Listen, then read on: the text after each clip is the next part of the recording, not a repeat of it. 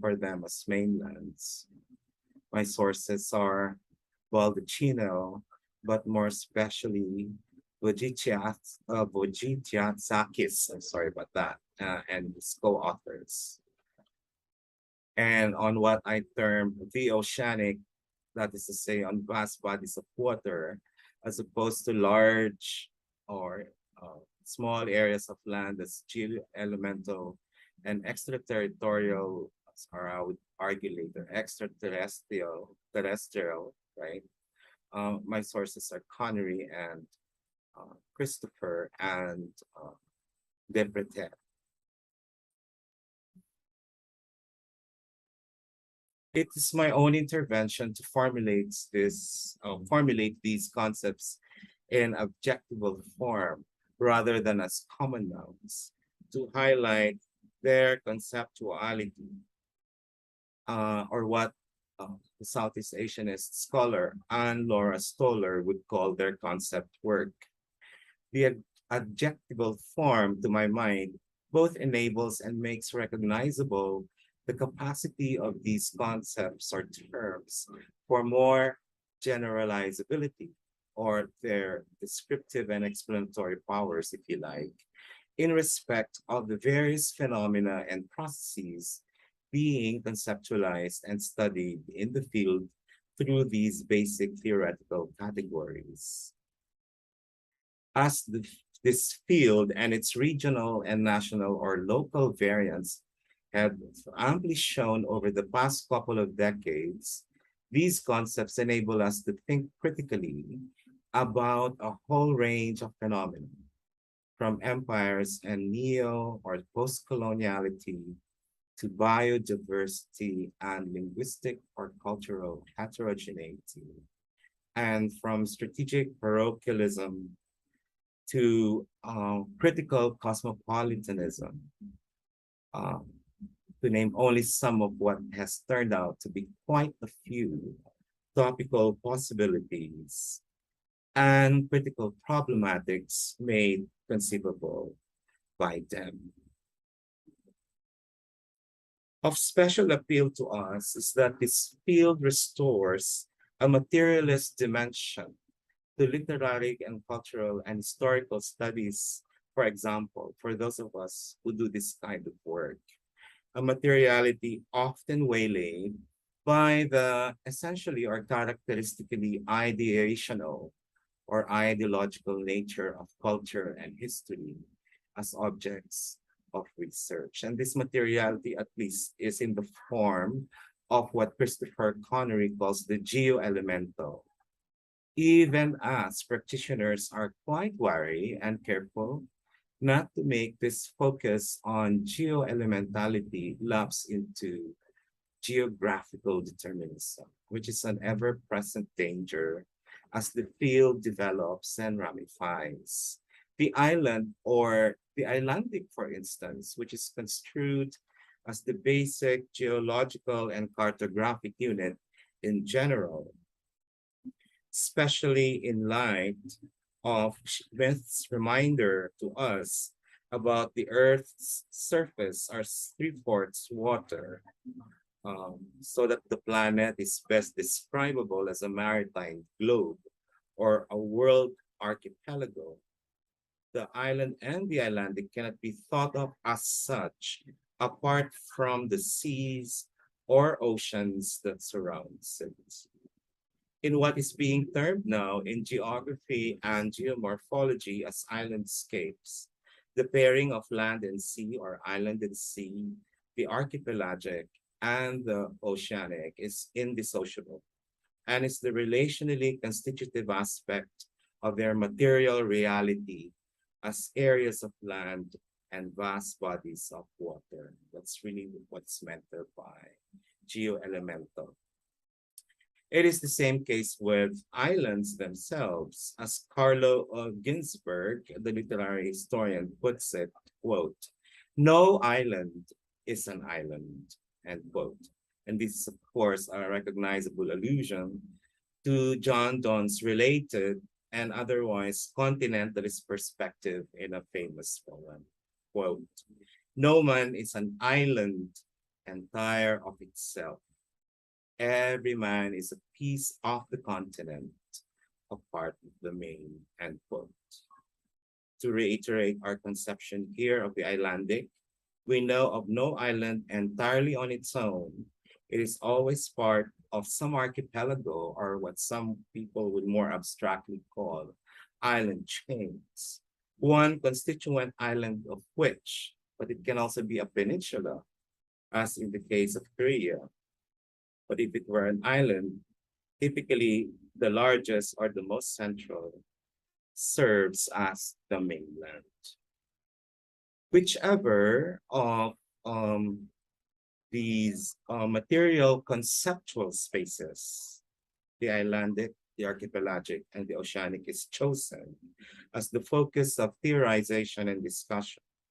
Their pairings or interrelations with each other cannot be glossed over, even if this is usually what happens or the recurrent tendency in the research and analyses devoted to them.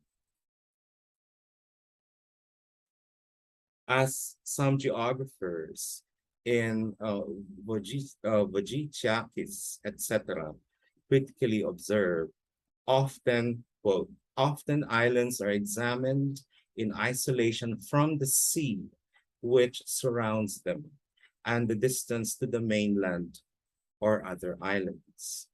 It is no surprise then that this tendency to isolate one from the other or the others, the island from other islands from the oceanic, for example, often results in reductive and scanted approaches to their geoelementality and complexity.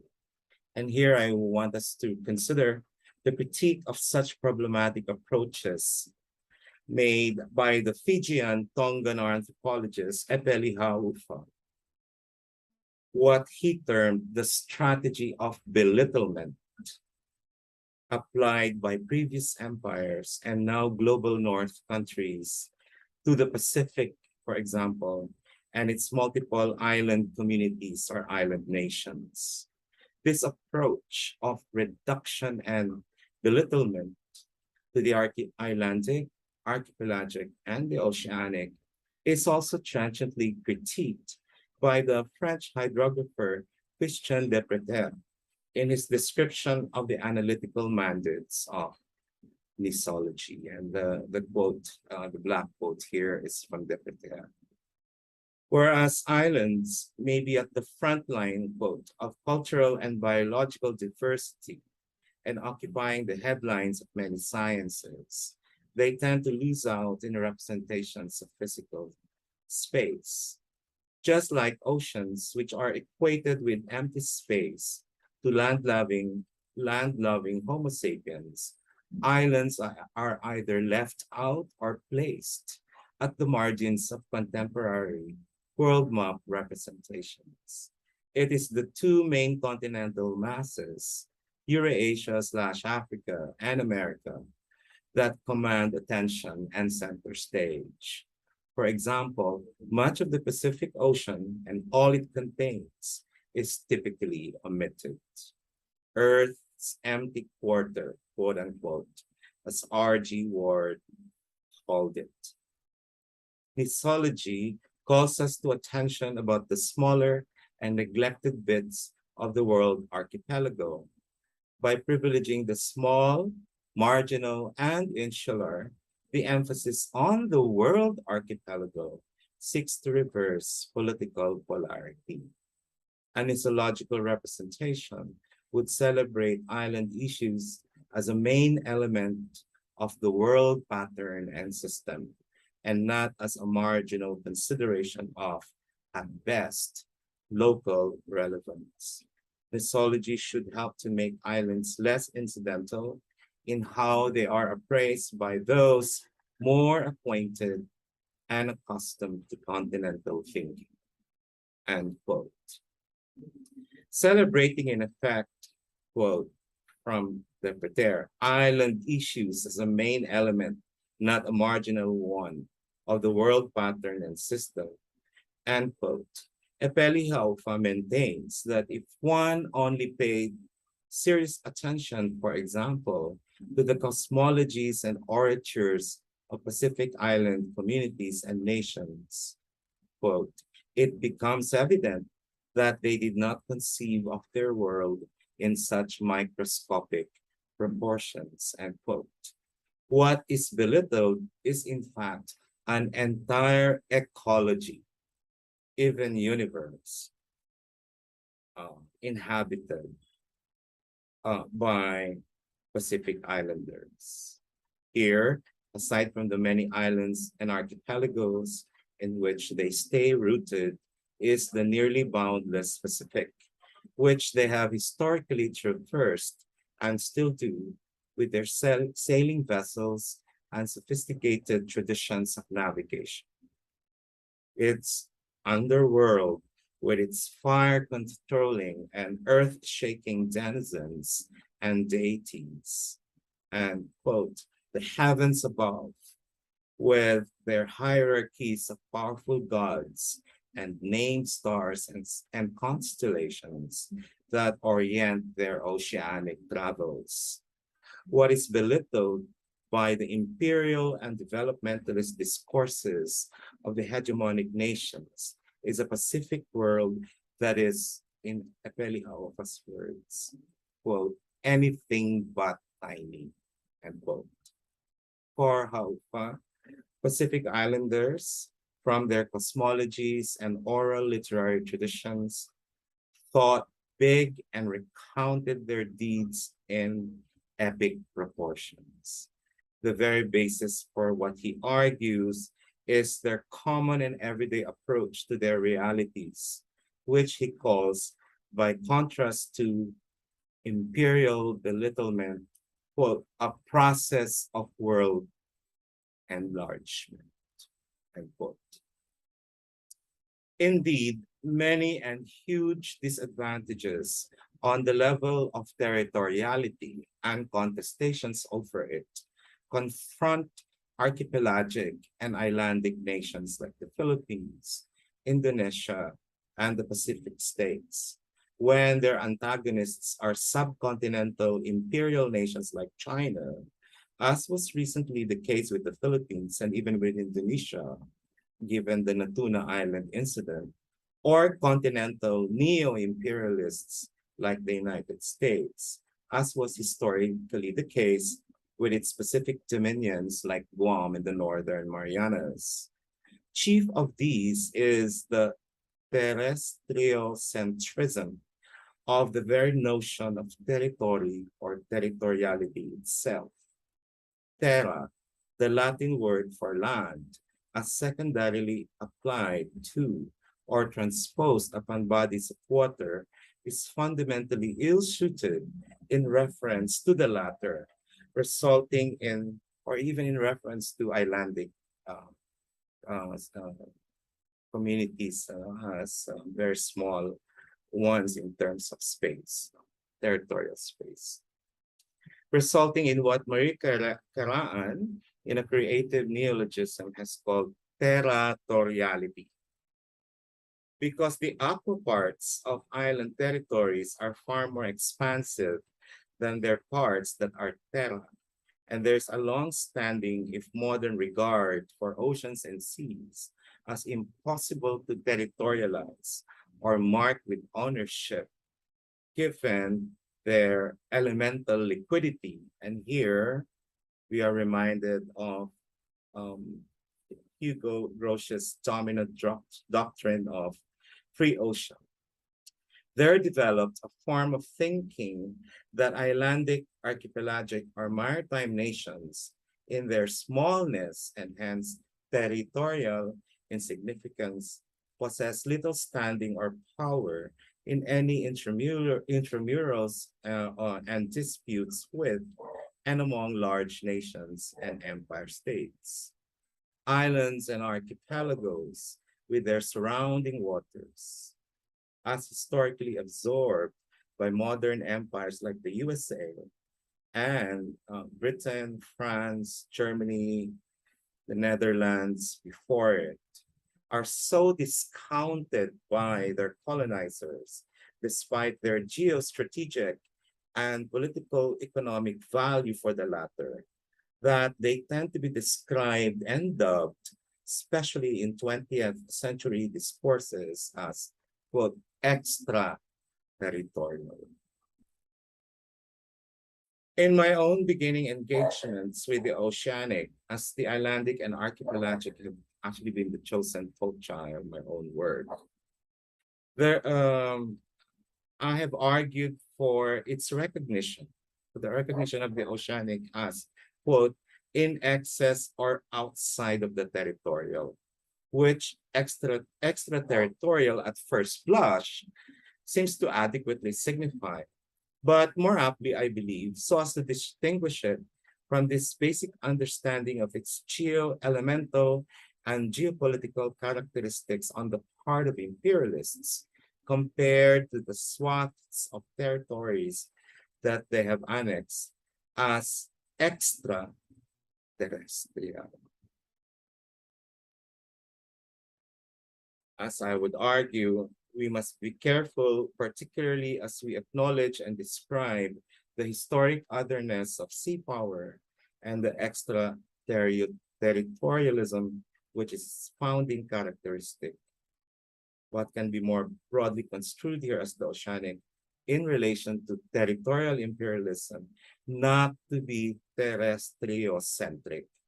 And we must seek to reconceptualize the very notion of territoriality itself in terms of the geo-elementality of the non-terrestrial of vast bodies of water.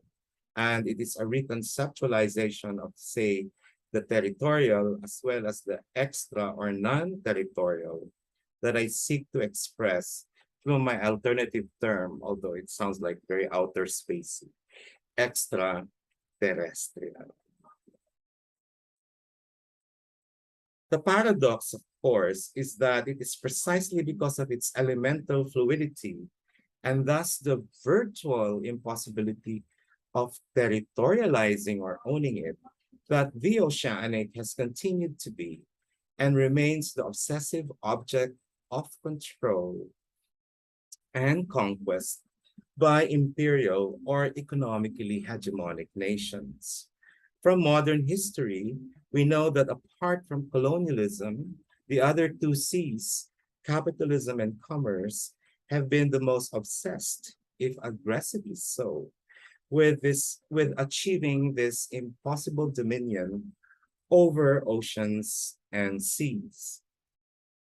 In relation to capitalist political economy, Christopher Connery, in one of a series of studies trained on the geo-elementality of oceans, makes the critical point that, quote, capitalism's world triumph can be read through the achieved universality of its land concepts, in the near ubiquity of concepts of borders, ownership, and otherwise administered space in places where once the land had been marked by varied and other social practices and customs. The violence here, therefore, he says, is not simply a violence against people, an exercise of power, but the hegemony of one set of space concepts over others. He then contraposes these provocative questions to the presumptive hegemony of such land concepts. This territoriality, or to use Karaan's term, territoriality, especially as capitalism as a political economy spread throughout and enveloped the globe. Quote, but what of the ocean, the unlivable space, unplowed, ungraded, unmarked, and unowned? The ocean would appear to present barriers, elemental barriers, to the conceptual appropriations that obtain on land. What is the character of this signification? End quote.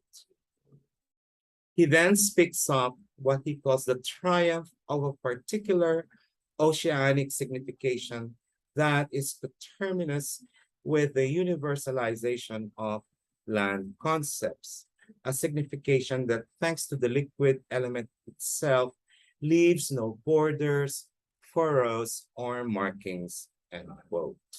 Though in his ensuing discussion, he then dwells on the ocean as a global space or international space, a constitutive outside to landedness, which he informs us is a European vision of the oceanic that became hegemonic by the end of the 19th century, adding indeed that this ocean concept, quote, has been nearly inseparable from the history of the concept of the international as we now know it. I'm now concluding.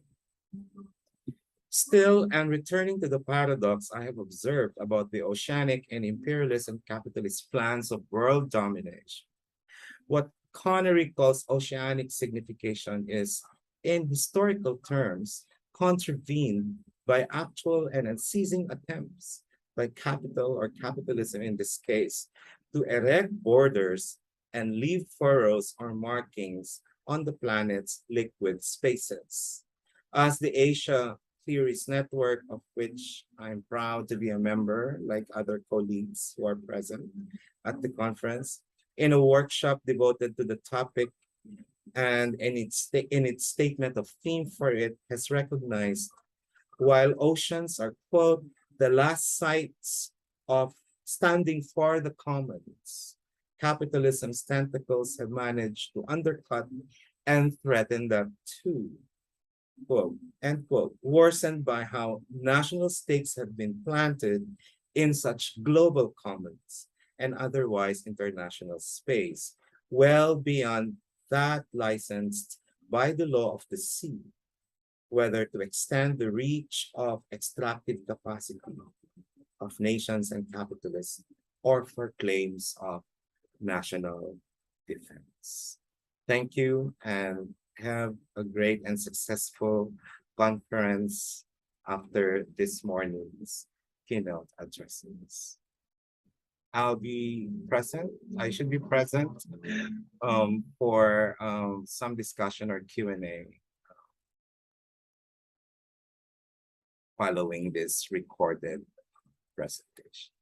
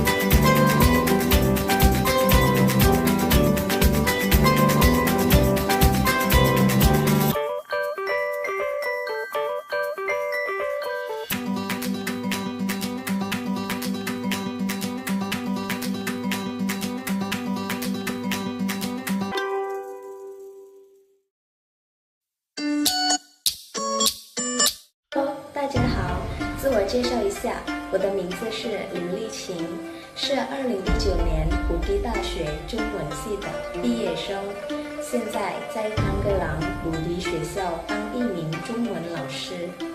在这里呢，我想推荐大家到我们的普吉大学上学。为什么呢？因为我们的普吉大学有中文系，我们的老师有本地的，也有专门从中国来的。他们会教你们写汉字、认读、书法、武术、文化等等。那还有机会去中国留学哦。回来之后还可以当老师，还可以当导游，还可以当翻译等等。那所以呢，还等什么？快点报名吧！等你们。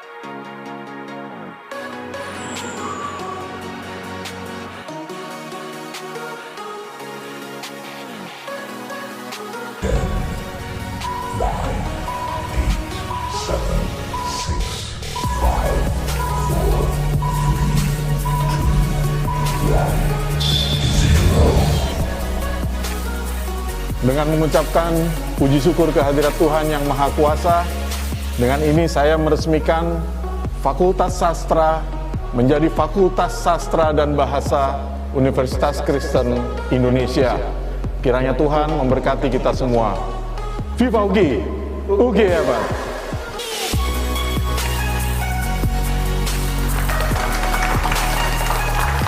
UKI hebat!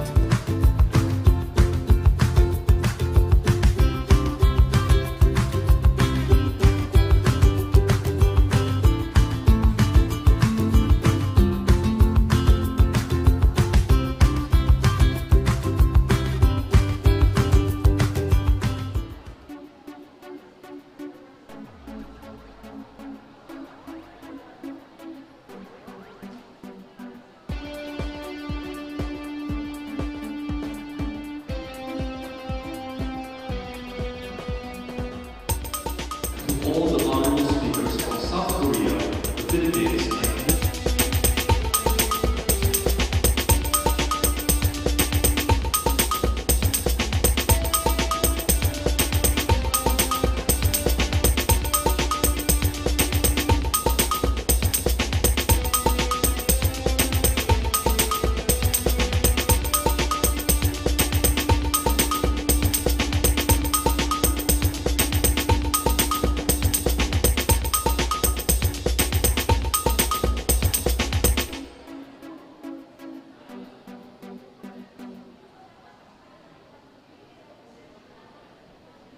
Hello guys, welcome to Fakultas Sastra dan Bahasa Universitas Kristen Indonesia. Lihat-lihat ke dalam yuk.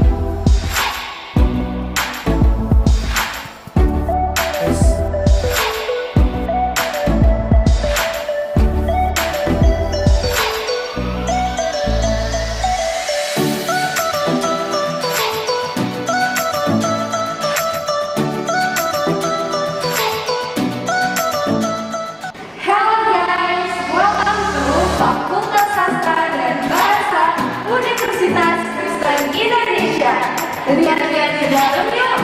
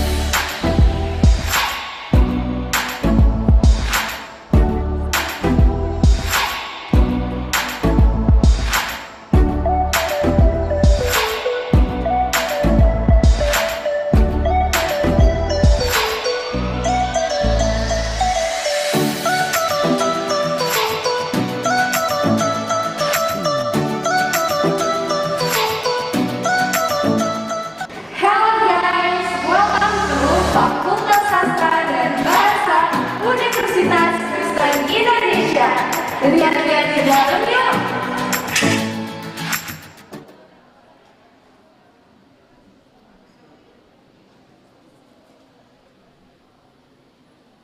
Everyone, please be seated.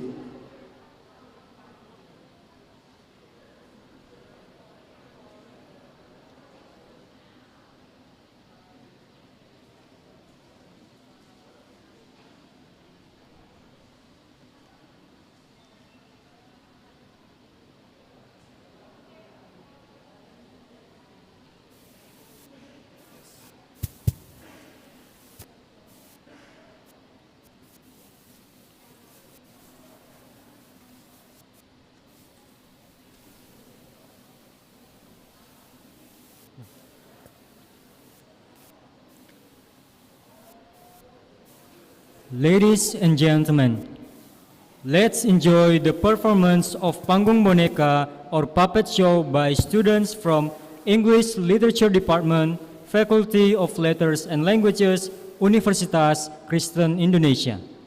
This is origin story of Lake Toba from Indonesia. Lake Toba is a folklore from North Sumatra. It is said that according to legend, Lake Toba was formed because the secret of Toba's wife was revealed by himself. Everyone, please enjoy. Once upon a time, there was a prosperous village in a faraway island called Sumatra. In northern part of the island lived a farmer whose name was Toba, alone in a hut by a small forest. Hi, hello, what's up everyone? Morning sir, Mrs., Madam. Annyeonghaseyo.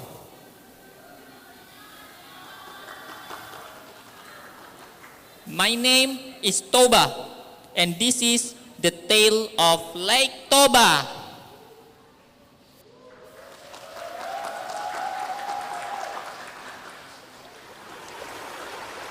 He worked on his farm to grow rice and vegetables that he sells to local market.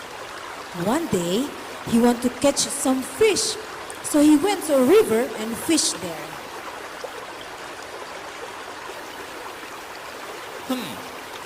I think King.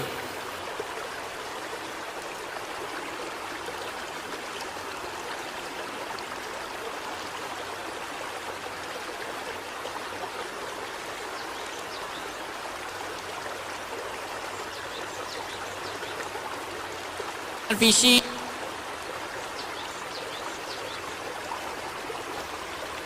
He was very surprised when he got a big fish.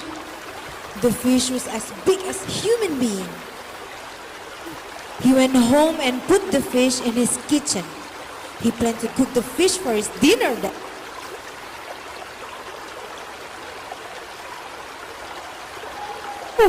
So big.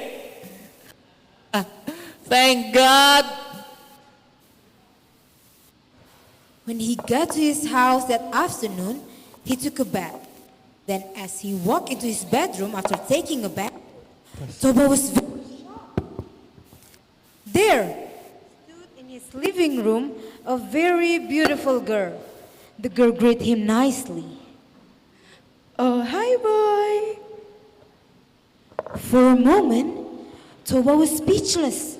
When he could control his emotion, he asked her, Ah! Who are you?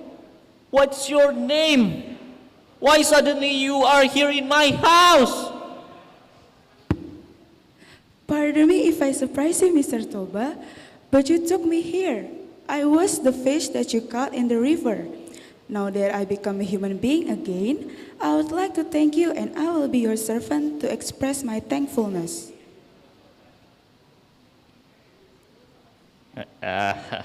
Yes, finally I have a servant. Were you the fish? Yes, I was the fish. Look at your kitchen. What? I can't believe it. Wait, what? What happened to my kitchen? Toba immediately rushed to his kitchen, and the fish was nowhere to be seen. He saw some gold coins instead.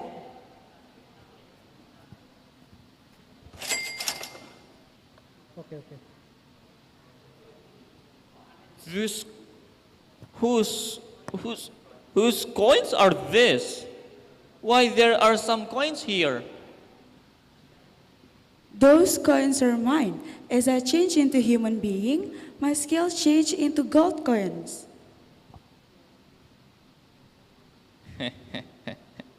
With these coins, I can both some new boat, house, and fishing rod.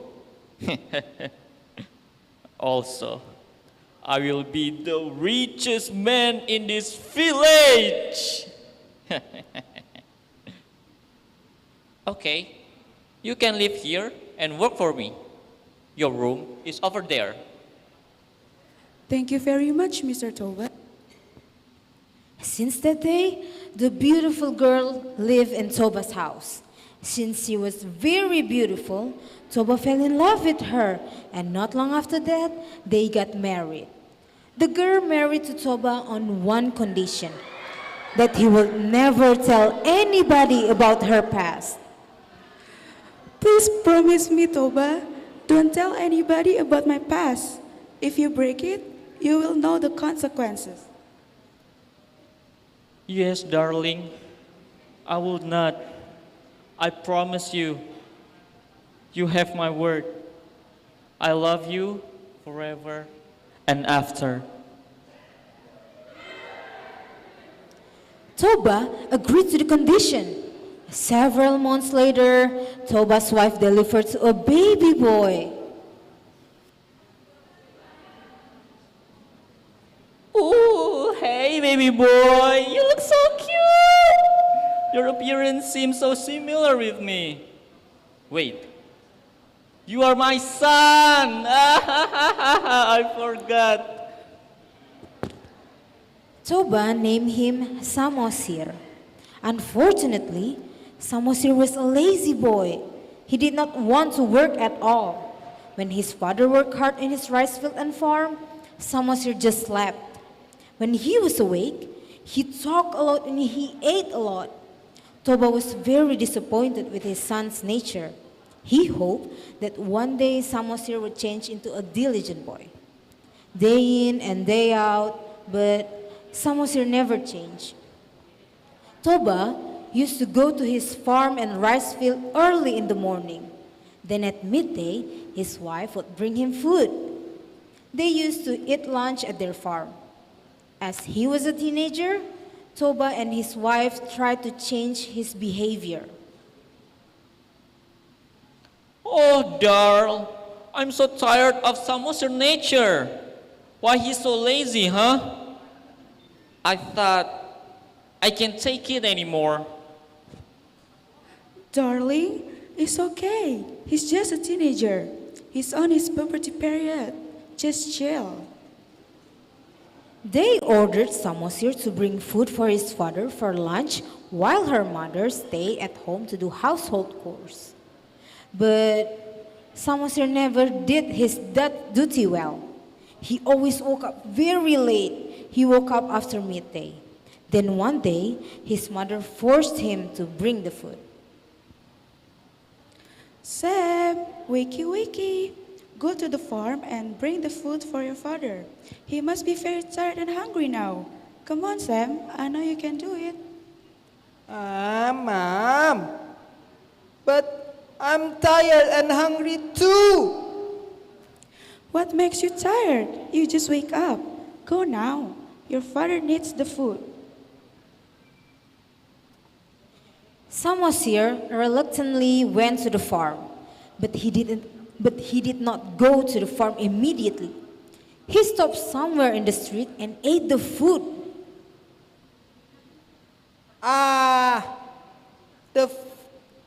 The rice field is so far. I am tired and hungry. Maybe if I take a small bite of Papa's lunch, it's gonna be okay. Yum, yum, yum, yum. It was already late afternoon when he got to the farm. His father was disappointed. Then he was angry as he realized that his son had eaten his food. He said sarcastically, Hey, yo, Sam. Where's my food? That's complicated, Papa. Did you just eat my food? No, Papa. Did you just eat my food? Yes, Papa. You are a stupid lazy boy. You are son of a fish.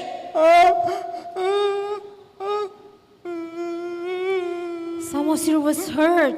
He went home right away. As he got home, he told his mother about his father's words. Samosir's mother was shocked. She was also deeply hurt. What happened, Samosir? Why are you crying? Are you okay? Mama, Papa yelling at me. He said, I'm a son of a fish. What? Really, Sam? Yes, Mama. Oh, Toba, you break your promise. I cannot live with you here anymore. Now you have to accept the consequence of what you did.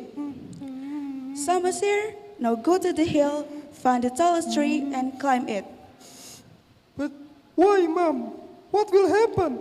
Just do it. Never ask any questions. Goodbye. Okay, Mom. As soon as she finished saying that, suddenly the weather changed. Sunny days suddenly turned into cloudy days. Not long after that, the rain poured heavily. The rain lasted for several days. Consequently, the area was flooded. Oh my God, the rain is so heavy. It's getting flood. Help! Help! Please me! Water's everywhere! I'm drowning! Please help me! I'm drowning! God, please help me! Help! I'm drowning! I'm drowning! Help! Ah! The whole area became a big lake. Then it was called Lake Toba. And in the middle of the lake, there is an island called Samosir Island. Meanwhile, Toba's wife disappeared. And Please give a big round of applause.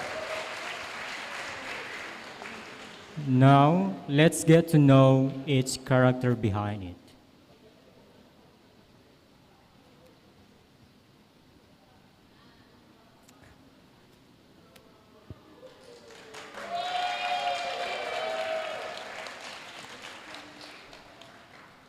Hi everyone. My name is Paulus Pramudia. I'm student from Letters and Languages, and here I'm playing as Toba.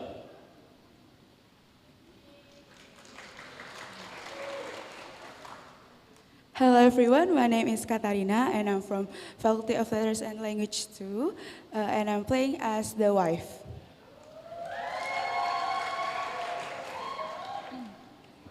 hello everyone, my name is Berta Sawiselawane and I'm from Faculty Letter and Language 2. And in here I'm playing as the narrator. Thank you.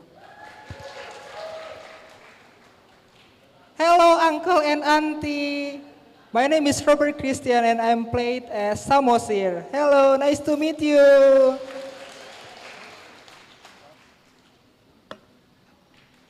Thank you for the performance.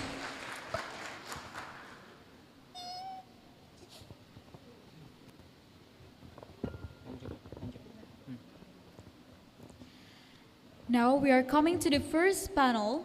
This panel will be moderated by Dr. Maria Luisa Reyes from University of Santo Thomas.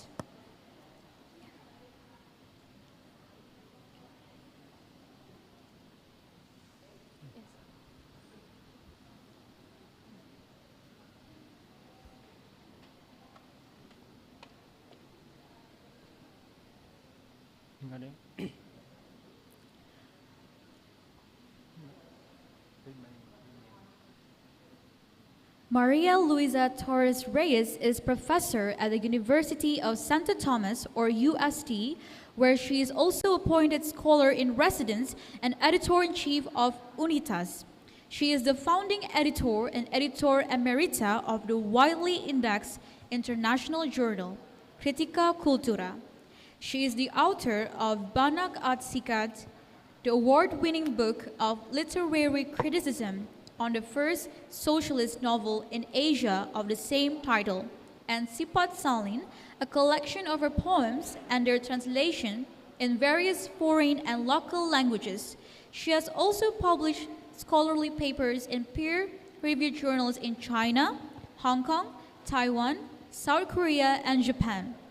Her other works have also been published by Edinburgh University Press, Cambridge University Press, and Oxford University Press. She is currently also professorial research fellow at Konkuk University in Seoul, South Korea.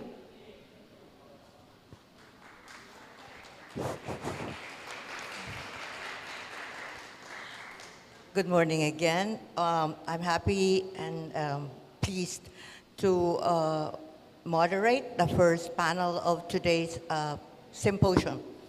The panel has no title actually, but it is an international panel of scholars coming from Indonesia, the Philippines, and South Korea. The titles of the papers are the following: Maritime Mobility and Heterotopia, Living on Jeju Island for a Month in South Korea. The second panelist's topic is Symbolic Annihilation of Seafaring Women in the Sea Beast. And the third paper's title is River Sea Journeys A Maritime Literary History of Panay Island, Central Philippines. They will speak in this order. May I introduce them maybe all together now? So I'll second they just come up stage as their turn comes. The first speaker is Kim Tae-hee from Konkuk University, where he is Associate Professor of the Academy of Mobility Humanities. Ki-hee? Yeah, that's it. I'll call you later. One moment. He received a master's degree from Bonn University in Germany and a doctorate from the Department of Philosophy at Seoul National University in South Korea. His major is German philosophy, especially Edmund Husserl's phenomenology.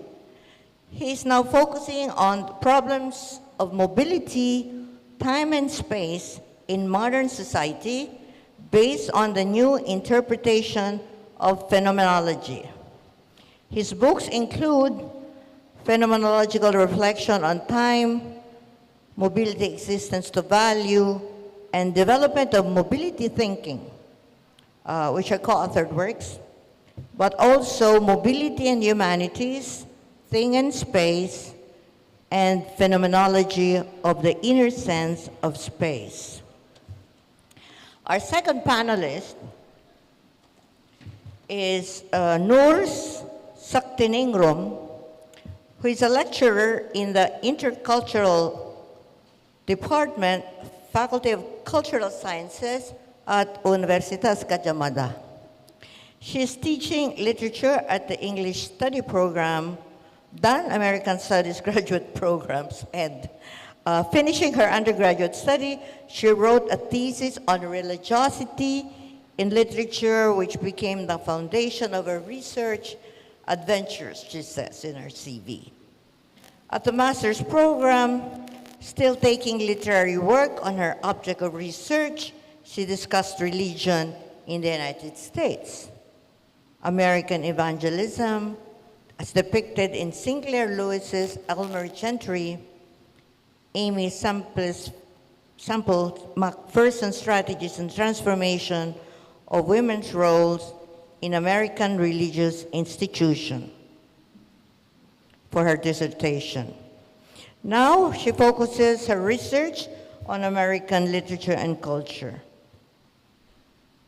She's attended many conferences and is currently the active Vice Dean of Academic and Student Affairs at the Faculty of Cultural Sciences, Universitas Gadjah Mada in Jakarta, Indonesia. Is Nur here? Oh, you're here already. That's her. Her title is, as I said, Symbolic Annihilation of Seafaring Women in the Sea Beast.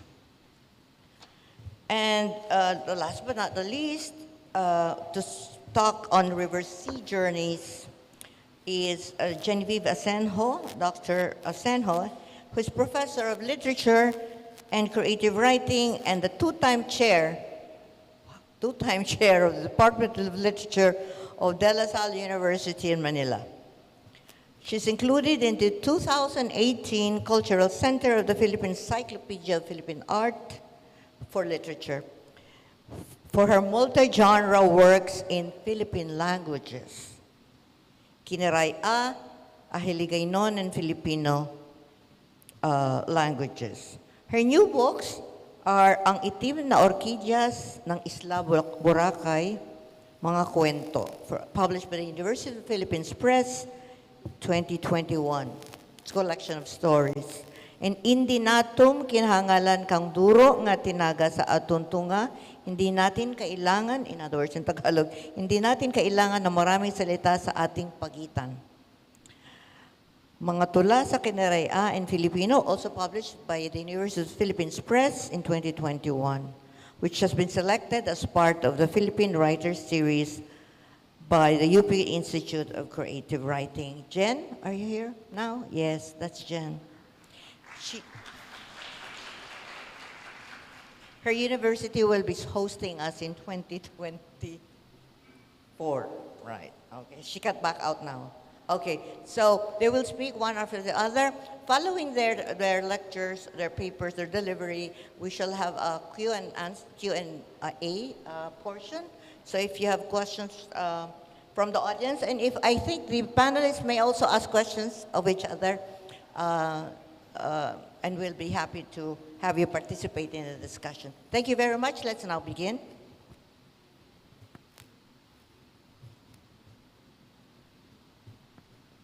Tehi? You now may begin. Good morning, everyone. Professor Reyes, thank you very much for introducing me. I am Tae Kim from Academy of Mobility Humanities at Konkuk University in South Korea. I am very honored and pleased to have opportunity to present my tentative ideas in this important conference. The title of my presentation is Maritime Immobility and Heterotopia, Jeju Island in South Korea. As you already noticed, my English pronunciation is not good enough, so I put my text on PPT so that you can follow text and understand better. So I'm starting to read. How can I move the PPT? Okay. Okay.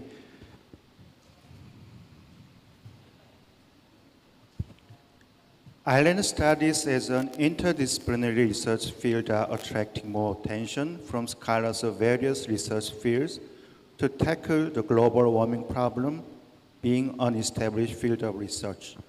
In this context, perhaps the 21st century could prove to be that of Ireland, whereas the 20th century had been the century of mainland.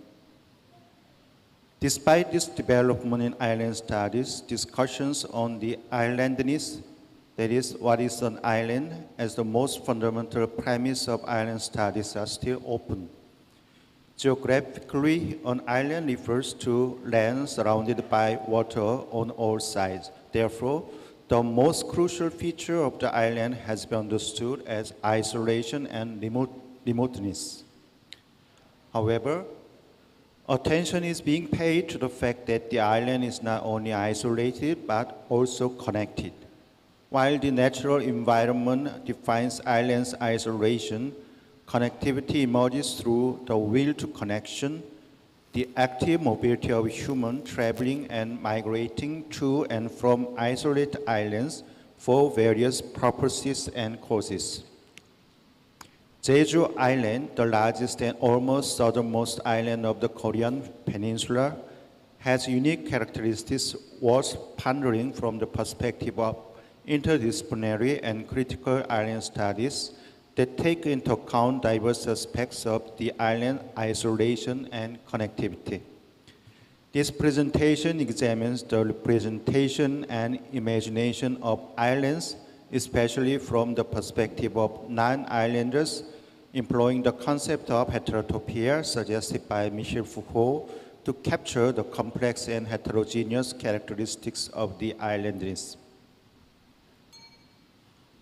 Article 121 of the United Nations Convention on the Law of the Sea stipulates the regime of islands. An island is a naturally formed area of land surrounded by water, which is above water at high tide.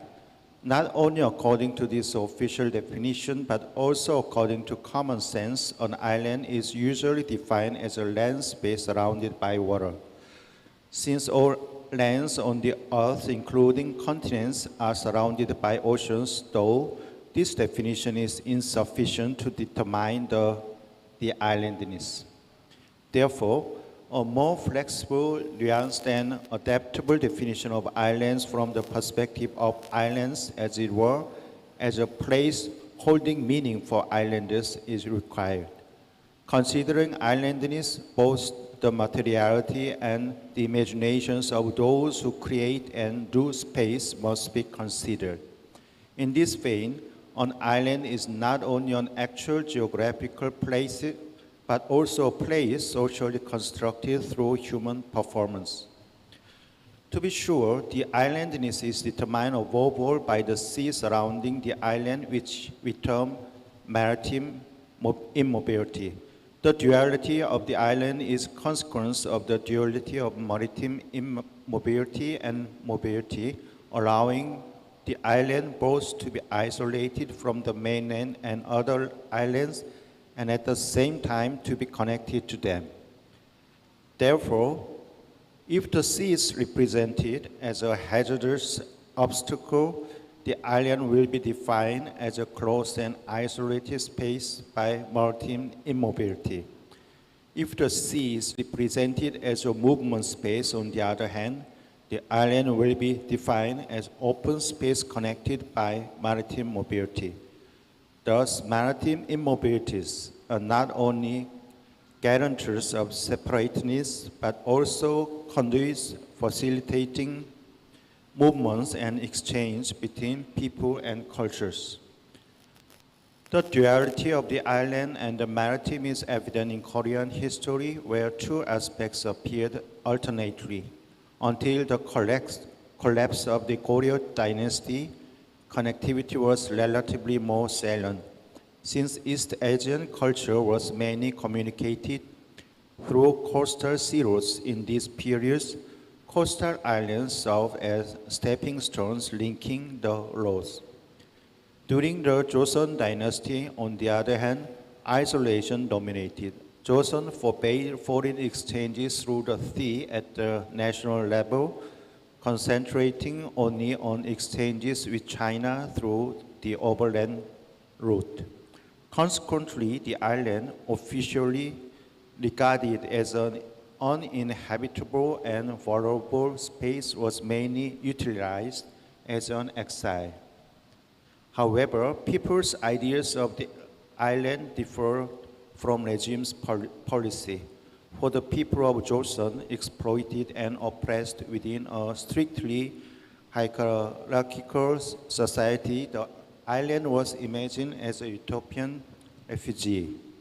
Against such a historical background, we closely examine how Jeju Island was utilized as a dystopian exile and imagined at the same time as a utopian refugee more than any other island on the Korean peninsula. Jeju Island is located at the almost southernmost tip of the Korean peninsula, 455 kilometers away from the South Korean capital Seoul and 101 kilometers away from the nearest mainland. The island is the largest and most populous small island. It covers an area of 1,833.2 square kilometers, which is 1.83% of the total area of South Korea. And as of July 2022, its registered resident population was almost 700,000, accounting for about 1.35% of the South Korean population. Despite being the largest and most populous island in Korea, Jeju Island can be considered a small island, as though its population slightly exceeds the criterion of a small island defined by UNESCO, an island with less than 10,000 square kilometers and less than 500,000 people. Jeju Island, as a small island located at the southernmost tip of the Korean peninsula, has been given the peripherality far from the center. Due to this geopolitical location, Jeju Island history has been mingled with colonialism and decolonialism. Small islands were for the taking. Islanders were overwhelmed and their lands appropriated, occupied, colonized, and governed for the purposes of greater powers. Jeju Island, first populated around the 3rd century BC, was originally called Tamna, literally meaning an island country, until it lost its status as an independent country in 1105 during the Goryeo dynasty. Tamna, as an Asian maritime kingdom, established diplomatic and commercial relations with the 3 kingdoms in the Korean peninsula, Japan, and China. Yet, it was renamed to Jeju in 1402, literally meaning a town across the sea, which signifies the degrading of status from a country to a town in the colonialist context. As a kind of internal colony, Jeju Island was historically a land of exile due to its remote location from the capital of the Joseon dynasty. Joseon, establishing a more robust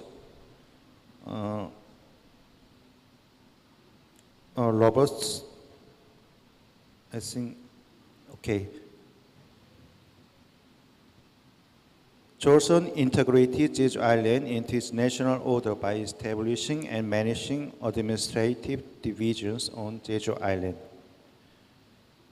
Jeju Island, extremely far from the Joseon center of the state power, Seoul, with sterile living conditions, was called Won-Ak-do, a distant and evil island. Exile was the second heaviest punishment after the death penalty.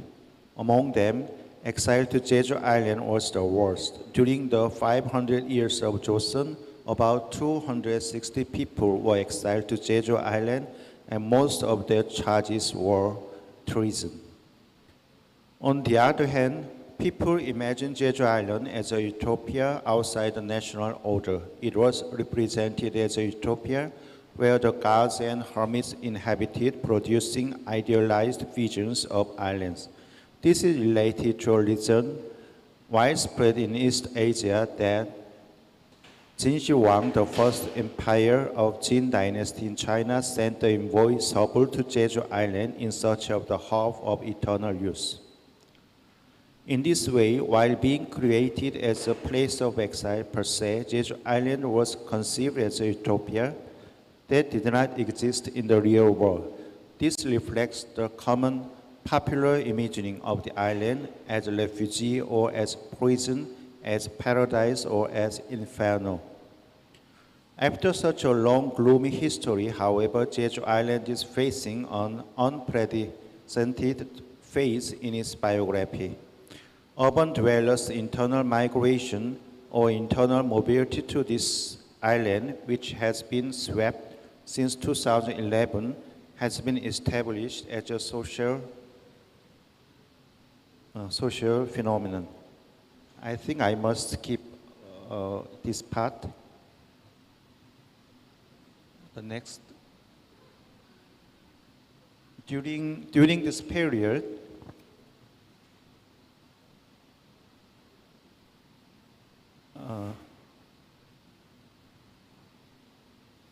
I think I confused. So it is the next PPT.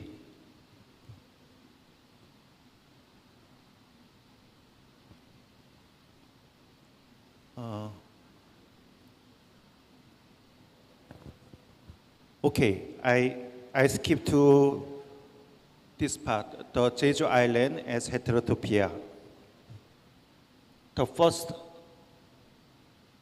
slide.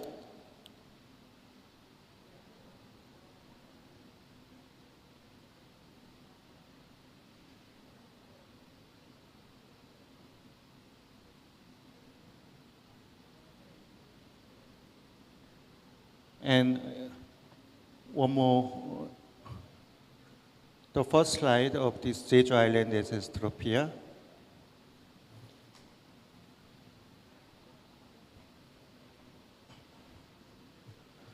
It starts with heterotopia is a term that literally means.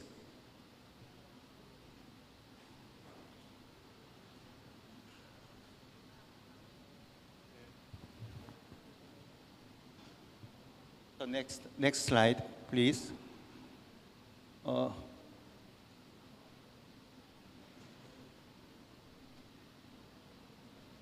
This slide starts with heterotopia is a term that literally means other place.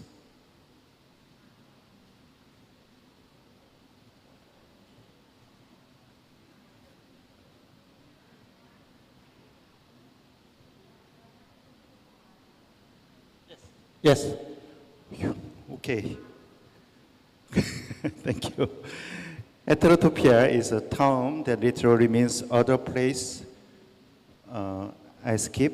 According to Foucault, heterotopias are a sort of counter-emplacement in which the real emplacements or the other real emplacements that can be found within culture are simultaneously represented, contested, and inverted.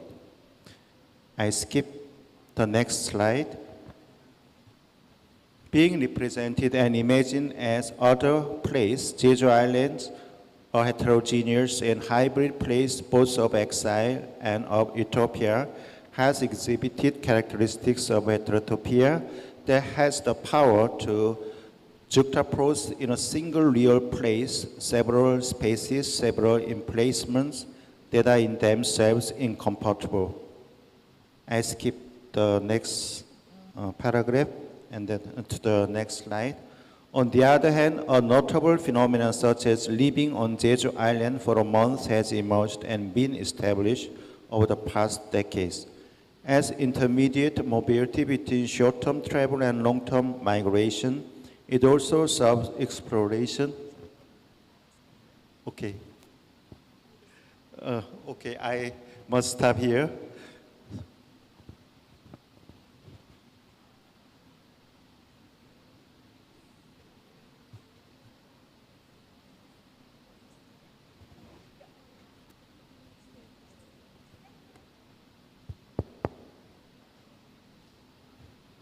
Thank you very much. Good morning, everyone. My name is Sakti Ningrum from Universitas Gadjah Mada, and this morning I would like to take the opportunity to share with you the finding of my study on sea narrative. Yeah. Since this is my first attempt to swim across these massive areas of critical island studies, so please bear with me. And I see some of the students are here. Did you enjoy the performance of your friends, the Toba and and Samosir? Did you enjoy that? Yeah, okay. So, well, very much similar to that, I'm going to ask you to study about one of the newest Netflix animation, The Beast, the Sea Beast. Have you watched them? Okay, so great. So it will be a very fruitful discussion, hopefully. So the title is actually The Symbolic Annihilations of the Seafaring Woman in the Sea Beast. Okay, so at least I have three different background of study. Next slide, please. The first one is children narrative have been a significant contributor to the process of gender appropriations among children. And then I cited one of the literary figure in children's literature saying that highlight the idea that children's literature is a dominant discourse tool to promote gender roles in children. And then one of the reasons why I choose the sea beast as one of the object of my study is that the narrative of seafaring have been in favor for male characters and hero, regardless the facts that history has recorded the existence of women with remarkable skills in seafaring throughout the 7 seas. Next, please. This is the before that. Thank you. This is the object of my study, yeah. An animation aired by Netflix entitled The Sea Beast. And this is actually a story of a young orphan girl who joined a group of sea monster hunter to their search for the red blaster, which actually at the end, there is the twisted ending where finally the hunter and also the girl befriend with the creature. Okay. Next, please. All right, so these are the objective of the research.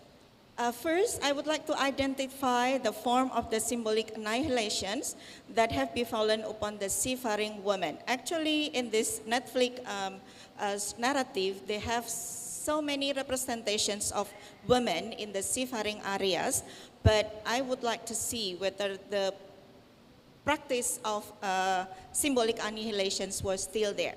And then the second objective is to uncover the factors that cause the annihilation. And then at the end, hopefully, when I am able to see these two objectives and answer them, I would be able to explain why women are still marginalized in the seafaring narratives. Next slide. Okay, these are the literature review that people have already done previously, studying about the symbolic annihilations that fall upon women in many different fictional characters. But most of the study were actually the study of the experience of women in the land area, not in the sea. So I would like to see whether the story that Netflix aired here given us a different experience where the sea become a different arena for women when they can be, you know, appear stronger, probably more independent and has more freedom. Okay, thank you. Next, please. This is actually the most general understanding of symbolic annihilations, the theory that were actually promoted firstly by Gertner and friends. Yes, please. Thank you. All right, this is a way to describe the absence of women's representations or women non-existent. So we would like to see whether in fact that in the story there were many sea mates or ship's mates, but the existence in the sea was not given enough credits actually. So if there is the annihilation, it means the representation in the fiction would signify social existence. If the absent in the fictional, that means the symbolic annihilations. And then this theory developed more, next please, by a person who also gave more study on the theory, but then developed the study not only in the fiction, but also in the media. The name is Stockman in 2000. He kind of gave us the idea that in symbolic annihilations, there are three different forms. The first one is omission, trivialization, and then the third one is condemnations. That means annihilating the fictional women character in fiction can be in these three different forms as well. Yeah. Sometimes the fiction or the character would not actually existed in the story, only narrated.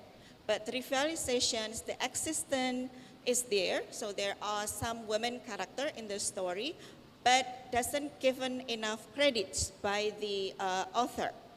And then the third one is condemnations. There are women that actually represented in such a way that the reader would understand that they were put in very disgraceful position.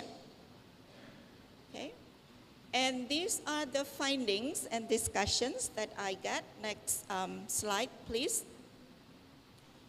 The first form that I found very obvious in the animations is that there is the condemnations.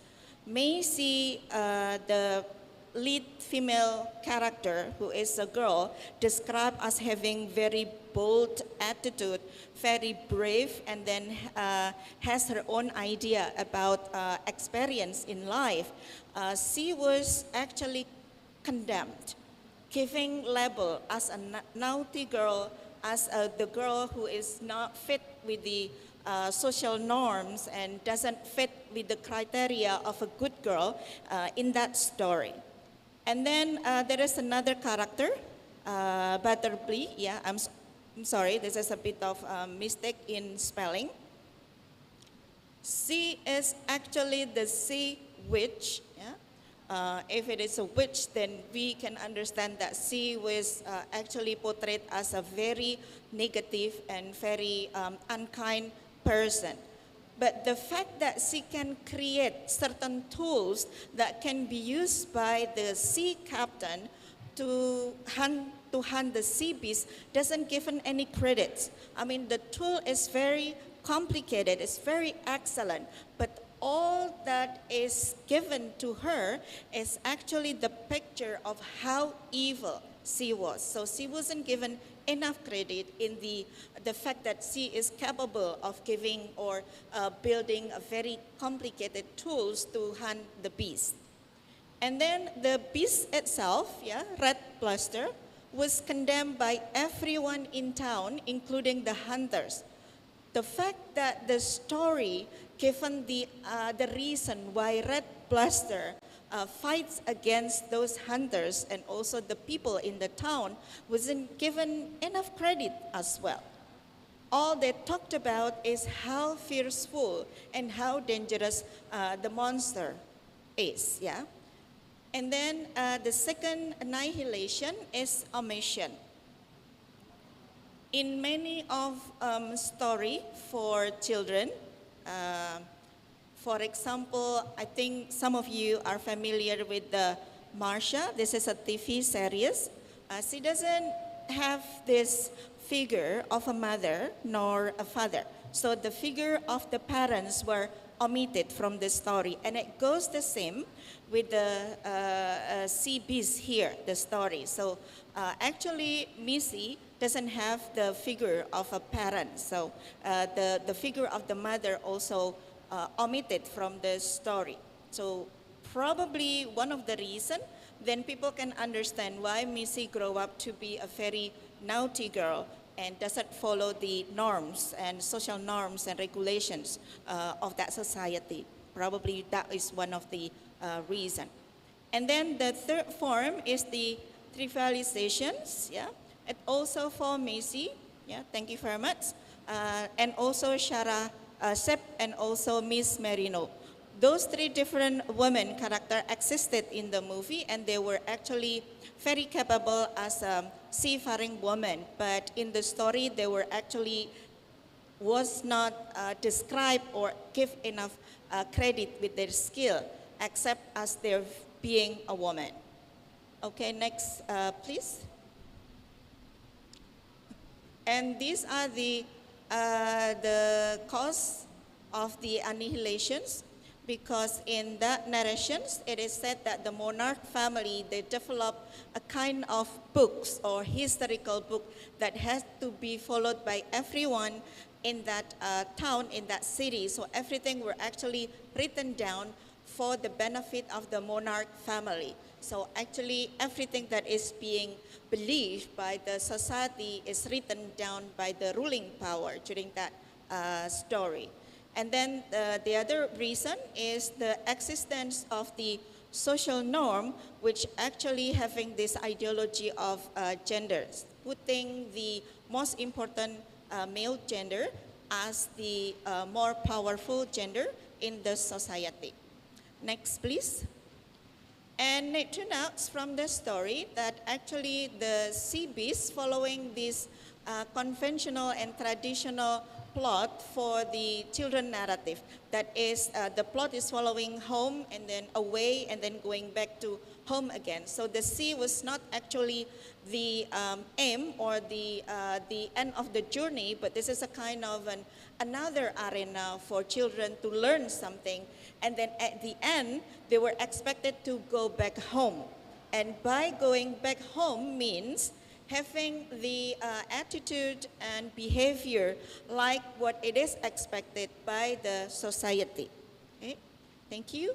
And there is the last slide. Thank you very much.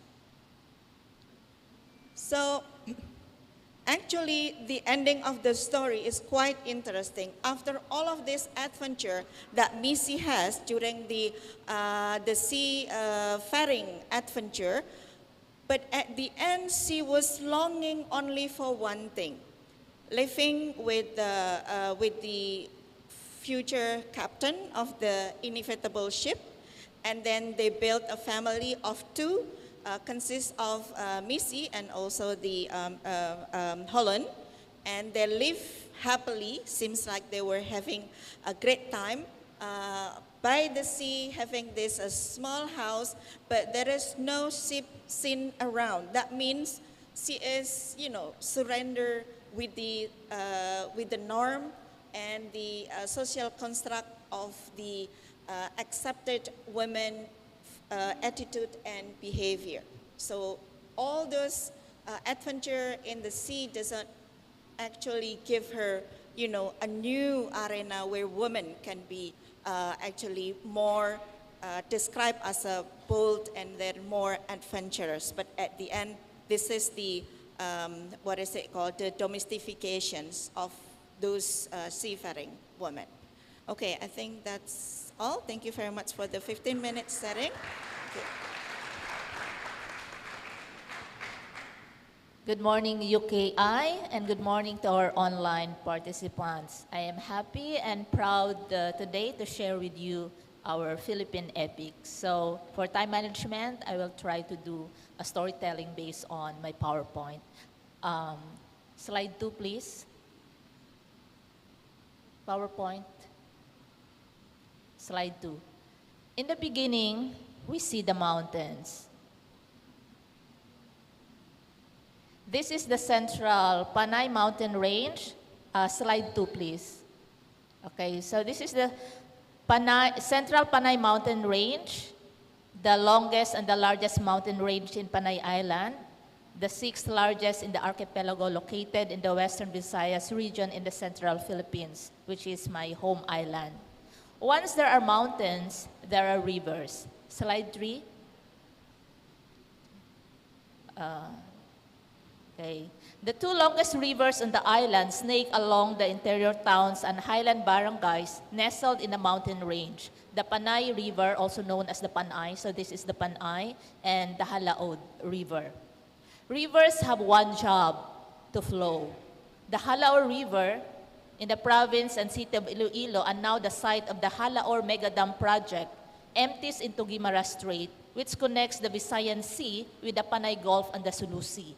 The Panay River splits and flows into the Sibuyan Sea, a small sea that separates the Visayas from the northern Philippine island of Luzon and is connected to the Sulu Sea via the Tabla Strait in the west, the South China Sea via the Isla Verde Passage in the northwest, and the Visayan Sea via the Hintutolo Channel in the southwest.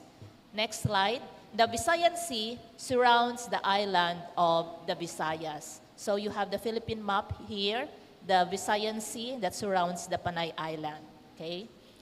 British writer Robert Macfarlane, known for his works on nature, landscape, people, and language, argues that, I quote, "What we call a mountain is thus in fact a collaboration of the physical forms of the world with the imagination of the humans, a mountain of the mind," unquote.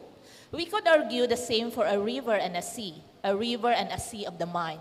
This study argues that the central Panay mountain range, the Panay and Halaor rivers, and the Visayan Sea are known places more than by their location in the map or coordinate system, but by the stories told about them. We know they exist because we hear stories. They are the setting of our legends, myths, and epics. One evidence would be, next slide please, Dr. Kristen Muyko, music composer and ethnomusicologist, closes her book, Sibod, Ideology and Expressivity in Binanog Dance, Music and Folkways of the Panay Bukidnon in 2016 with this evocative sentiment. I quote, "I sibod through the river of my thoughts as if departing from Barangay Nayawan or Takayan, riding the balsa or the raft navigated by the Panay Bukidnon down the Panay River toward a safer shore where I would head home," unquote. Again, picture this. The Central Panay Mountain Range, a physical form and geographical location mapped and remapped by human activities and legislation, and inevitably by climate change. Here live the communities of indigenous peoples named primarily by anthropologists based on their proximity and distance to the mountains and rivers. Irainon for those who are settled upriver, and Bukidnon for those who are up the mountain. I will skip this part. Now I'm talking also about the naming of the indigenous people by our anthropologists, but I think for the sake of time, I will focus on the more exciting part, which is the epic. Okay? So simply point, clearly our location and setting, both as a material world and a world of stories, are an indigenous space with their ancient maps determined by burial sites and markers such as the Burirao, no, yellow variety of bamboo. And that's why the we, the they narrative as part of their self-determination. Now the epics. Next slide, please.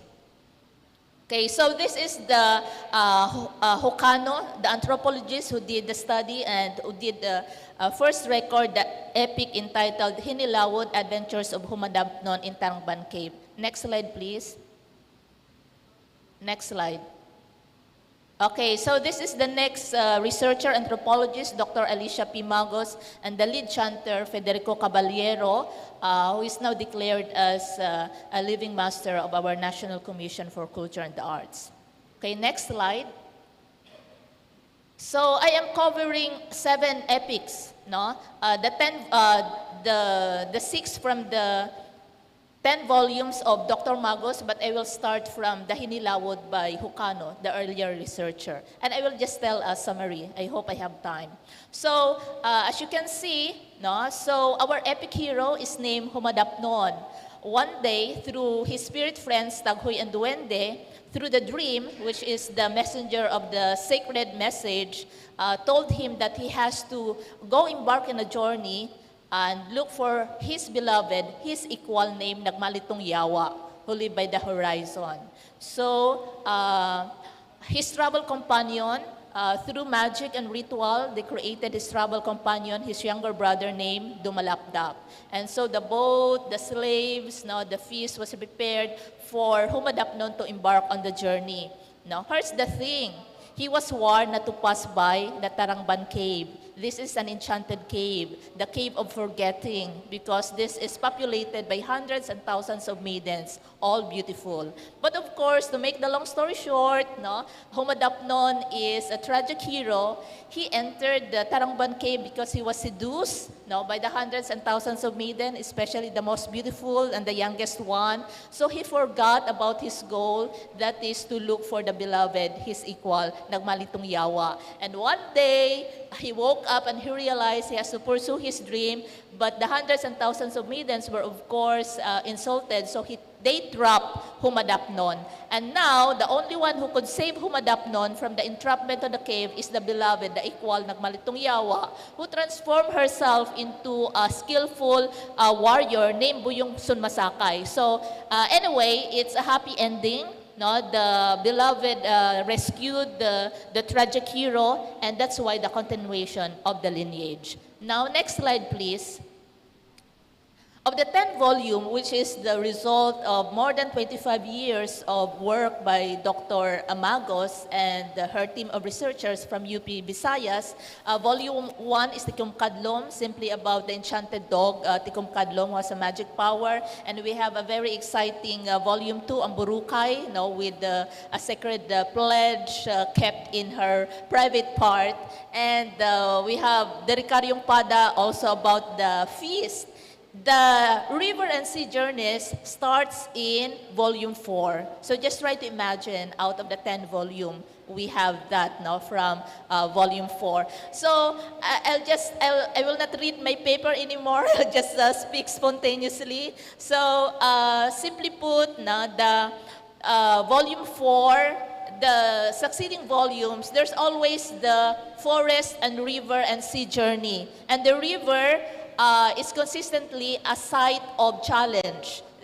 Because there's always the one who has power, who guards the river. and in order to embark into the sea, you have to pass the river, so you have to win, no, the guardian of the river. So there's always a fight, and the sea, the seashore especially, is a place or a site of play, no, combat, the fighting as play, to display and to showcase their prowess. And of course, eventually, it will be settled, especially with the intervention of the higher God, no, the God of the sky, who is, of course, no, a woman. Okay? So, if a river is an obstacle site to overcome, the sea is a meeting place and playground for fighting. No? So, and because, of course, all these gods are related by blood as well. No? So there will always be the conflict resolution. Okay? So next slide, please. Okay, so here's the volumes. No? So we have Book 4, Pahagunong. Book 5, Kalampay, which is a giant crab. Book 6, we have Sinagnayan, a warrior. Book 7, we have Balanakon. And we have Book 8, Humadapnon, which is another version of the Tarangban Cave. The Book 9 and 10 are still in print. Okay. Rivers are natural capital, access, territory, well-being, and power, and so are the seas that continue to sustain us.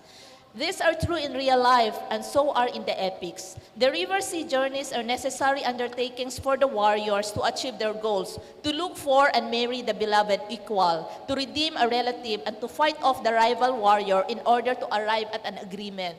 The prominent citation of the boat as transportation of the warriors, the golden balangay of the Buyong Humadapnon, is supported by a long history and tradition of boat building in the region.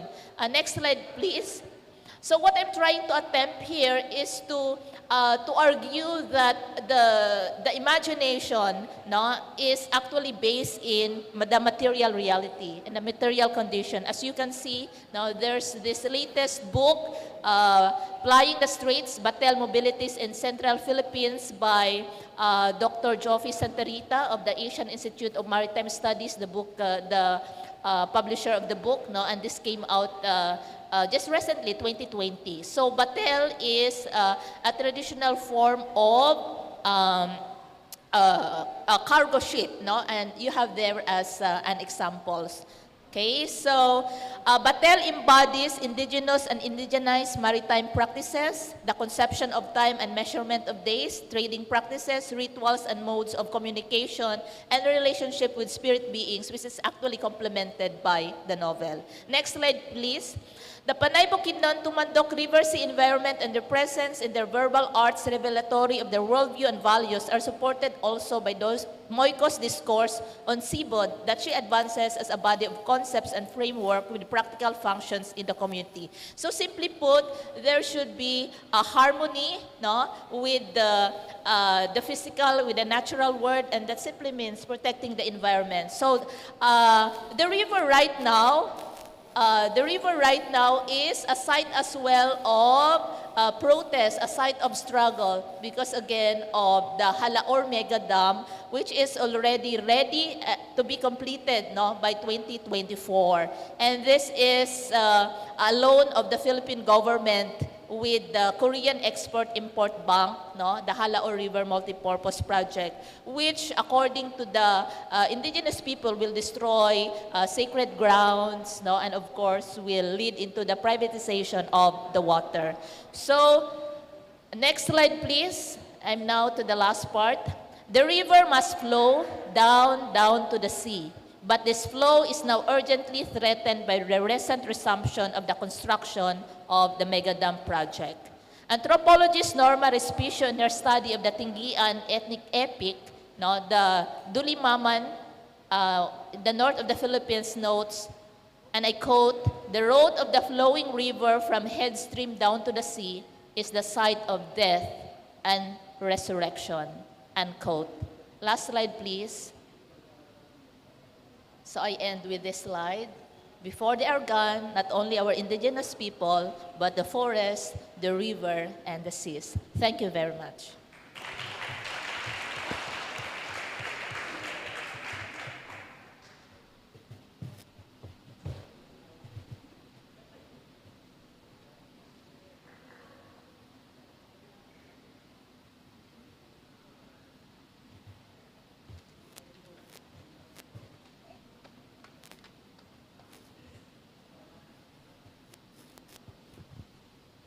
Thank you very much for the lovely presentations. We are now in the question and answer portion.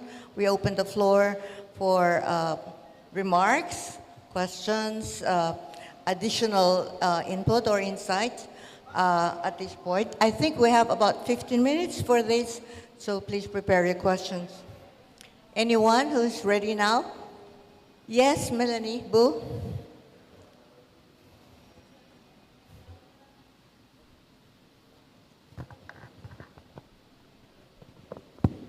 I would like to ask question to Dr. Kim because he has not finished his talk just now. So I would like for you to explain the heterophobia in Jeju Island. Can you, please? Yeah, because you missed that part. Okay. Thank you very much. I'm very sorry that I failed to shorten my text.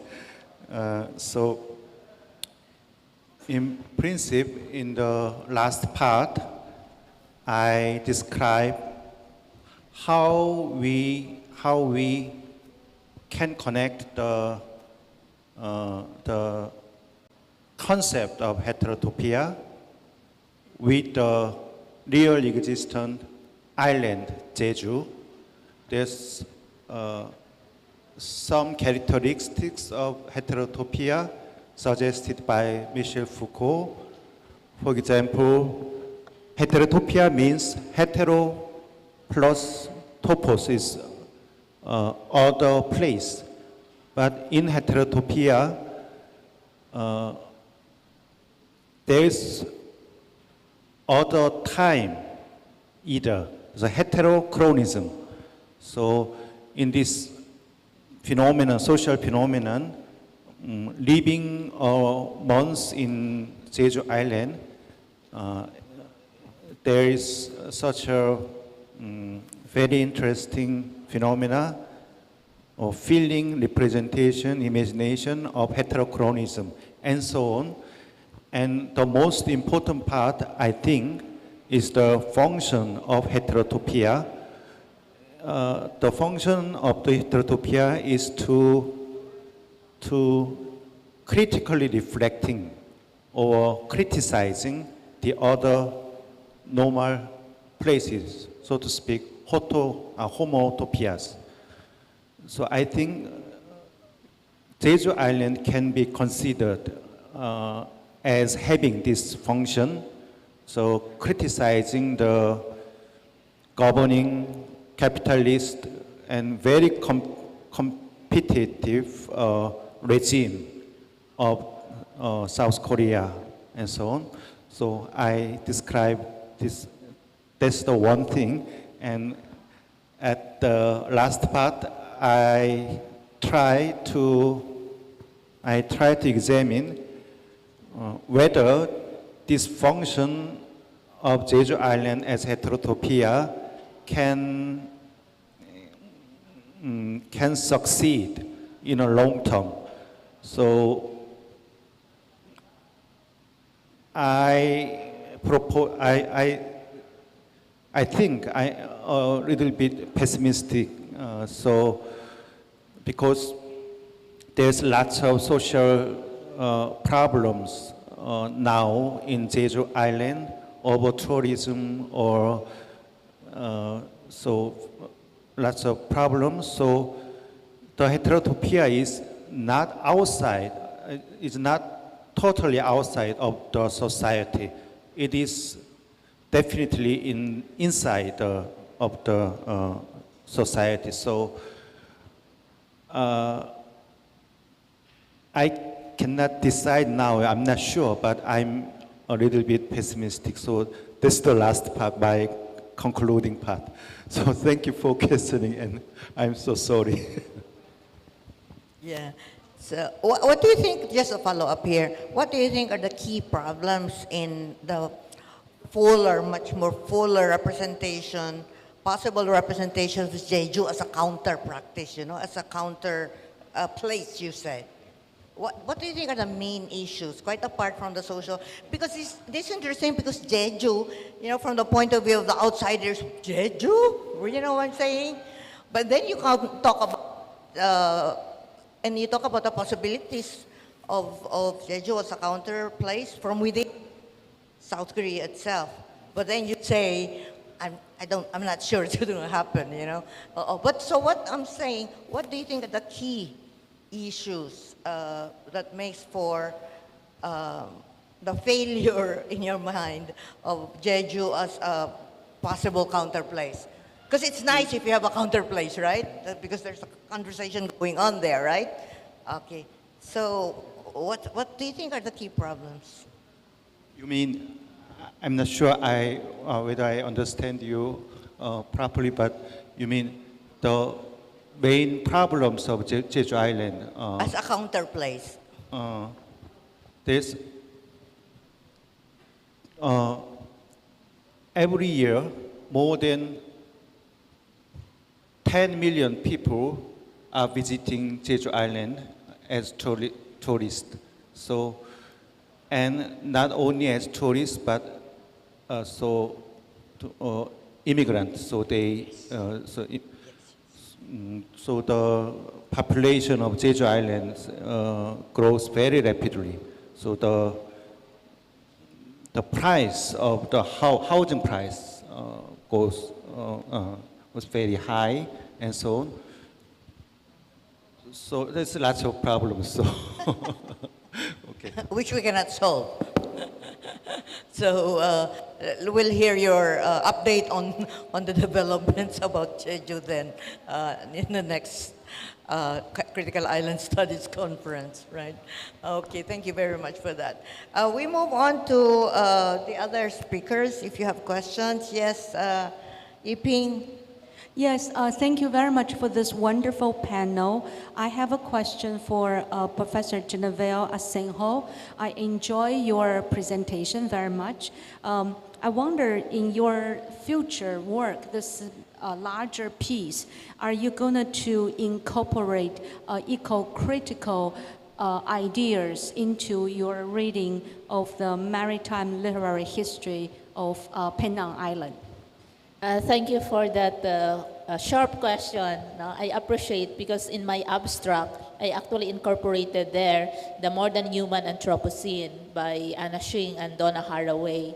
But I thought for this presentation, the time management, I'll focus on talking about the epics. Yes, that's the direction I would like to venture into, and move toward the contemporary literature of the region. But this time, that very specific focus on the river, the sea, the forest, so the modern human presences as well when we speak of the maritime environment and the critical island studies. Yes, Vince. I'm sorry if I'm calling you by your first name. Yes, Dr. Serrano.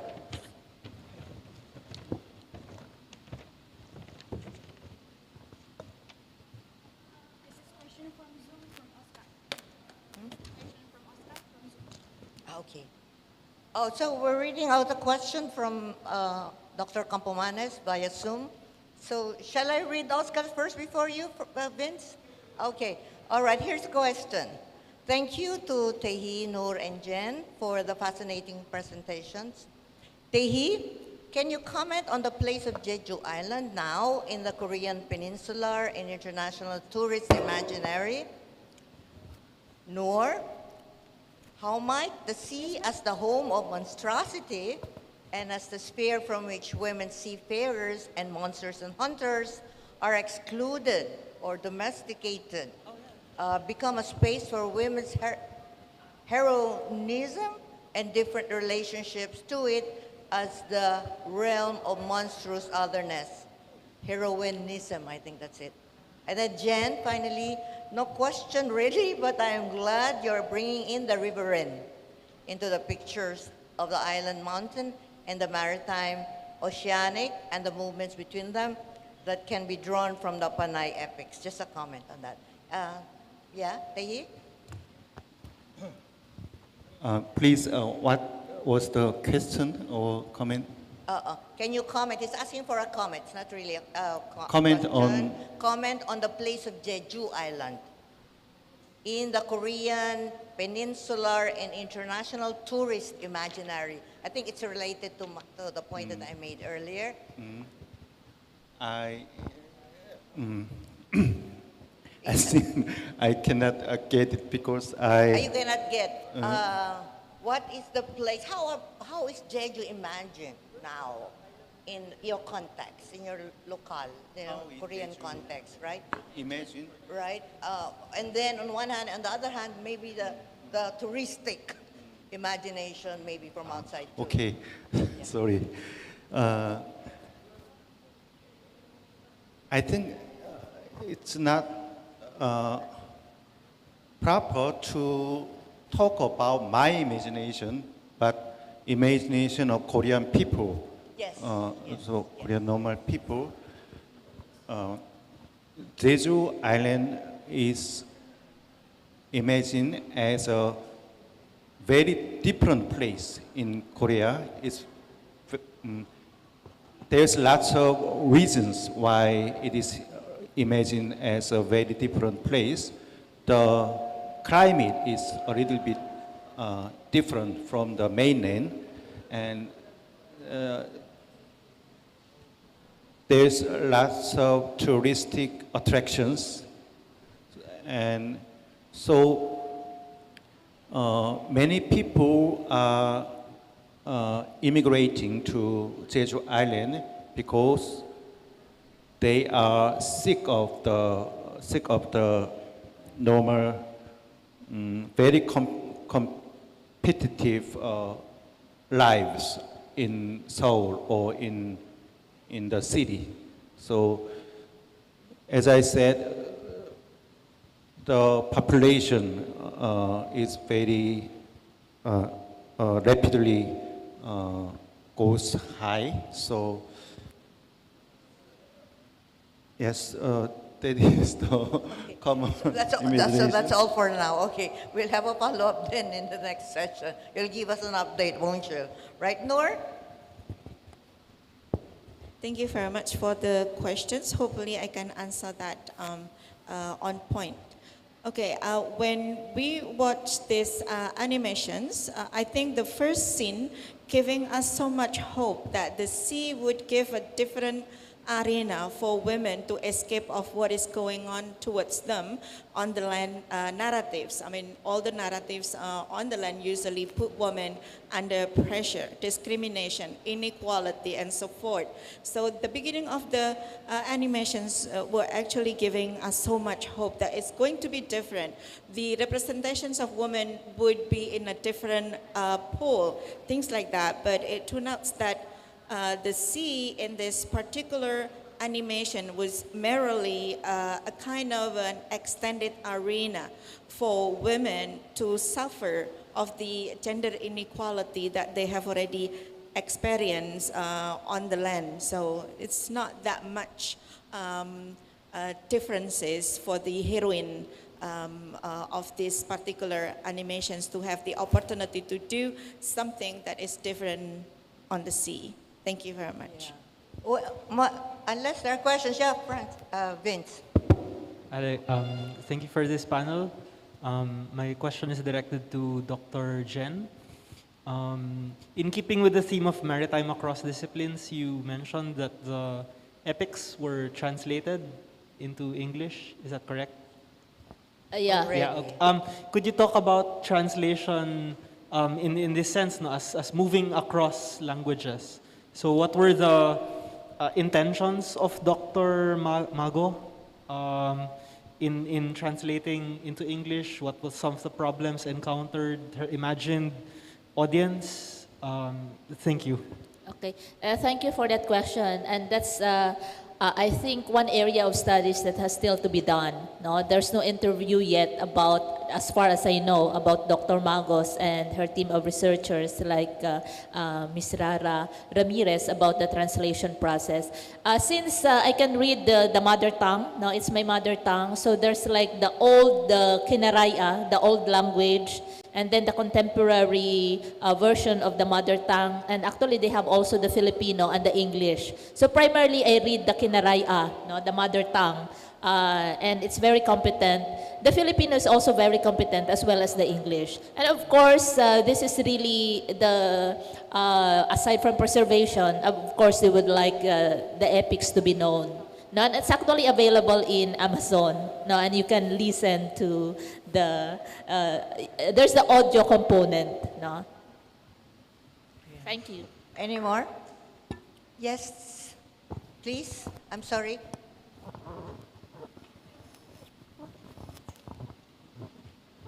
Well, thank you very much. I really enjoyed the presentation of the three speakers here. My question is for Dr. Jen.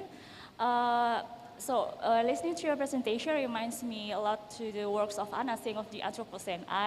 But I think you already mentioned about the, sorry, can you hear me? Oh, sorry, yeah, thank you. Yeah. So I really enjoyed the presentation of the three speakers. Thank you very much. But my question is to Dr. Jen.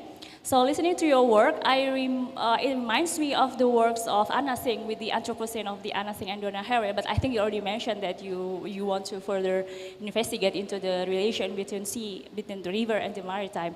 But my second question, it's just from my curiosity. What is in the key narrative of the collective memories of these people in this special island? You mentioned that they have like a special connection to this river, or yeah, what is the key moment or the key narrative in their collective memories? Thank you. What is the key narrative in the collective memories of these people? The key narrative of the collective. Yeah, memories. Okay. Collective memories. Yeah, thank you. No, that's a very big question. So these epics, that's why there's really that passion to collect, to gather, to preserve, and promote these epics. And of course, it's actually about the land and river. No, so. Although for the focus of the study and inspired by Anna Singh, the attention to not just focus on the people, but again, that's why the forests, the rivers as themselves protagonists. So that's my goal as well. That's why I'm starting to tell the story from this angle. Now, because primarily the focus is, of course, about the people, humans right now, also as just like rivers and lands. In the Philippines especially, it's also a war to stay alive, especially when you get to talk about forests and rivers and seas. Thank you. Any more? Oh, yes, any questions? Yes. My name is Risna. I'm a lecturer at English Literature Program, Kristen University of Indonesia. I have 3 questions for each panelist. Is it possible, ma'am? Do we still have time? A couple of minutes. Okay. So for panelist number 1, speaker 1 from Konkuk University, I'm interested in the concept of heterotopia. And when you mentioned Jeju Island, I suddenly remember the Korean drama of Jeju Island. Could you please explain, is there any relation between the concept of heterotopia and the depiction of Jeju Island in the Korean drama? Yeah, and then for panelist number 2, Ibu Nur. Thank you very much for explaining it's the movie Sea Beast, yeah, Ibu, yeah. I am interested in the causes of the symbolic annihilation. I think there are 2, the ruling power and the gender ideology. But I'm interested in the competition. Do you think it is possible that the men or the ruling power see this female seafarer as the competitors, so they do not want to lose in the competition or give the power to these women. And question number 3 to Dr. Jen. I'm interested in the epic journeys, and I see this that the epic or the story represents a struggle of the native people in the Panay Island. How do you think the Philippine government see this epic journey? Do they accept it, or do they consider it as some kind of subversive literature or something like that? Okay, that's all. Thank you very much for the time. Thank you for questions, but I think surely I have today some problem of hearing, so please repeat the last part of your question, maybe without face mask, so I cannot hear physically, I cannot hear, so.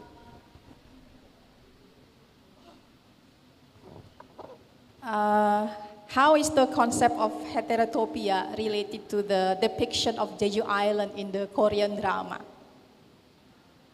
Korean drama? Yeah, Korean drama, K-drama. K-pop. Yeah, because as a I understand. Korean drama watcher, so Jeju Island is something romantic or beautiful. Is it somehow related to the concept of heterotopia? Can you explain about it? I think you mentioned the name of a drama, but regretfully I didn't see this drama, so I'm not so a great fan of K-drama, so it's very, very difficult to answer. I think in general, a drama creates such a very different space other than normal space in reality. So in this sense, we can say in K-drama, Jeju Island is represented as heterotopia. It can be, but I'm not sure. I didn't see the drama, so thank you. Thank you very much for the interesting questions, I guess. I will promise to take into it once again, but the way I see it, all the characters in that animation should take for granted that there is no place for the captain for women.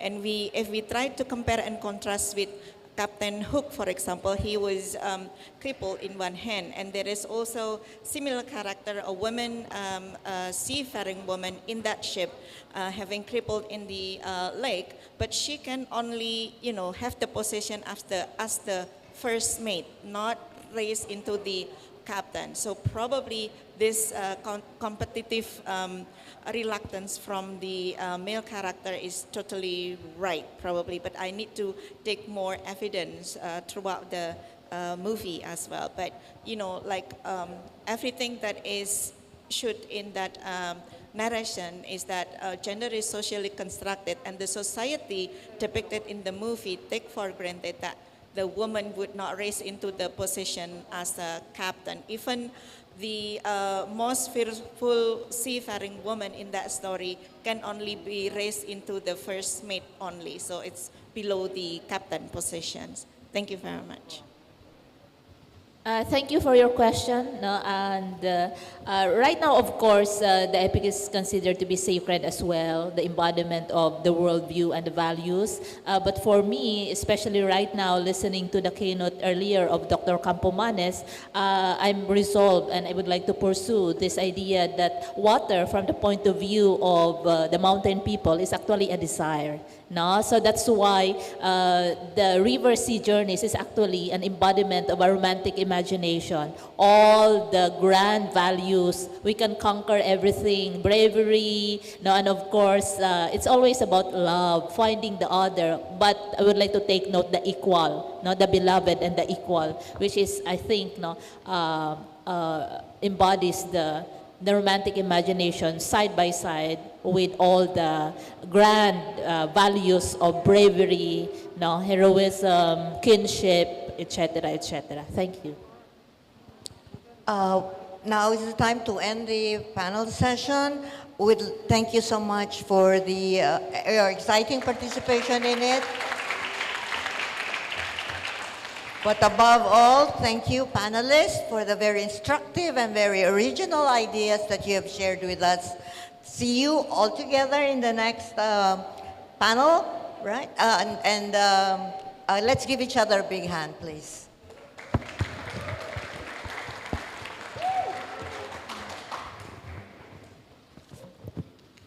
Thank you to all the speakers of the first panel and Dr. Reyes as the moderator. Now we will have a break for 16 minutes. Presenters and participants may enjoy lunch. While having lunch, we will be accompanied by Sastra Bahasa Band.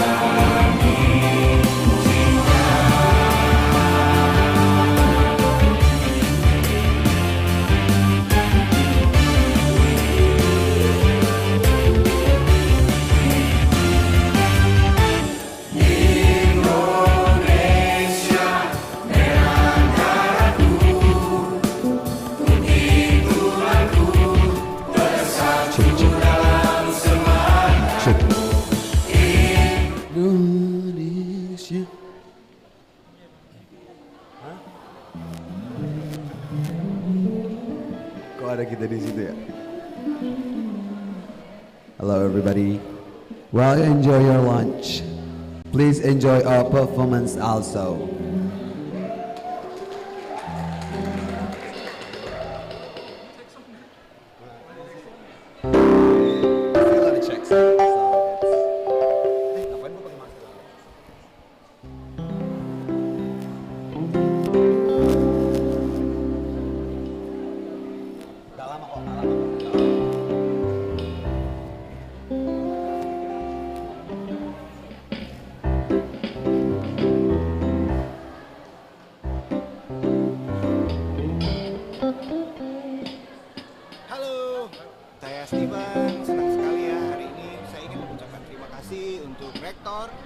Jajaran pimpinan UKI, dosen-dosen, ketua-ketua prodi, dan terutama mahasiswa-mahasiswinya yang luar biasa.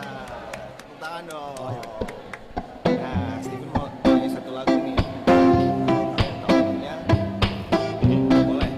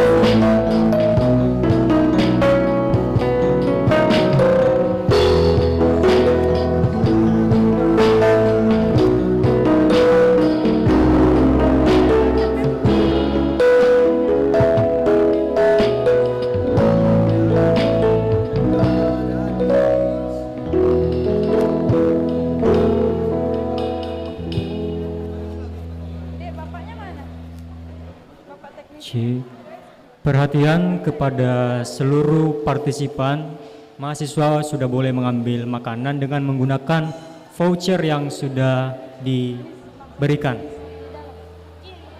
Oke? Ya. Boleh langsung ke sana dan mengantri dengan rapi. Terima kasih.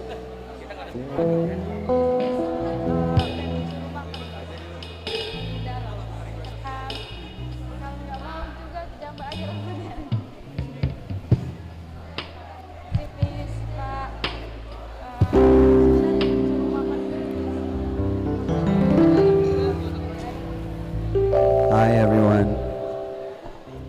Hello everyone, we are from Sastra Bahasa Band. Oh, it's so. And we will accomplish you in your lunch. So, my name is Robert Kristen. My name is Madrel. And keyboardist is Eire. Guitarist is Rivel. And drummer Geraldo and bassist Vito. While you enjoy your lunch, please enjoy our performance also. Robert.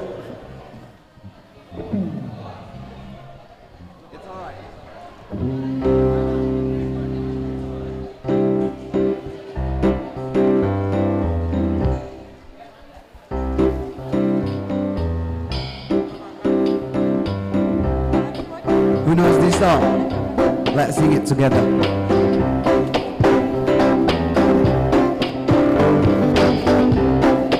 Ya kolam susu, air dan jalan cukup menghidupimu.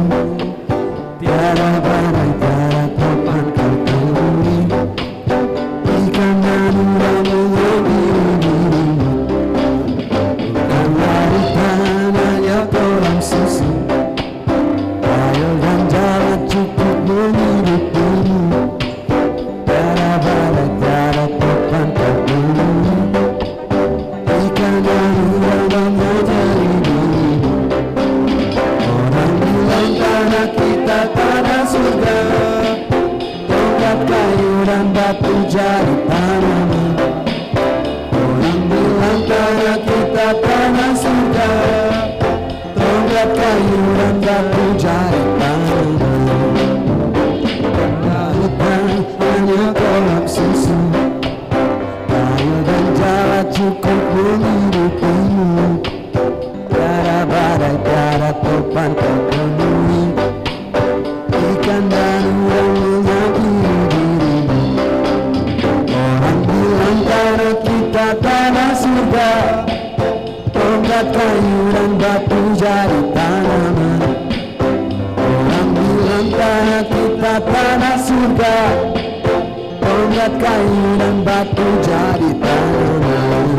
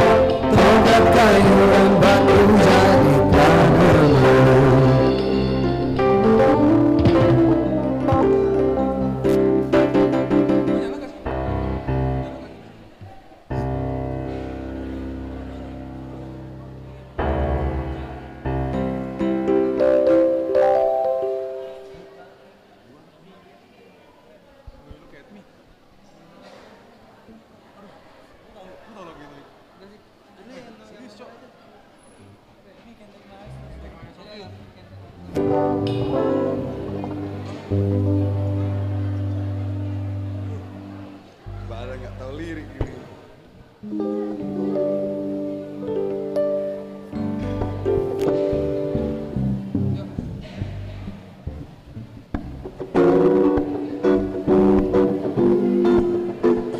If you know the song, we sing together, okay?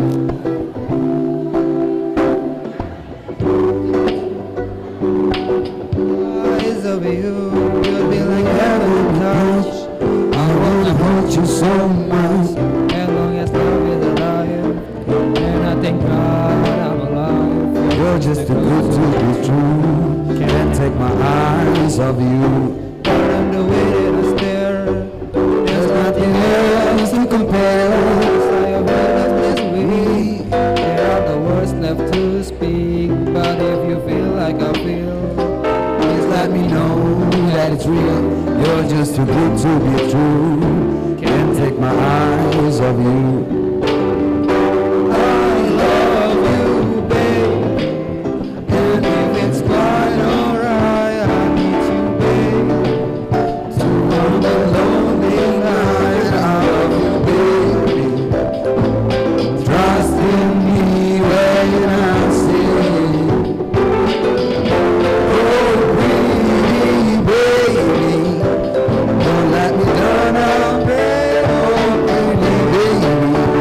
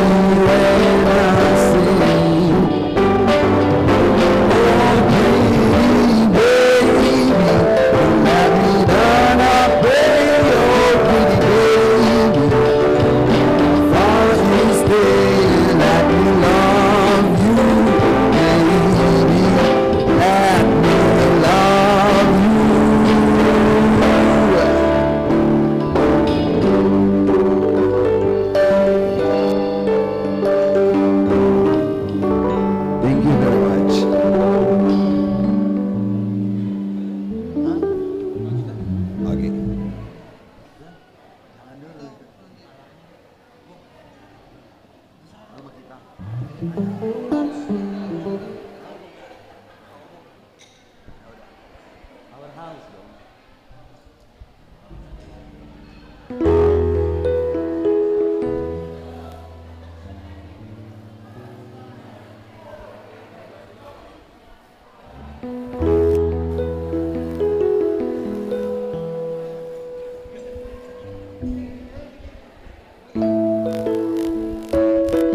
will sing Indonesian legendary song called Rumah Kita.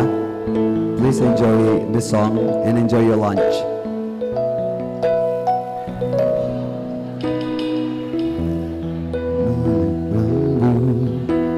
Tempat tinggal kita, tanpa hiasan, tanpa lukisan, beratap jerami beralaskan tanah. Namun semua itu punya kita. Memang semua itu milik kita sendiri.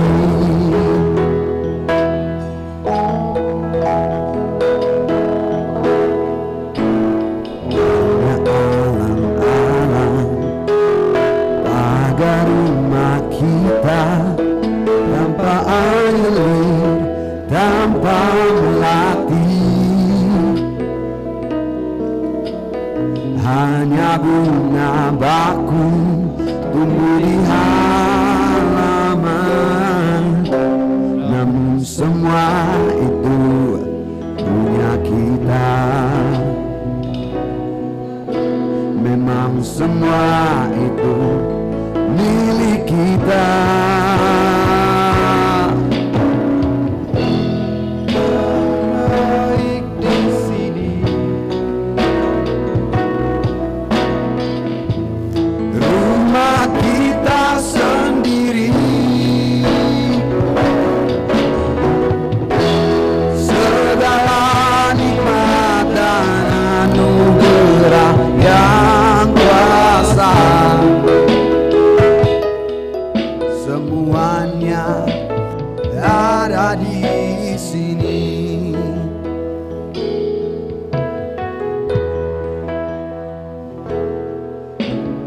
Hanya alam-alam pagar rumah kita, tanpa anyelir, tanpa melatih,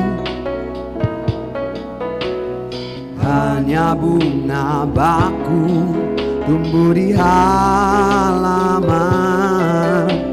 Namun semua itu milik kita.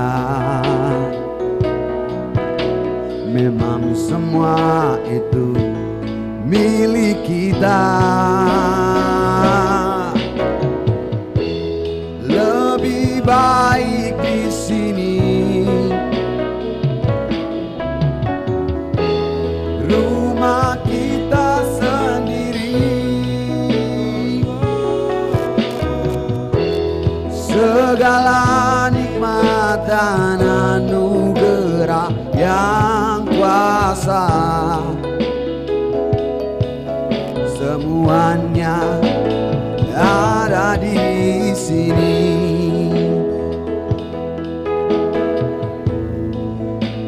Rumah kita,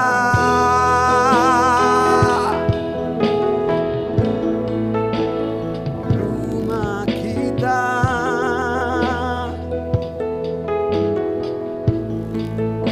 rumah kita. Thank you very much.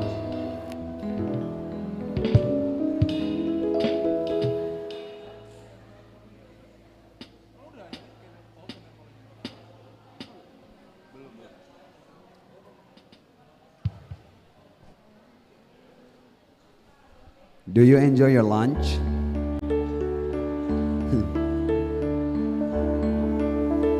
Okay, before we continue to the next song, I want to ask, who enjoy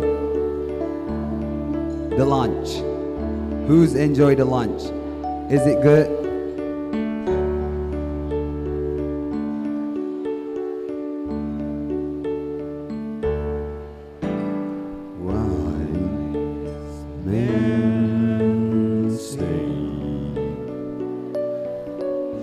only fool rushing, but I can't help falling in love with you. Shall I stay? Will it be a sin?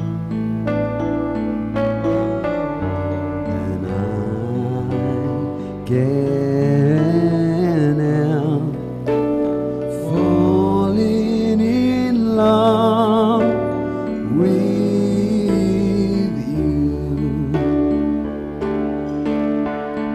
Like a river flows surely to the sea, so it goes. Something I'm meant to be. Take my hand, take my whole life too, for I can't help falling in love with you. Like a river flows surely to the sea, so it goes. Something I'm meant to be. Take my hand, take my whole life too, for I can't help falling in love with you, for I can't help falling in love with you.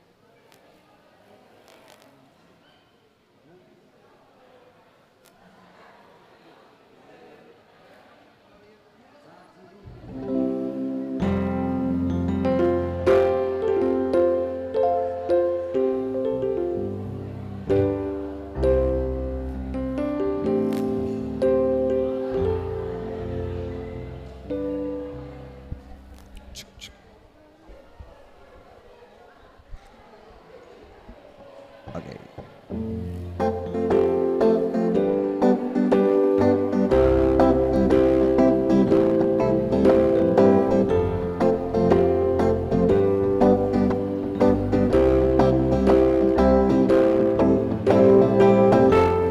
Saturday morning, jump out of bed, put on my best suit, got in my car and raced like a jet all the way to you.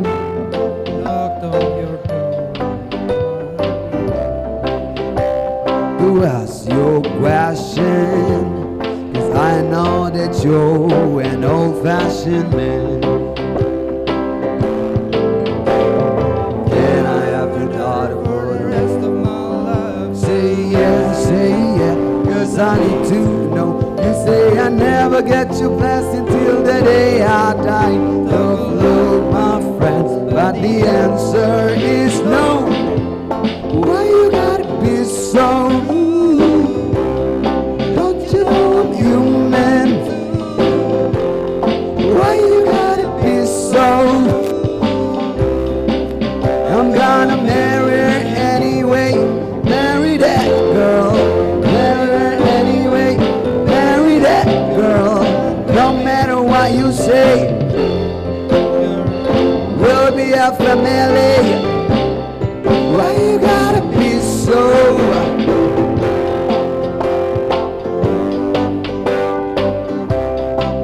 Let's dance together.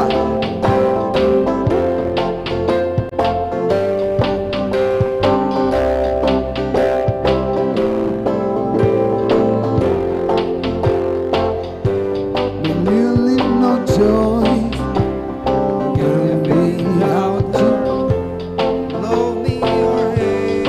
We will be both standing at the altar. Or will we run away to another galaxy? You know, that you say with me. She'll go everywhere.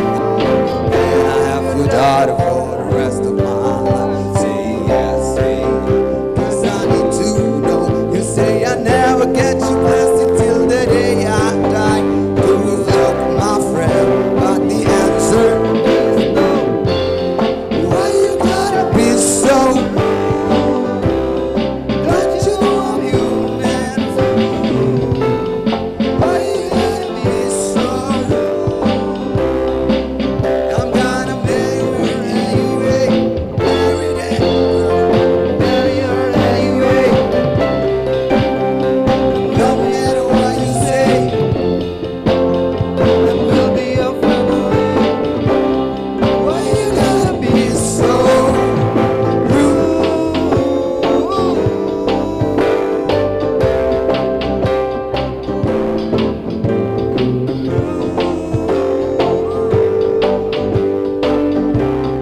Why you gotta be so?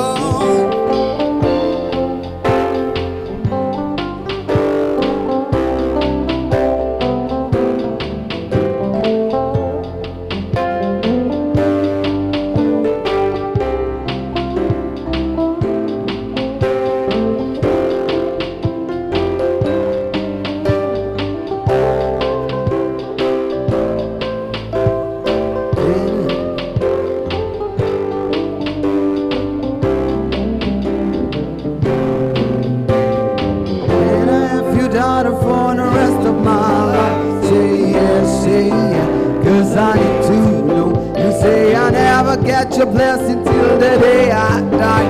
Oh, look, my friend, but no still me, no. Why you gotta be so? Don't you know what you meant? Why you gotta be so? I'm gonna marry her anyway. Marry that girl. Marry her anyway. Marry that girl. No matter what you say. Marry that girl. We'll be a family. Why you gotta be so?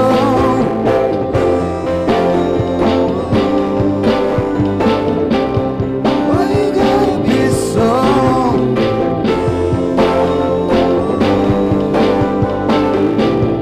Why you gotta be so?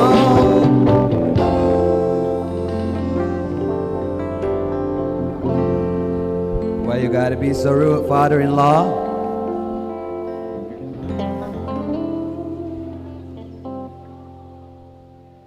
Do you know that I'm still gonna be your son-in-law? Okay, I'm really sorry for the mistake that we did.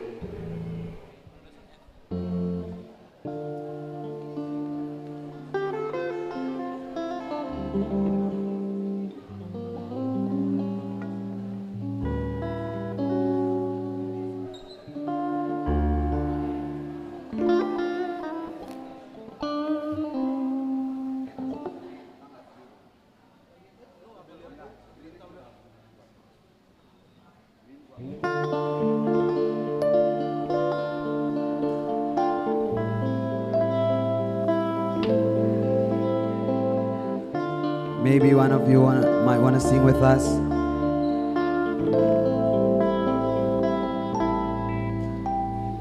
Easy come, easy go, that's just how you live. Oh, take it all, but you never give. Shouldn't have, you was trouble from the first kiss. Has your eyes wide open, why were they open? Gave you all I had and you tossed it in the dress, and you tossed it in the dress you did. So give me all your love, that's all I ever ask. 'Cause what you don't understand, it's I'll catch you grenade. You're my head on the blade, I jam in front of the train. You know I do anything. Ooh, I will choose for all of this pain. Take a bullet straight to my brain, 'cause I would die for you, baby. But you won't do the same.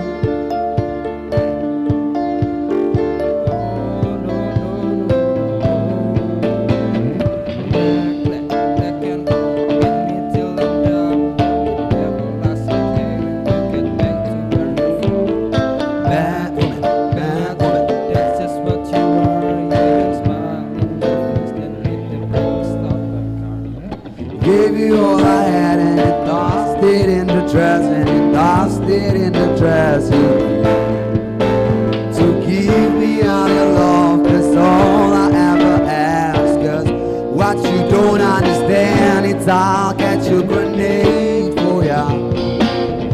You're my head on the blade, I jump in front of the train. You know I do anything.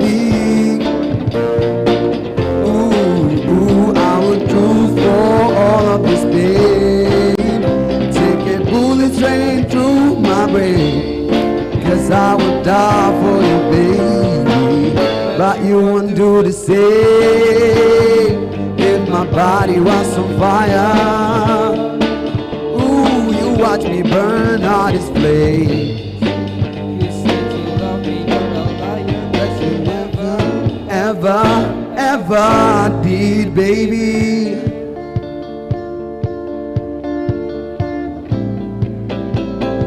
Darling, I still get your grenade, oh yeah. You're my head on the plate, oh yeah. I jump in front of the train, oh yeah. You know I do anything for ya. Ooh, I would choose for all of this pain. Take a bullet straight through my brain, 'cause I would die for you, baby. But you won't do the same. No, you won't do the same. Yeah, you won't do the same. No, you won't do the same. No, no, no, no.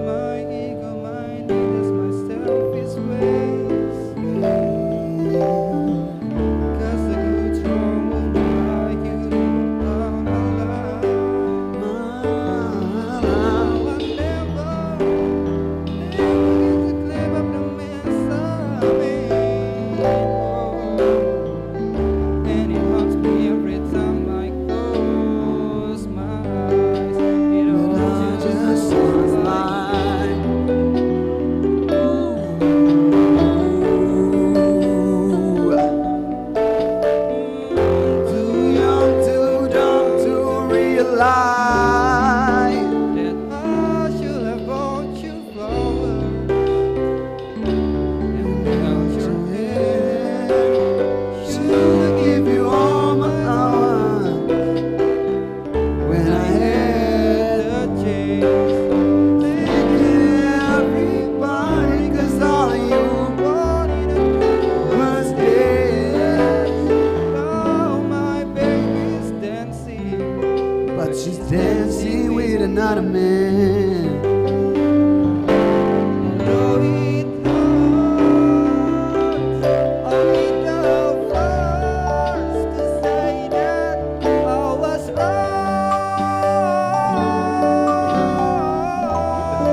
wrong. Oh, I know probably much too late to try and apologize for my mistakes, but I just Want you to know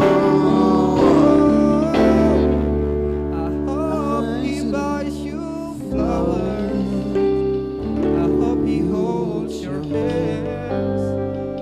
Give you all his hours when he has the chance. taking everybody, 'cause I'm Yes, I remember how much you love to dance. Do all the things I should have done when I was your man. Do all the things I should have done when I was your man. was your man.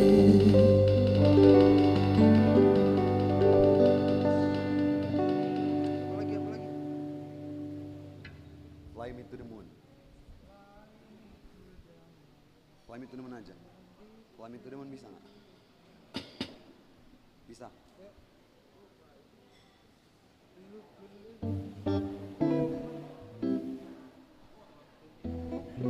Jangan langsung mulai. Sabar dulu. Kamu dari tadi langsung mulai, aku jadi bingung mau masuknya kemana.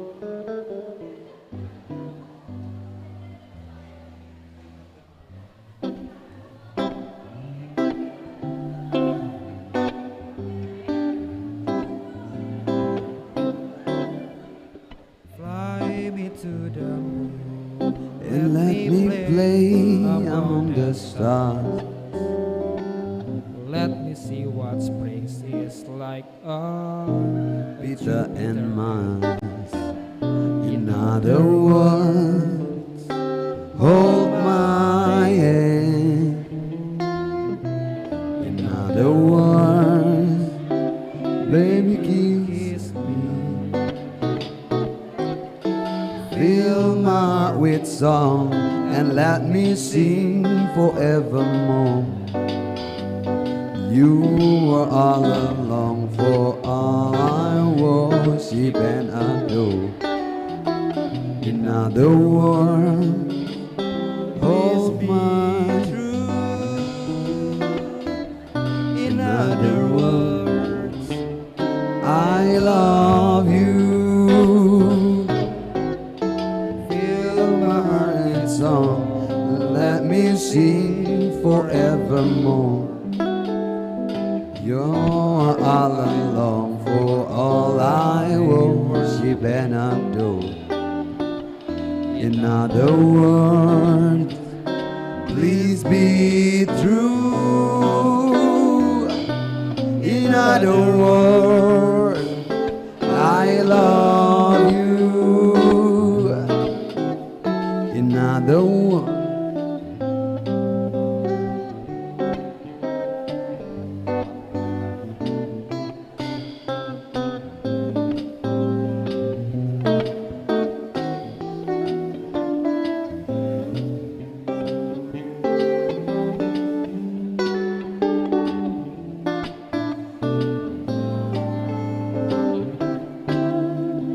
fly me to the moon and let me play among the stars. Let me see what spring is like on Jupiter and Mars. In other words, hold my hand. In other words, peace me. Fill my heart with song and let me sing forevermore. You are all along, for all I worship and adore. In other world, hold my hand. In other words, baby kiss me. In other words, please be true. In other words, I love you. Thank you.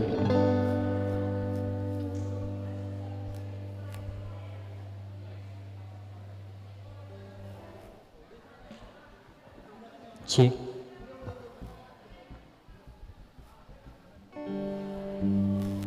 Thank you very much. Thank you for enjoying our performance.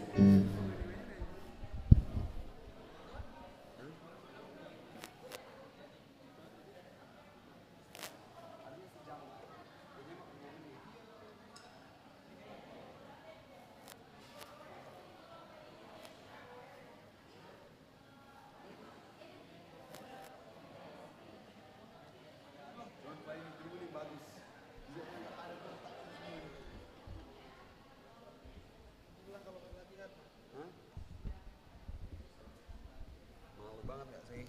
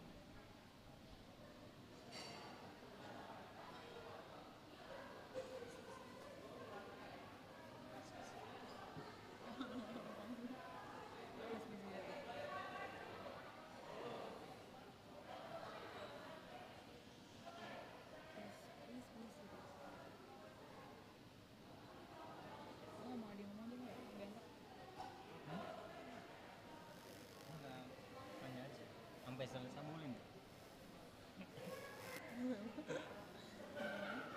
Sampai ini. Saya jangan dong, emang harus bagi dua. Tapi zoom dulu. Okay, please be seated. Can we have everybody attention please? We have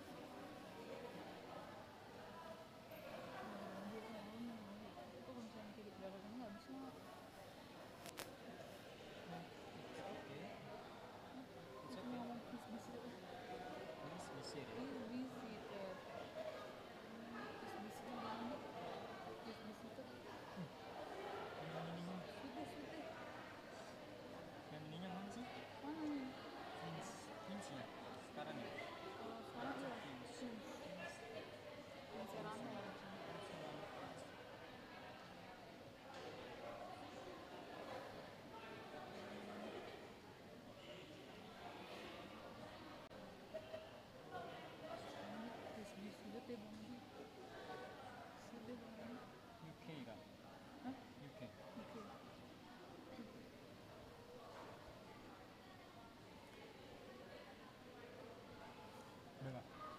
Nanti kamu nyambungin ini ya buat kamu. Oke. Everyone, please be seated.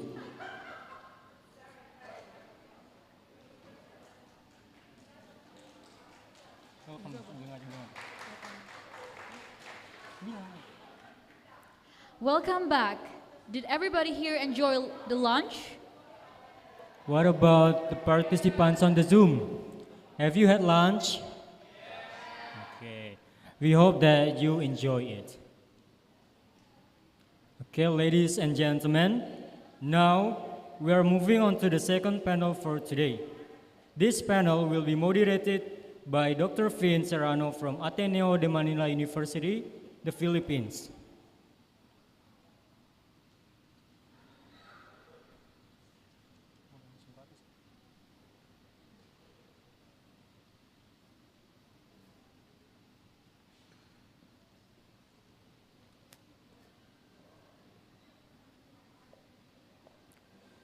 Finn Serrano finished his PhD at the University of Manchester, UK, and is currently an associate professor at the Department of English in Ateneo de Manila University. His article on the Baroque historiography of Nick was published in Universitas in 2018. His review of Jacob Edmonds' Make It the Same, Poetry in Age of Global Media was published in Cha in 2020. His poetry books are The Collapse of What Separates Us 2010 and When a Map is Folded series Come Closer, When Clothes Are Unpacked series Fall Apart 2016. In 2009, he won the first prize in poetry in English in the Don Carlos Palanca Memorial Awards. For literature, he is the editor-in-chief of Critica Cultura. To Dr. Fins, the floor is yours.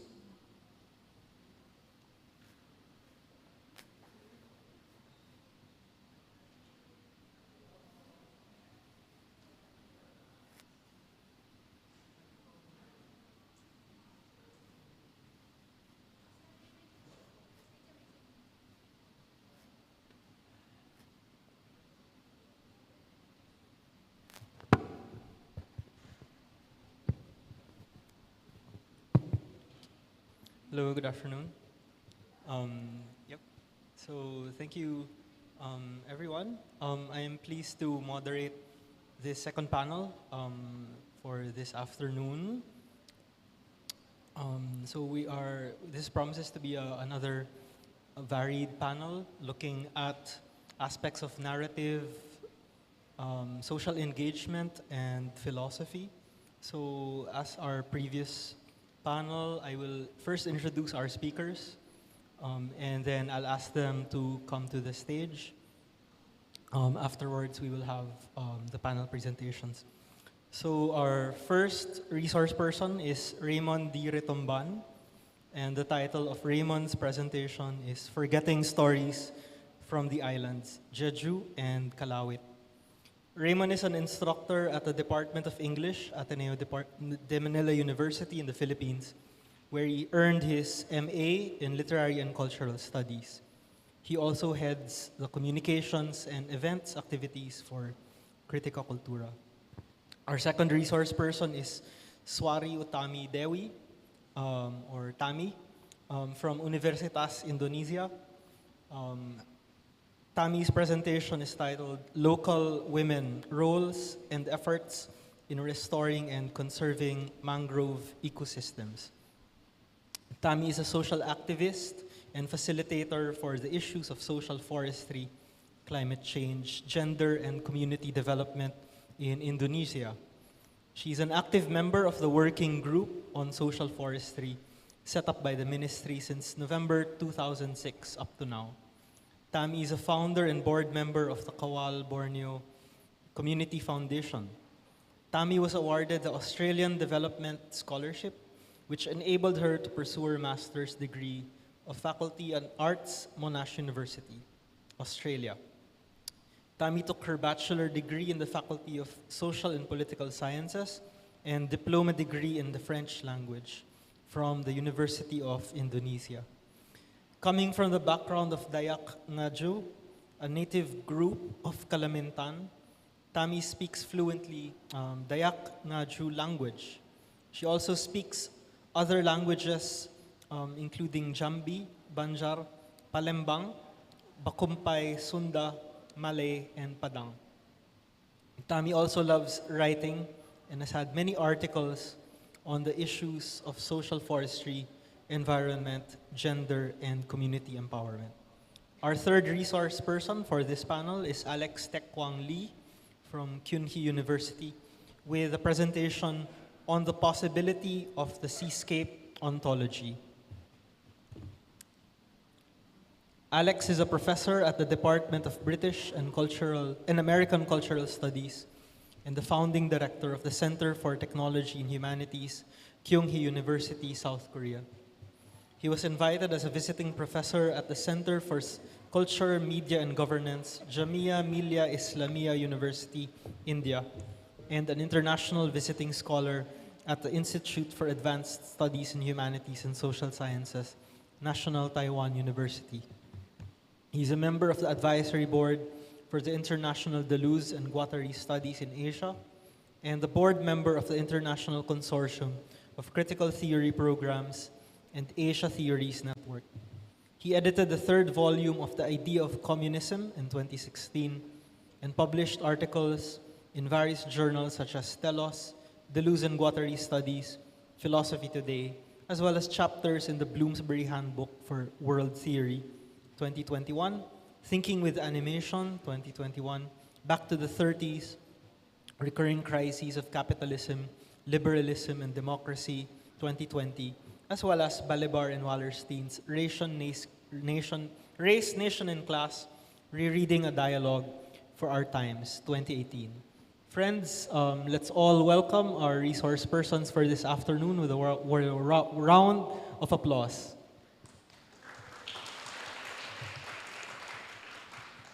Okay, so just for time management purposes, each resource person will be given around 15 minutes, and we have a timekeeper. Paulus, where are you? Okay, so just please look at Paulus and he will give you the time left for this particular panel. Okay, so without further delay, let's hear from Raymond. Thank you, Dr. Serrano. Good afternoon, everybody. I'm very honored to be here this afternoon with these distinguished speakers also next to me, and I am going to share with you my preliminary analysis of two stories from Jeju Island and one from Calauit Island in the Philippines. In the interest of the time, I will be cutting short my introduction of the author, and I'll go directly to the stories and my analysis. Next slide, please. Right, thank you. Next slide, please. Right, so the first story that I analyzed in this paper is called Dead Silence. It is written by Hyun Kil-un. Hyun Kil-un is a Jeju Islander. He was around 8 years old when the Jeju massacre happened, and it figured a lot in his writings. And what you can see now is Hyun Kil-un and the book cover of the collection. And then this is a film adaptation of what happened in Jeju Island in the 1948. Right, can we move the slide, please? And then this is Annette Ferrer. Annette Ferrer is a young children's story writer from the Philippines, and her short story is included in the collection of stories about the Tagbanwa tribe from the Philippines. And this lady is a Tagbanwa, and she was one of those people who were evicted when the first Marcos regime claimed the island to become a safari. All right, can we move the slide, please? Thank you. The framework that I'm working on is The Forms of Forgetting by Aleida Assmann, and she articulated 7 different forms of forgetting, but I'll be delving into defensive and complicit forgetting. Can we move the slide, please? Right. So basically what Professor Assmann is saying is that defensive forgetting and complicit forgetting are meant to protect the perpetrators. And this is seen in the short stories that I analyzed. And she defined defensive forgetting as acts of destroying relics and erasing traces to cover up practices that will henceforth be classified as crimes. While complicit forgetting involves the silences of the perpetrators, the victims, and society, and when these silences reinforce each other, it allows the crimes to remain concealed for a long time, and this is something very dangerous. Right. Can we move the slide, please? Okay. So I shall now be talking about the first story, Dead Silence. Dead Silence describes a massacre of communists and civilians during the Jeju Uprising, which consisted of a series of battles between the communist guerrillas on the island and the National Armed Forces from April 1948 to May 1949. The short story is set during an early morning surprise attack by the commandos in December, which was prompted by the latter's full-scale scorched earth attacks at the villages in Namwon district. The narrative is rather straightforward with a plot that goes like this. On the eve of their D-Day, Lee Duk-gu, the chief commander of the Jeju Commando Unit, and Oh Gyu-min, a vice commander tasked to lead the surprise attack, delivered passionate speeches rallying their comrades to persevere in their fight to liberate the island from the imperialist government of Syngman-rhee, whose soldiers committed acts of brutality, murdering innocent people, setting fire to people's homes and fields, and forcefully seizing their harvests, the products of their sacred labor. Such brutality was suffered by the villagers of Namwon during that time are being held at an elementary school. At 3 in the morning, the commandos attacked the soldiers. And the former machineries were outdated by the more modern machine guns stationed on the roof of the building. And in no time, the commandos, except for Gyumin, died of shots that rained down on them with thunderous noise. The soldiers then called on the villagers, ordering them to move the bodies of the dead communists and place them one by one beside the drill platform, and to take a good look at the bastards who were going to make Jeju a communist island. And afterwards, the soldiers commanded the villagers to transfer the bodies to the muddy, empty field. And there, the chief of the soldiers signaled the firing of the villagers, because to him, they are all communists, because they all knew the dead guerrillas. Can we move this slide, please? Right. So not one bullet missed its target. Everybody died. Okay. Right. And Gyumin, the lone witness, saw everything atop a camellia tree about 80 meters away from the school, where he had taught after the liberation from the Japanese, which used to be full of joy, but now sank into desolation.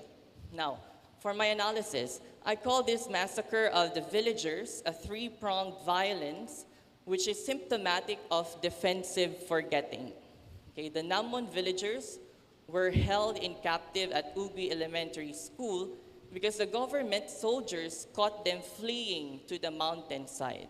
But they were fleeing precisely because their houses and harvests were burned down by the soldiers, under the pretext that their village were communist hideout.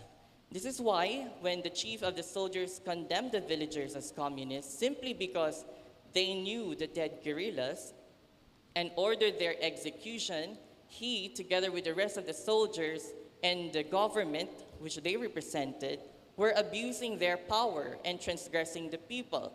But executing the innocent civilians after having ensured the death of the guerrillas is also, as what Professor Asman would be calling, an act of erasing traces to cover up their abuse of power. The villagers who suffered their full-scale scorched earth attacks, whose houses in which families lived for a long time would have been the very traces of their crimes, whose testimony could hold them responsible for their acts of brutality against innocent people and even against the guerrillas. They were erased. And the third violence is their display of impunity, okay? So the soldiers left the villagers who dropped to the ground one by one, out in the open where crows then flocked and cawed. Who then would know, right? Jeju Island lies 237 nautical miles away from Seoul, the capital of South Korea. Indeed, as would be the fate of the communist guerrillas, the innocent villagers would be buried in the muddy ground and slowly they would decay. So this communist suppression on Jeju Island continued during the Korean War, and after, leaving somewhere 25,000 to 30,000 deaths and an exodus. And key to understanding the context of the struggle of the Jeju Islanders is history. I guess this is something that the questions earlier were asking for. So just a bit of the history. The uprising occurred only about 3 years after the Koreans had been liberated from the Japanese colonial rule. During the conclusion of World War II, which precipitated the division of the peninsula along the 38th parallel by the US and the USSR, and their respective occupations of what would become South Korea and North Korea. At that time, the Cold War already started, and so the corollary clash of ideologies. In 1948, Syngman Rhee was elected president of South Korea. He held a strong stance against communism, the ideology espoused by the North, and his US-backed government and the military violently dealt with left-leaning movements, as was the case on Jeju Island during the uprising and the massacre. So we should note in the book, right, Dead Silence, the communist guerrillas had been wanting for a unified Korea, whose division was brought about by the imperialist US and its followers, that is the puppet government of Rhee, and aligned themselves with the North. In fact, they believed that during the D-Day, comrades from the North and the USSR would be in their aid. But while it is true that communism has some influence on Jeju, as philosopher and translator John Michael Maguire points out in his introduction to Hume's collection, Dead Silence, the struggle also had, if not more, to do with the islanders' basic and legitimate desire for freedom, most especially from the mainland oppressors. Jeju Island, formerly Tamna Island, was an island country, a kingdom with a culture of its own that had convoluted relationships with earlier mainland kingdoms until it was subjugated in 938 by the Goryeo dynasty. Because of its distance from the capital, again, 237 nautical miles away, and the difficulty that came with reaching it during that time, the old islandic kingdom became a place of exile, where disgraced nobility, literati, and officers, as well as criminals, were banished. Such designation was made official during the Joseon dynasty. So this is an indication that the island has had a long history of being peripheral in terms of its position in Korean society, which was reinforced, of course, by its geographical location.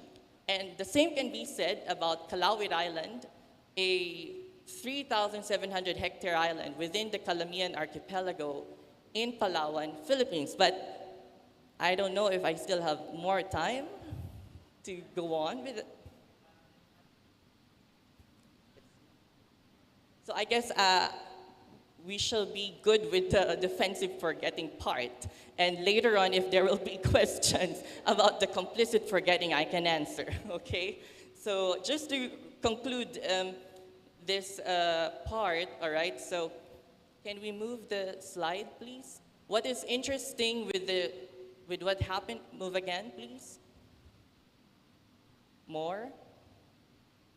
Okay, so the question today is no longer who will remember, but how, right?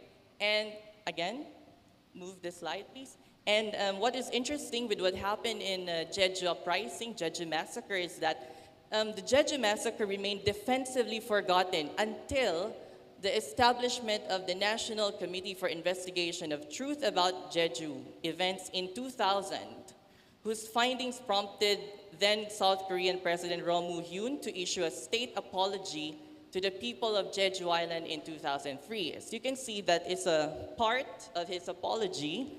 And in 2008, the Jeju April 4 Peace Park, a memorial complex that honors the victims of the massacre, was opened.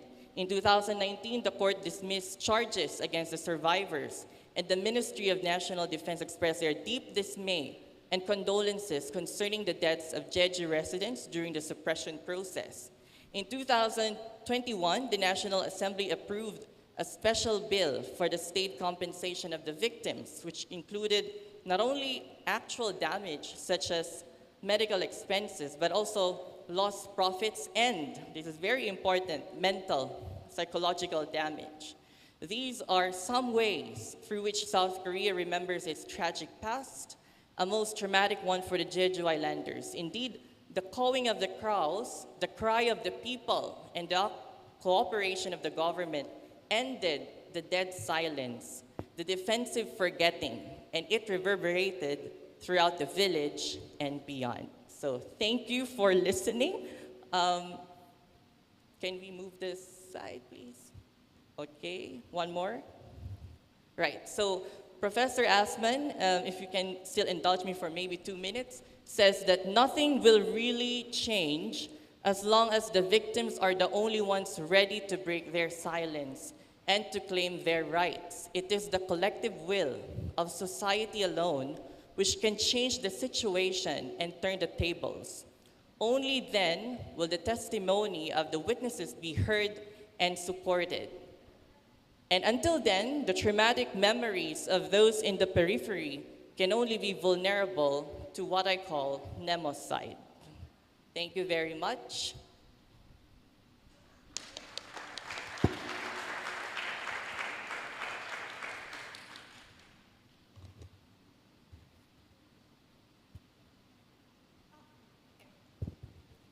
Okay, my turn now. My presentation today much more about the stories on local women roles and efforts in restoring and conserving mangrove ecosystems. So this is much more on Indonesia cases or Indonesia stories. So as you know that this paper is on roles and efforts of, next please. Next, yeah. So this paper is on roles and efforts of local women dwelling in coastal areas in order to manage mangrove ecosystems. The benefits of mangroves covering certain aspects such as ecological, social, cultural, as well as economic. So all of this stuff have made the local women aware to take care of the mangrove ecosystems, as well as to manage it sustainably. As we know that when we see the slide that climate change has affected the globe in various forms. So it has destroyed homes, killed people. So for example, several months ago in Indonesia, we had a Seroja typhoon or something like that. And then it caused it has caused any other losses. So many have suffered from shortage of energy, food, water, and climate change. Hit hardest the poor and the marginal groups, including women. So don't forget this. Let me show you something that, wait. I try to see this. Climate change hits hardest the poor and marginal groups, including women. In the 2022 report of the Intergovernmental Panel on Climate Change, or IPCC, it was mentioned that vulnerability at different spatial levels is exacerbated by inequality and marginalization linked to the gender, ethnicity, low income, or combinations thereof. So we can see here that climate change really serious, and then so we need to have a way to tackle. Next slide, please. So when we are talking about the impact of the climate change, we need to remember that, especially in shoreline and coastal areas, the impacts are also various and serious, such as causing more intense storms, floods, erosion, and other climate-related disasters, as I mentioned, like Seroja in Indonesia. So ways to mitigate and reduce the impacts have been explored and implemented, including from mangrove ecosystems.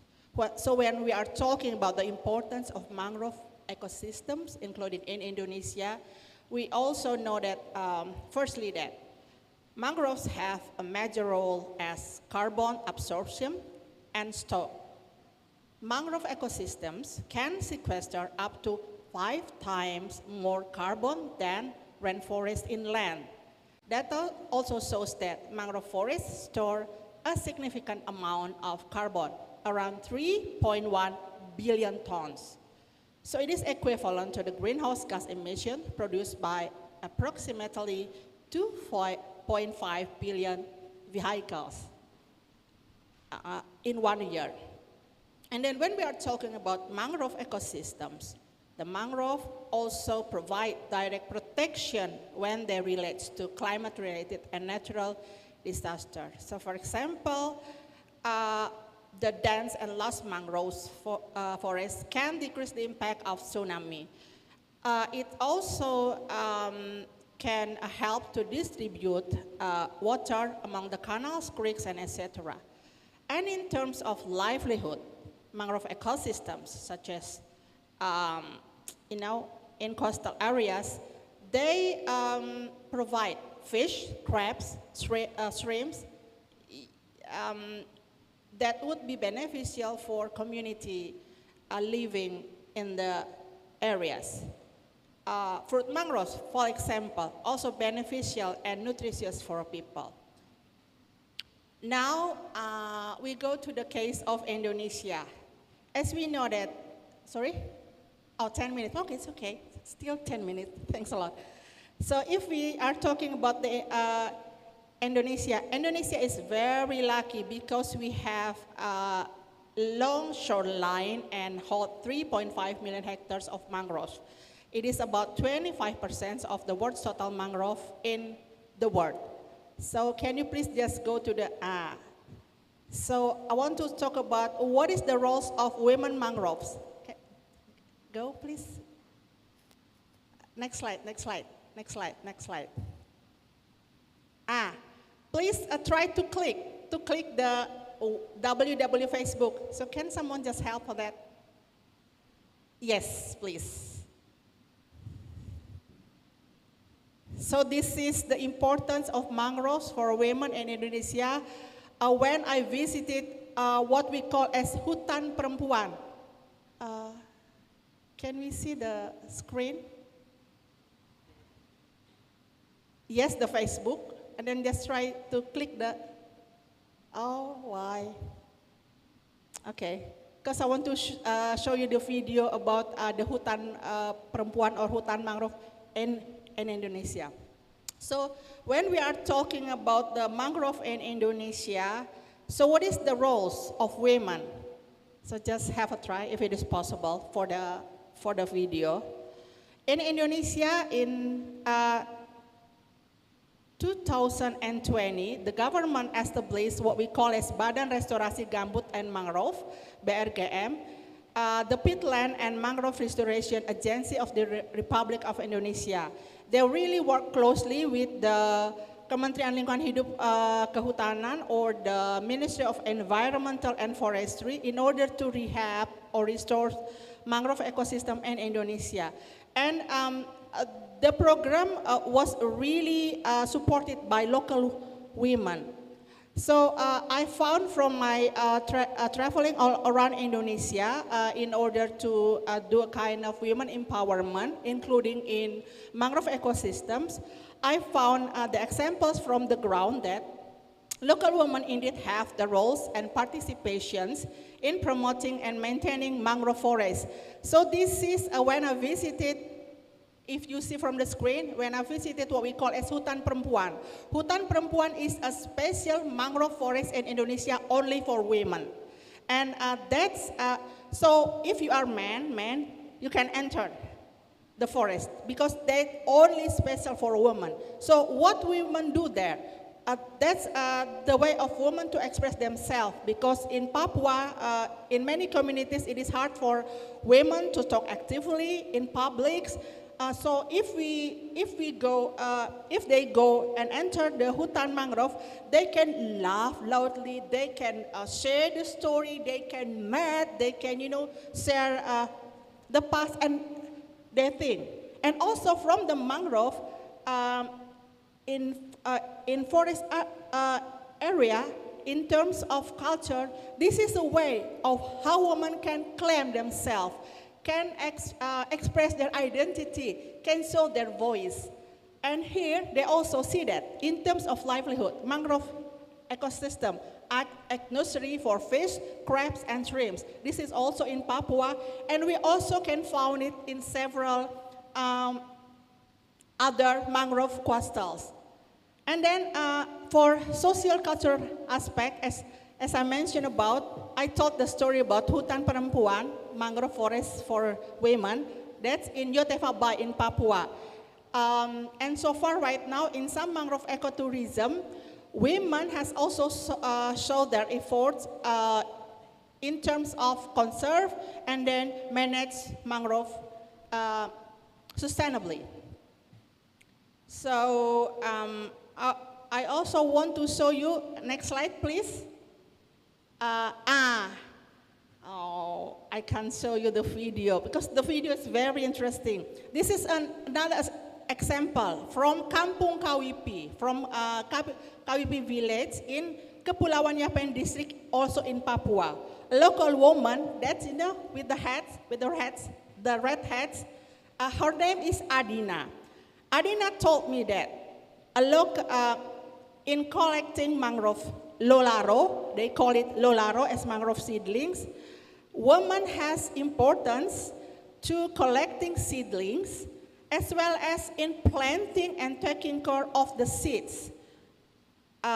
When they do a kind of rehabilitation, women and men collaborated. For example, both collected the seeds from the surrounding mangrove forest. However, during planting process, there was a work division. The woman prepared poly bags to put the young seeds for some time before planting them in appointed areas. Meanwhile, the man prepared bamboos or fallen branches as wooden or bamboo fences to support the young seeds from the swift of the wave or current. So besides the importance of women's role in rehabilitation, women also can influence community to involve in mangrove restoration and conservation efforts. If women do active in mangrove conservation, it means that the whole family will active participate. But if men, only men plus sometimes women. But if woman, it means that the whole family, they really want to get involved in a kind of rehabilitation process. That's what I found. And then, wait. Can you please just go back to the slide? Sorry. No, yeah, and then go back, please. Then please. Please. So this is in Bahasa Indonesia. When I show you about the, I call her Mama Guru. Mama Guru means Ibu Guru. Laki-laki punya kuasa, this is in Indonesia. Laki-laki punya kuasa di para-para, that's a kind of balai adat. Sementara perempuan punya kuasa di hutan mangrove, perempuan, and so on, so on. And next slide, please. I want to show you the translation. If men have power in para-para, para-para is a kind of traditional custom, a hall, the women do have in hutan perempuan, the mangrove forest for women only. In hutan perempuan, a woman and some friends, totally up to 3 persons, can chat and share stories. They can share anything which would not be openly talked in public or at home. Because why? The wall and floor have ears. In hutan perempuan, women can shout out, show the anger, loudly laugh. All of these are impossible to do at home or in public. This happens in several communities. This sharing would not be spread out of the forest only until in hutan perempuan. So in addition, women can also look for bia. Bia, for example, is a local traditional mangrove, like a shallot, and then mangrove fruits and so on. And the community are not allowed to do any timber activities. They can only take out falling branches, and when collected, this is special for women, when collecting non-timber forest products from the mangrove forest, such as bia, adat women were nothing. And I visit them, but I couldn't. I couldn't take out the bia because I had to, were nothing. So this is only for women. And then for the conclusion, next slide, please. Next slide, please. Next slide. This is when I give the examples about the role of women in seedlings. See that? So they are made by women, and this is example of mangrove ecosystems in Bangka Belitung Islands. Next, please. This is the women activities in mangroves in Gorontalo. That's still part of Indonesia.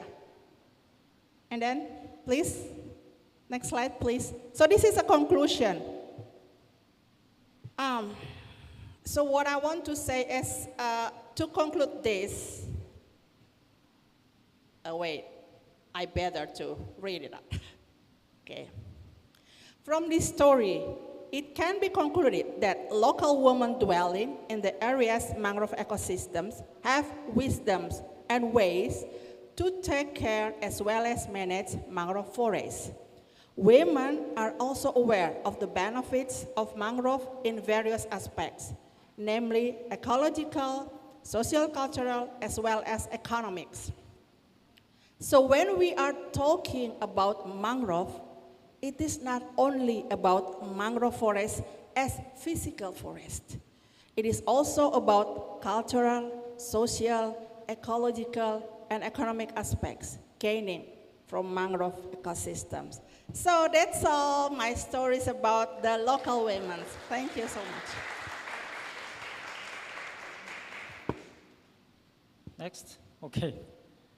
Thank you for kind introduction of myself, and then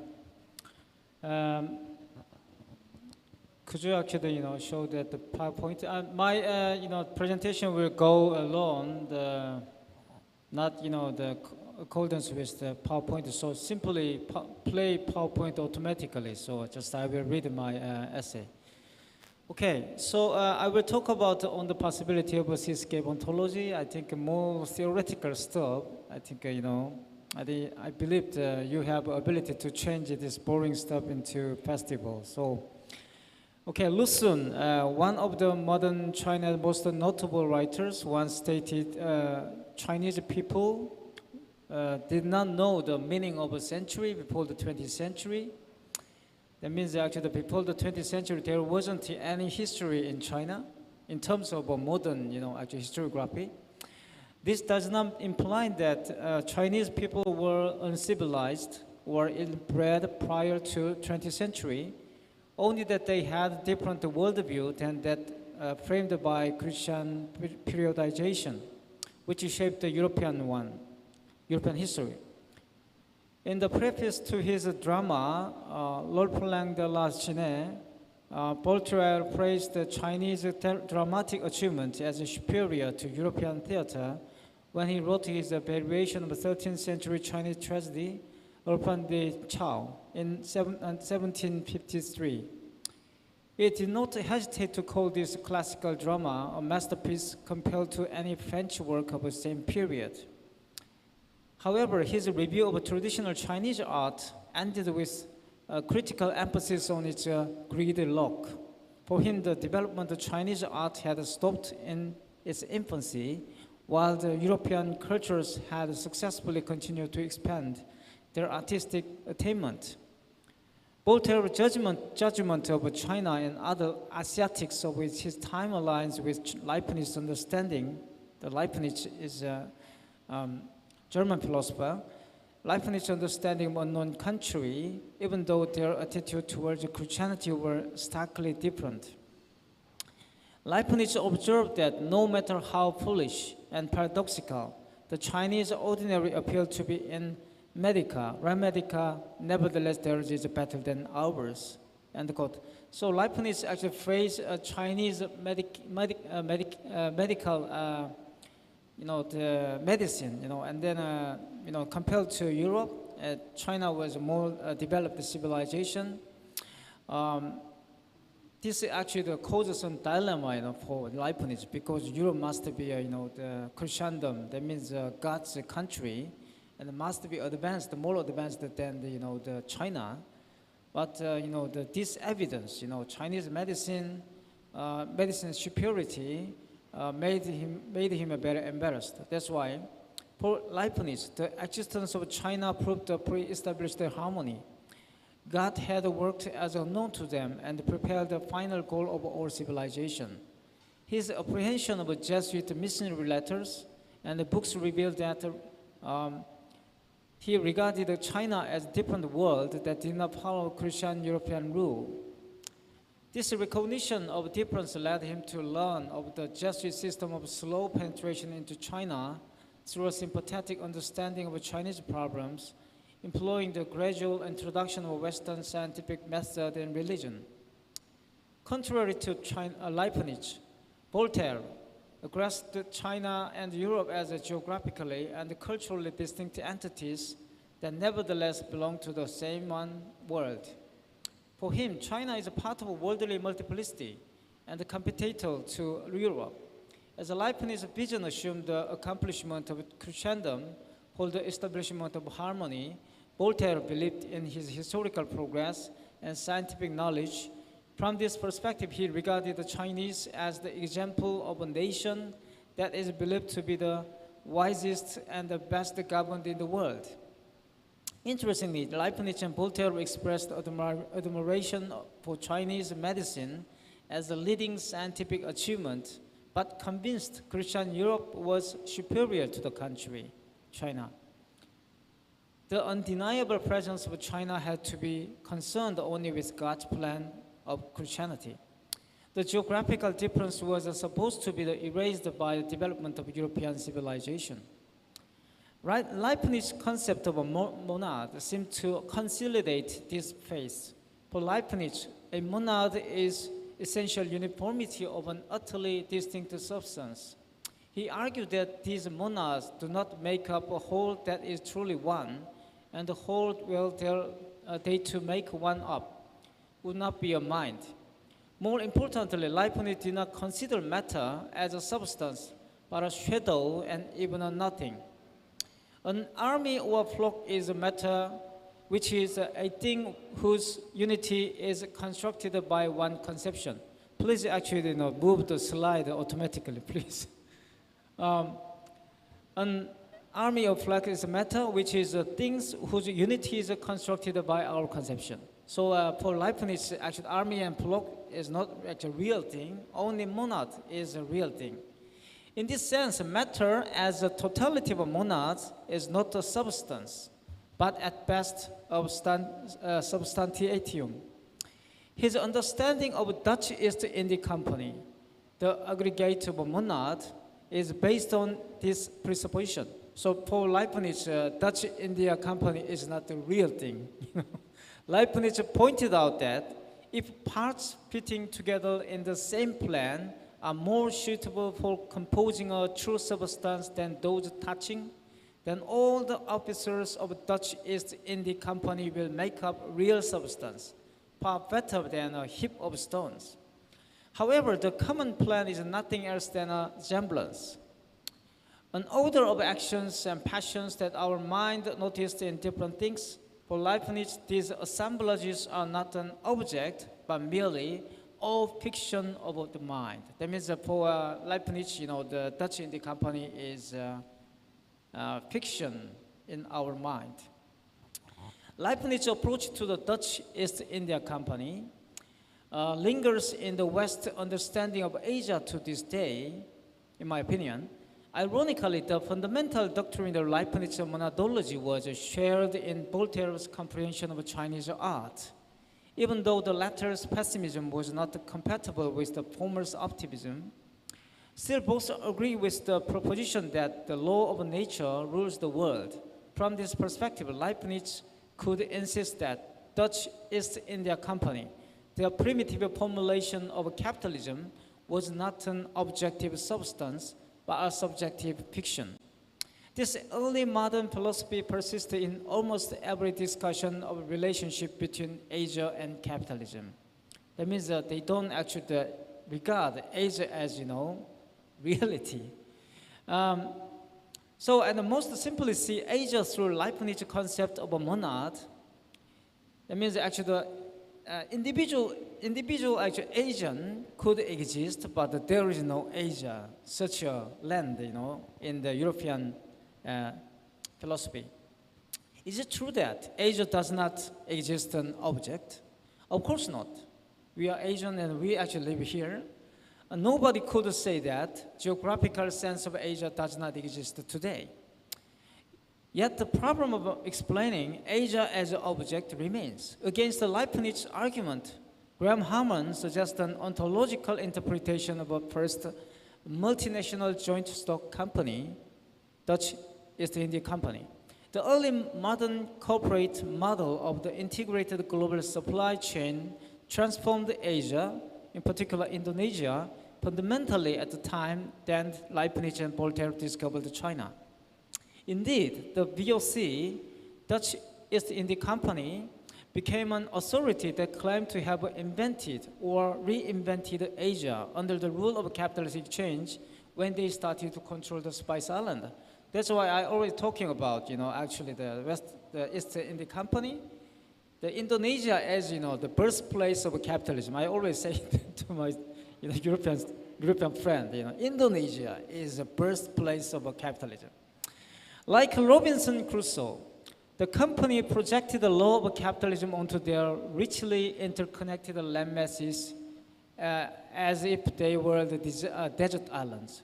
The Spice Islands were framed as a no man's land absorbed into the bestowed with the identity by the VOC, Dutch East India Company. In this sense, the birth of the VOC was linked to the creation of Asia. I mean, Dutch East India Company, actually, the way in which they created Asians. As Harman clarifies, the Dutch India Company is not the Dutch India Company because it conquers the Spice Island, but conquers the Spice Islands because it is Dutch East India Company.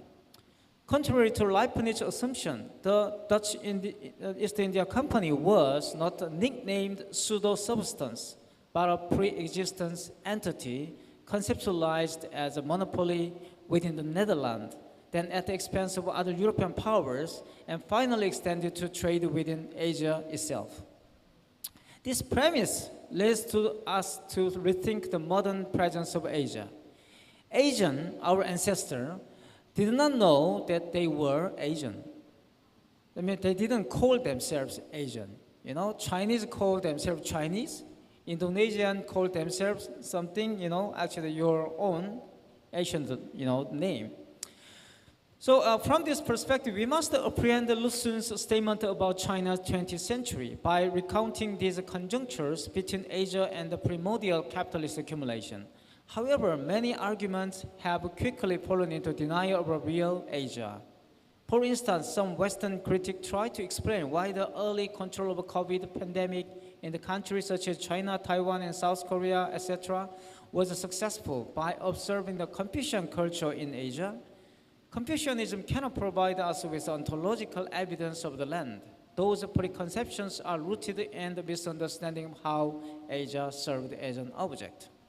The Dutch East India Company, as the machine of capitalist accumulation, brought forth the real foundation of Asia. Once established as an object by the capitalist assemblages, Asia was able to be one. Kakuzo Okakura's announcement, Asia is one, dramatically approved accidental birth of a single Asia. In the ideal of the East, Okakura argued that the Himalaya divide only to accentuate two mighty civilizations, Chinese with the communism of Confucius and the Indian with the individualism of the Vedas. Yet not even the snowy barriers can interrupt for one moment that broad expanse of love for the ultimate and universal. Here, Okakura emphasized the unity of Asia against the geographical division. What is this oneness of Asia? Confucianism or Hinduism does not bring out its wholeness, and the one Asia possibly comes to exist beyond geographical differences. Undoubtedly, Asia gained its presence through capitalism, and the Dutch East India Company substantiated the Asia as an object. Capitalism is the establishing force of Asia, which integrates different ethnic groups in the region. In other words, Asia does not have a single identity, and the Asians do not stand for a race. One Asia is shaped only at the level of sheer abstract capitalism. Asia will therefore lose its wholeness without capitalist, the mode of production. So capitalism is our common factor, by which we can produce singularity of Asia. The capitalism in Asia is not particular, but rather universal. Asian capitalism is not a premature or underdeveloped economic system. Rather, capitalism in Asia is the most naked revelation of capitalist realism. So this is what I want to say. This capitalism is actually the logic of, the land territory, landscape. Okay, this is actually they brought this capitalism to this sort of seascape, the island, and then they actually, they embraced the island as a part of their territory, and this is modern history. Against this kind of modern history, that means a single unity of Asia. I want to insist, that many Asias and the many possibilities of seascape. So, all right. So I want to go to the. Sorry about this. In 1919, shortly after the First World War, Paul Valéry wrote an open letter, "The Crisis of the Mind," about the disillusionment of European civilization. He declared that she felt in every nucleus of her mind that she was no longer the same, that she was no longer herself, that she was about to lose consciousness, a consciousness acquired through centuries of bearable calamities by thousands of men of the first rank from innumerable geographical, ethnic, historical coincidence, end quote. However, he also emphasized the more vigorous rebirth of Europe's soul than before if the right decision were made in the face of this crisis. 12 years after Valéry's letter, Oswald Spengler published a little book, Men and Techniques, when another world war was approaching. In his consideration of techniques as the European legacy, he argued that instead of keeping strictly to itself the technical knowledge that constituted their greatest asset, the white peoples complacently offered it to all the world. And then the Japanese became technicians of the first rank, and in their war against Russia, they revealed technical superiority from which their teachers were able to learn many lessons. This is actually, the description after the, Russian-Japanese War. For Spengler, the crisis of European civilization was the universalization of technology, and consequently, the beginning of the exploited world's revenge on its master. Okay, I'm just a conclusion. Like Valery, his solution to his decline of Europe, the Faustinian civilization was the revival of a spiritual need, rather than the Faustian techniques, not its economic consequence, but its victories. He criticized the machine technology, which would quickly approach dead end, and insisted European pursue better short life, full of this and glory than a long and empty one against this universal unification of technology. So Valery and Spengler's thoughts on the European crisis concerning technological globalization, mainly accelerated by technological diffusion and the spread of technology across borders, mirrored Fukuzawa's claim of technological universalism. In this sense, Asia was the double image of the West brought up by the lightness of a Faustinian civilization. Asian islands are loci where capitalist production has gained necessary resources for its accumulation since the dawn of capitalism, and capitalism is a substantial uniformity of Asia. In this vein, I regard the problem of Asian islands as the universal question of capitalism. So this is actually my conclusion. So the development of global mobility facilitating global value chain has transformed Asia and the global South into factories and shaped the reality of global capitalism in the 21st century. Industrialization precipitated the rise of a megalopolis in these areas and accelerated the environmental crisis and the climate change. The economic subsumption of these places to the worldwide market changed everything in the geographical territories and dropped each singular environmental imaginary of the locals to the norms of a monetary regime of truth. The progress of technology increasingly separates our sense of certainty from concrete, spatial, temporal experiences, and imposes algorithmic intelligence upon our way of thinking. From coal and oil to electricity, the form of the energy for the sustainability of this vulnerable civilization instigates the impunity of today's imagination. It obstructs the new imaginary of another future. However, the imaginary is always related to environmental change, and the virtual alteration of a present edifice is already internalized within today's reality. This is actually the theoretical foundation of a seascape ontology. Thank you for listening.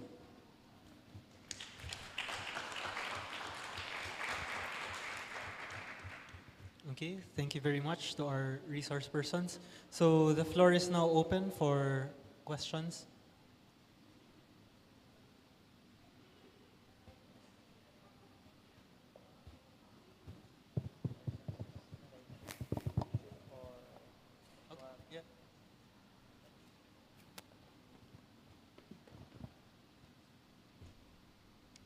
Yes, Boo Melanie. Sorry, Raymond, you have not finished presenting the other part of your story. Maybe you can mention a little bit about the other part, where you talk about the complicit.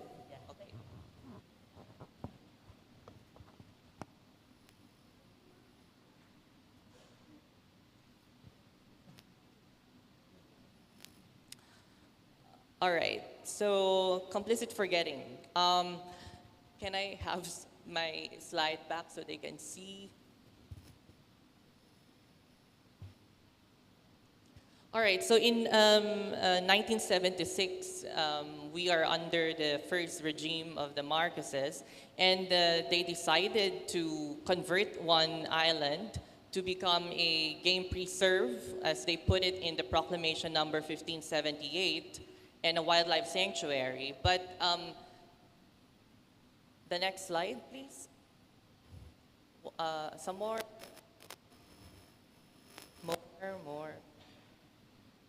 More. You're right. Okay. So you can see these are some of the images, right, with what happened during that time. They had translocated animals from Kenya, and they brought them to the Philippines into an island, and they were looking for where they can put the guest, the animals, and they just selected, okay, we can use this island. It's Calauit Island, and it's inhabited by the Tagbanwa tribe. So they had them evicted to that. They transferred them to a nearby island, which used to be a leprosarium. And after the Marcoses had been ousted by the People Power Revolution, these people, like Remedios Trinidad, returned to the Calauit Island. And they cannot coexist with the animals because the animals would eat their crops, destroy their homes, etc. So there is that tension between the animals and the original human residents of the island. And in the short story that I was supposed to talk about, the writer, right, showed us that, can we move the slide, please? Okay, this is the ending of that short story. And while I appreciate, right, that the story of Calauit is included in this collection of stories about the Tagbanwa tribe, what we should note is that it ended with the resolution just among the victims, right? So they did not call for justice with what happened, and that is what Aleida Asman was saying, that it is a form of silence when you try to come to terms only amongst yourselves. You need to call the perpetrator to be responsible to what they did. And can we move the slide, please? Some more? This is some more. Okay, this is very interesting because when I looked for something similar, I was hoping there was something similar with what the Korean government did, but there's none, okay? So in the Philippines, the government that succeeded the Marcoses, they formed this PCGG and another one about the human rights. And when I searched for it, there's nothing about the Calauit residents. There's no mention about them. In the museum, an online museum, there's just one mention of the Calauit Island residents and the incident. And it was simply phrased as like this: Calauit Island, now a wildlife sanctuary, was created as a private hunting ground of the son of the president during the time. Nothing, okay? But right now, okay, and this is very interesting, is that the Tagbanwa tribe in Palawan, in Coron, they were able to get the title of the Coron Island because they have been trying to reclaim it through legal battle, not because of the initiative of the government, but because of their own initiative to reclaim the island. So that is complicit forgetting. You know, the society, the victims also, and the perpetrators are reinforcing each other's silence. And it would continue to happen if that is the case. Thank you. I hope I was able to clarify, ma'am. Thank you, Bu Melanie. Yes, Professor Tai.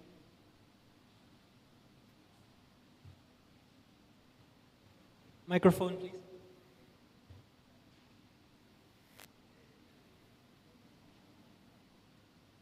Microphone, please. Microphone. Okay. Time is up. Last one, yeah, last one.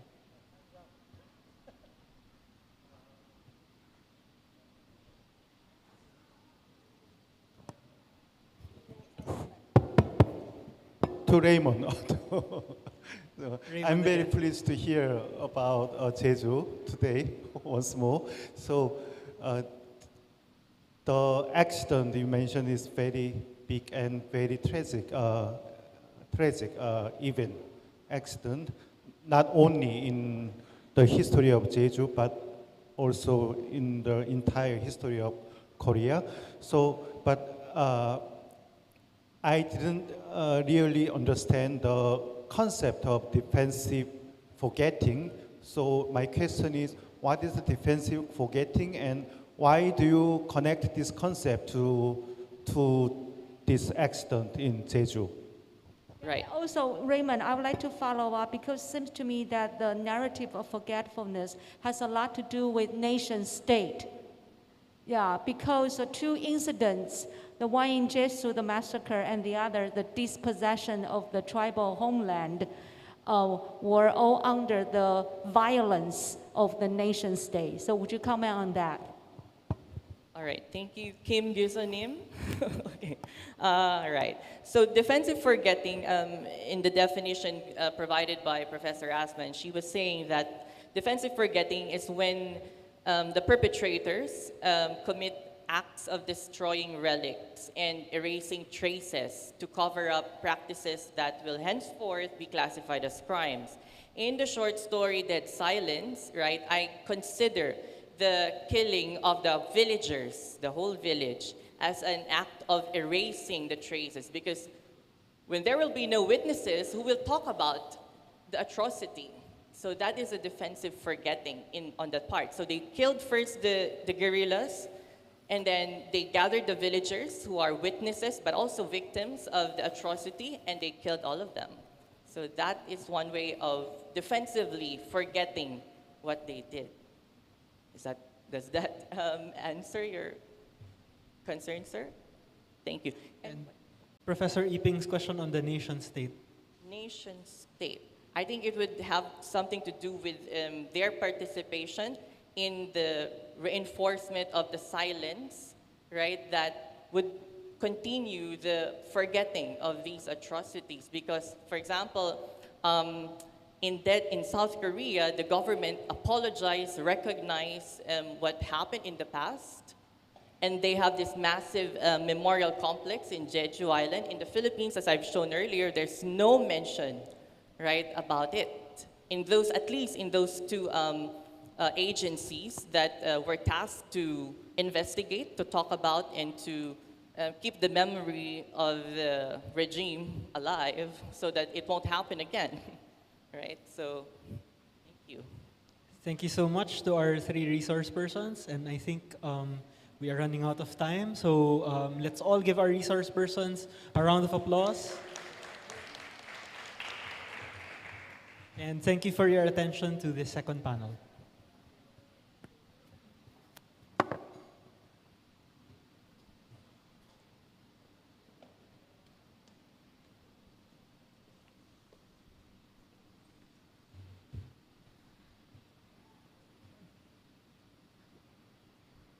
Thank you very much, Dr. Prince, and thank you to all the speakers of the second panel. Now we are moving to the third panel. This panel will be delivered by online, but will be moderated on-site by Miko Wijaya Saragi from Universitas Kristen, Indonesia.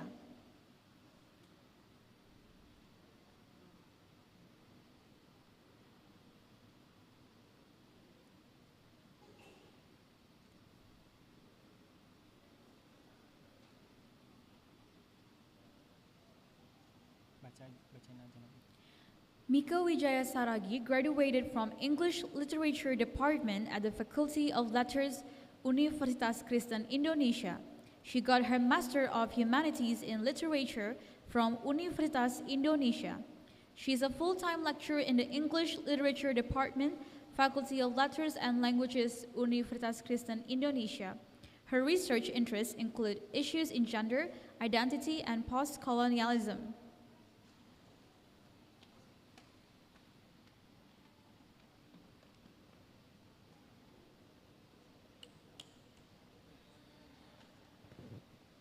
Test, okay.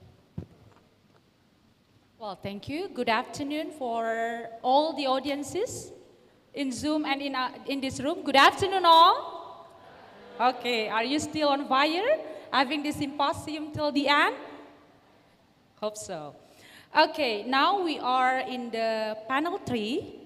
One more time, I would like to welcome to Critical Island Studies 2022, Maritime across disciplines, especially for those distinguished speakers that join us virtually.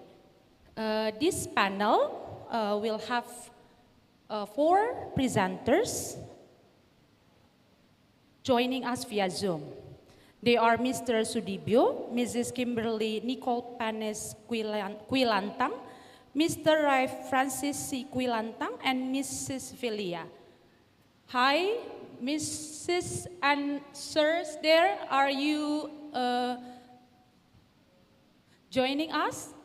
The committee, please. How can I see them?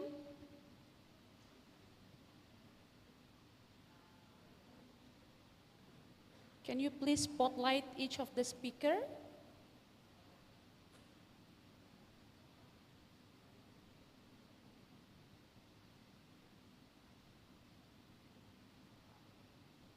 Okay. I have seen Mrs. Velia. Hi, Mrs. Velia. Could you please speak louder because we cannot. Oh, yeah.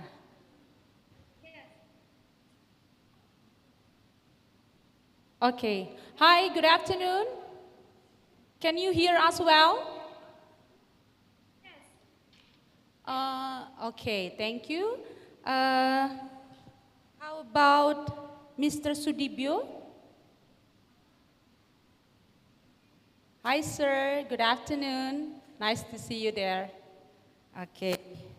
Again, we have Mrs. Kimberly Nicole. Are you there?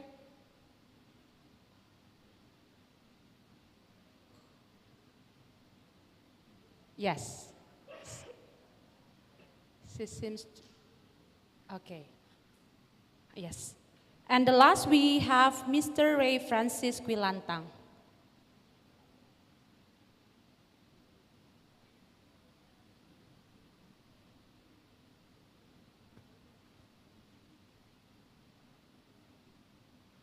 Okay, because this is online mode, we will hear their recorded presentation directly, and later we have question and answer session after they have after the recorded have been played. Now I would like to read the short bionotes of the 4 distinguished speakers. The first speaker is Mr. Sudibyo. He is lecturer at the Indonesian Language and Literature Study Program, Faculty of Cultural Sciences, Universitas Gadjah Mada. He completed undergraduate and postgraduate philology and doctoral studies in literature at Universitas Gadjah Mada. In 1991 till 1992, he studied Dutch language, literature and culture at Hogeschool Meiden, Netherlands, and James Boswell Institute in Utrecht, Netherlands. Afterwards, he took short courses on Dutch language and literature at Leiden, Antwerp, Amsterdam, and Jakarta. In 2004 till 2006, he worked as a visiting lecturer at the Tokyo University of Foreign Studies in Tokyo, Japan. Since 2010 until now, he has been the chair of Manasa, Nusantara Manuscript Society, Yogyakarta Commissariat, and the chair of the HISKI, Literature Graduate Association of Indonesia, UGM, Commissariat for the 2020 till 2024 period. And since 2021, he becomes becomes the head of the Department of Language and Literature, Faculty of Cultural Sciences, Universitas Gadjah Mada. The focus of his research is philology, historical literature, and colonial post-colonial literature. His writings on these topics found in books and various anthologies as well as scientific journals. Our second speaker is Mrs. Kimberly Panis Quilantang. She is a faculty member in the Department of Literature, Faculty of Arts and Sciences, University of Santo Tomas, from which university she earned her MA.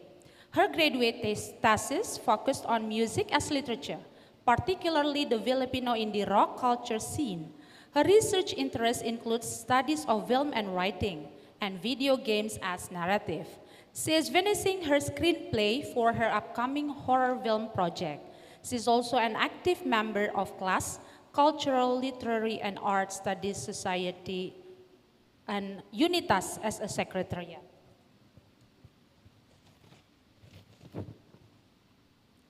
And our third speaker is Mr. Ray Francis Quilantang.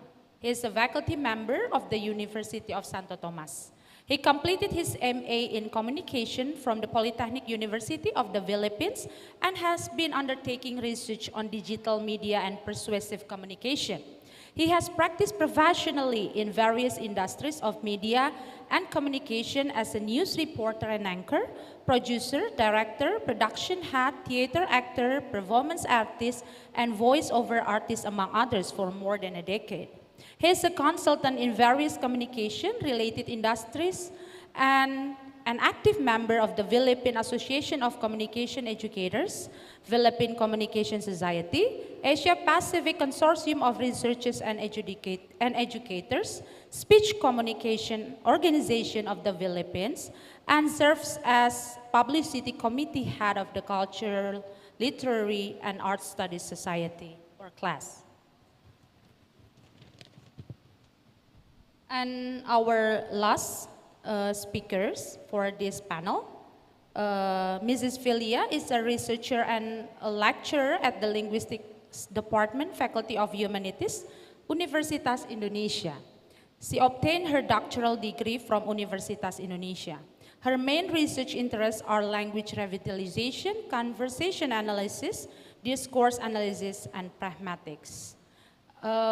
Because this is the team writings, there are also Nazaruddin. Mr. Nazaruddin is a researcher and lecturer at the Linguistic Department, Faculty of Humanities, Universitas Indonesia. He is currently doing his doctoral in linguistics at Leiden University, Center for Linguistics. His main research interests are descriptive linguistics, language documentation, linguistic anthropology, and corpus linguistics. And the last, Mrs. Bernadette Kusartanti. She is a researcher and lecturer at the Linguistics Department, Faculty of Humanities, Universitas Indonesia. She obtained her doctoral degree from Utrecht University, the Netherlands. Her main research interests are language variation, language acquisition, discourse analysis, and pragmatics. Now, without further ado, we will have their presentations. The committee, please. Okay, I'll be back after the presentations. Thank you.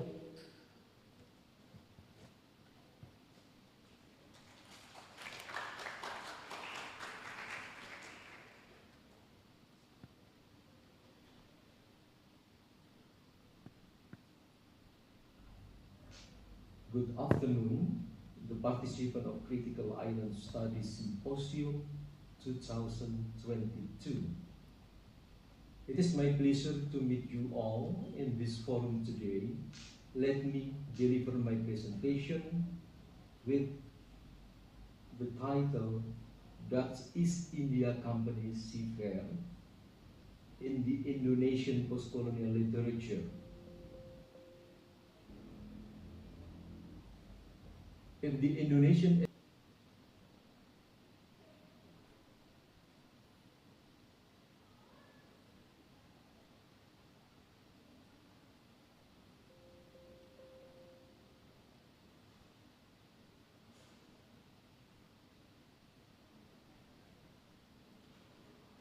encounter with the Dutch East India Company, Verenigde Oost-Indische Compagnie, or VOC, was counted from the arrival of the Company van Verre fleet that landed at Karang Antu Harbor, Banten.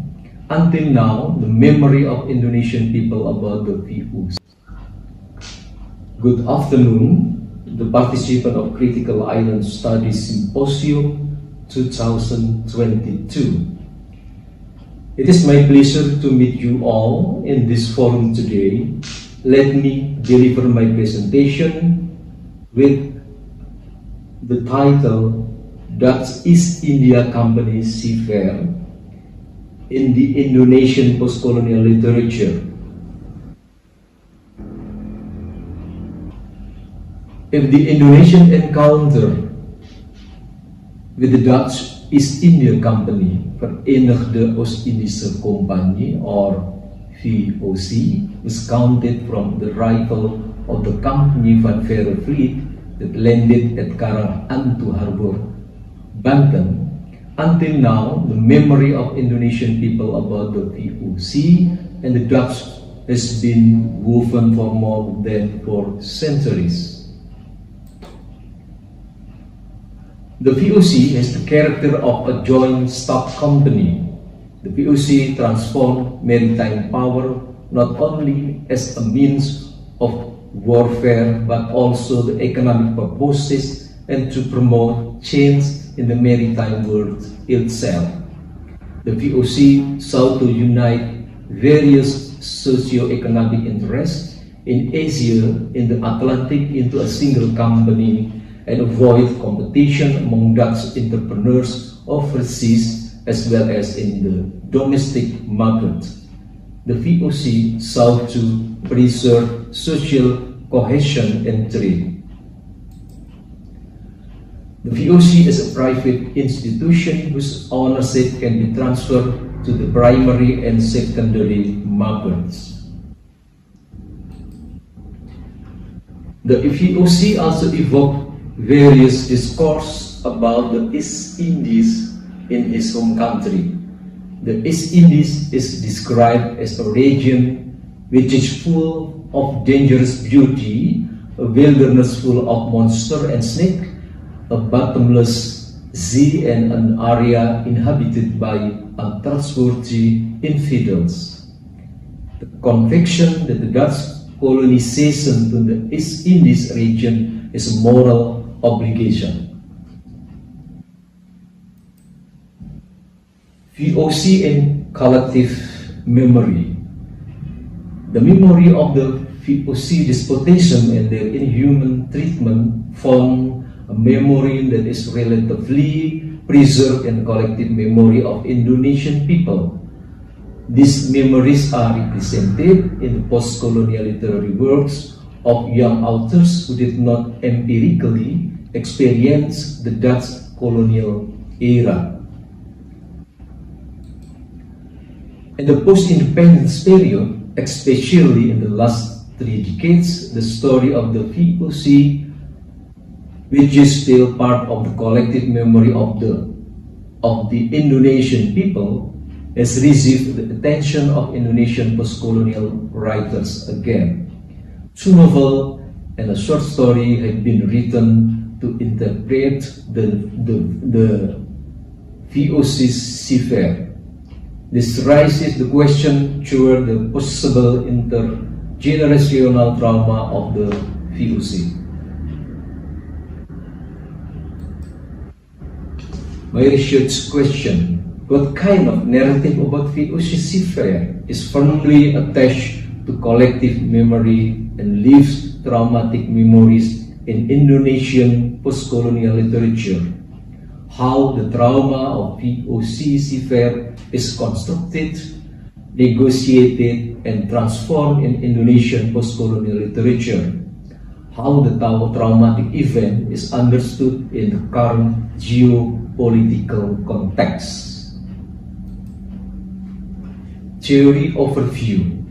The collective memory is passed down from time to time and received by post-colonial generation through important national narratives about the bad practices of colonialism, along with the strengthening of the collective identity in various manifestations. Although in the form of the representation, literary works play an important role in this process because they pass on narratives about resistance, defeat, and injury. Literary works present expression of collective responses to the vicious practices of colonialism, both material and immaterial. The cruel practices of colonialism can cause cultural trauma. This trauma was inherited, among others, through the post-colonial literary works to the last generation who did not experience colonialism. If this trauma are continuously imagined and represented, a collective identity will be formed. However, collective trauma is not a reflection of personal suffering or real events. Collective trauma is a symbolic performance that reconstructs and imagines the trauma in a relatively independent way. Its meaning network is the work of cultural creators, read authors, who create texts. Meanwhile, the truth does not arise from this descriptive accuracy, but from the power of its expression. Trauma texts appear as a symbolic action in collective life. Trauma texts can be passed down post-memorially or intergenerationally. Through post-colonial literary works, several generations to the last generation who did not experience colonialism. In this regard, post-colonial literary works can function therapeutically for both the author and the reader. Writing and reading about sadness and other things, churning up emotion from the colonial period can bring temporary relief to the author and at the same time bring an empathetic understanding to the reader. More specifically, through talking exercises with the victims by several previous generations, they emphasize that both individuals and entire groups determine the victims or losses as a result of colonialism as part of their identity or group. Literature review. Passman tried to explain the possibility of interest in Dutch colonial literature to the East and West Indies as well as to nature, natural landscape, flora, and fauna. The VOC's travel reports describe aspects of nature and site that were useful as well as potentially threatening, fear, danger, such as with animals and the civic local who were unwilling to cooperate. Seidenberg explained that during VOC times travel writing had a double value. On the one hand, the author hopes that the story he will write will inspire the reader to know more about countries she has not known. Meanwhile, on the other hand, the leaders of the VOC hoped that travel stories would encourage readers to invest in their companies. Seidenberg again explained the tradition of writing poetry carried out by VOC's employee.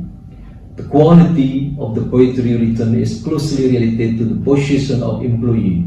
The higher the position of the employee, which is assumed to be more educated the employee, the higher the quality of the poetry he writes.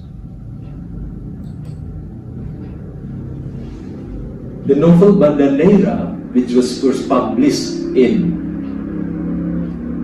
1995, is a post-colonial novel from the New Order era that represents the collective memory of the VOC. Banda Neira is a post-colonial novel as well as a collective memory that represents the trauma of the massacre of nearly 15,000 inhabitants of the Banda Island and the forcing of around 800 Bandanese as slaves in Batavia. This traumatic event, whose outline is reproduced nationally through official history books, is transmitted post-memorially and intergenerationally from time to time. The main character, Nicolaus Speelman, is presented as a ruthless and cruel masochist. All the policies he took as a representation of the VOC highest power in Banda Neira and its surrounding were always based on cruelty.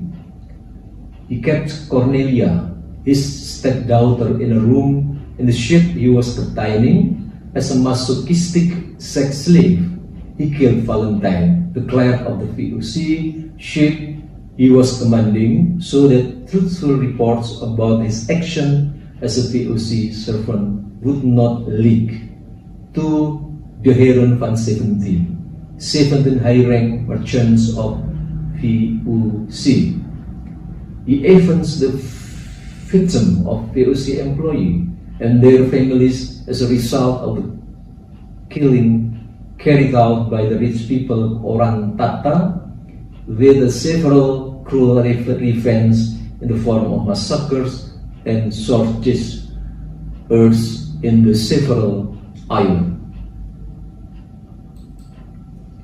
It is possible that this traumatic memory is related to the tragic event that occurred during the writing of Banda Neira. As is well known, 2 years before the publication of Banda Neira, namely in 1993, New Order era, there was a seditious murder of a female worker figure who demanded an increase in wages. Based on the post-mortem and post-autopsy investigation, it was found that the victim died due to being raped. The victim's vital organs were damaged to the uterus, and the bone structure around the pelvis was so damaged. This tragic event is associated with military institutions and on a larger scale with fascist governments. Similar to novel Banda Neira, the collective memory of Jan Pieter Zonkun in Rahasia Mede is also used to remember the authoritarian, cruel, and brutal character of the leader. JP Kun is the personification of leader who always justify any means to achieve his ambition. By a narrator who most likely represents the outer voice, JP Kun is compared to the second president of Republik Indonesia, Suharto.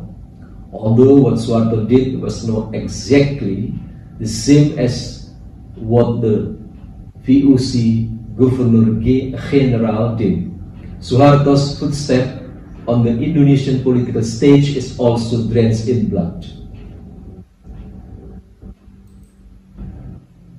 Suharto and the New Order reminded the narrator of Rahasia Mede towards the VOC's model of civil service and governance. One of the characters in the story, Kathleen, when asked to respond to her friend's story about Suharto and the New Order, in her mind appeared JP Kun and the VOC. This is most likely based on the fact that Suharto, like Governor General of the VOC, ran the government with an iron fist. Suharto is known as an authoritarian leader who did not hesitate to crush his political opponents. The collective memory of the VOC is presented again in the short story Kalabaka. Kalabaka completed the collective memory of Indonesian post-colonial writers about VOC, shipping, and JP Kun against the people of Banda. They show that from generation to generation, the trauma of the Banda genocide is firmly entrenched in the mind of the Indonesian people. The Banda genocide became a source of inspiration of several post-colonial authors to remind themselves and their readers about the value of humanity and justice. Human and fair treatment is basic treatment that is needed by every human being. Therefore, the deprivation of human rights must be avoided and need not occur. Now, conclusion. Based on the analysis of two novels and a short story by Indonesian post-colonial author about the VOC, it is known that the colonial past is not singular. The colonial past is plural and in various versions. Sharing stories about the Banda genocide, for example, does not prevent the emergence of different interpretation of the incidents. They show that the personal and cultural memories of the company of Indonesian post-colonial authors intersect and interact with one another. The personal memory of each author about the VOC is no longer a closed treasury, but sometimes also function as a collective memory.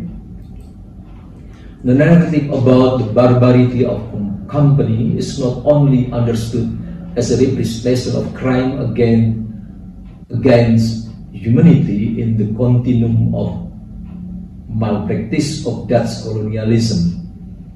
Allegorically, the narrative can also be understood as a response to the current or former authoritarian government. During the New Order era, this response was conveyed through a pseudo-historical narratives by obscuring the role of the character involved in the crime. This method was chosen to disguise the harsh criticism conveyed.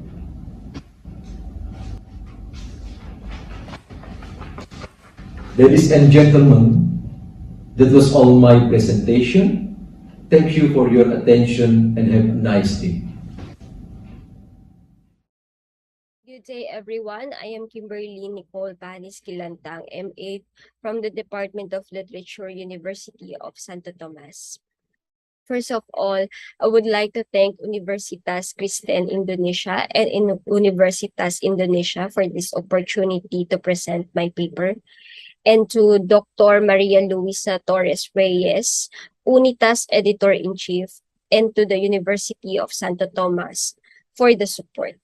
So today I will be presenting my study titled Woman with Horns in the Philippine Islands, and my abstract reads: Woman with Horns is a short story by a highly regarded Filipino writer, Cecilia Menguera Brainard, which was set in 1903 during the early years of American colonization of the Philippine Islands, as the Americans once referred to the country. So the story is about a U.S.-American doctor, Gerard McAllister, a widower, and a local woman named Agustina Macaraeg, a widow who was rumored to have been born with horns that her mother had sawn off when she was an infant. They live in a rural place named Ubek, the place where they were each trying to their best to cope with the loss of their loved ones who had died over a year earlier but fell in love with each other towards the end of the story.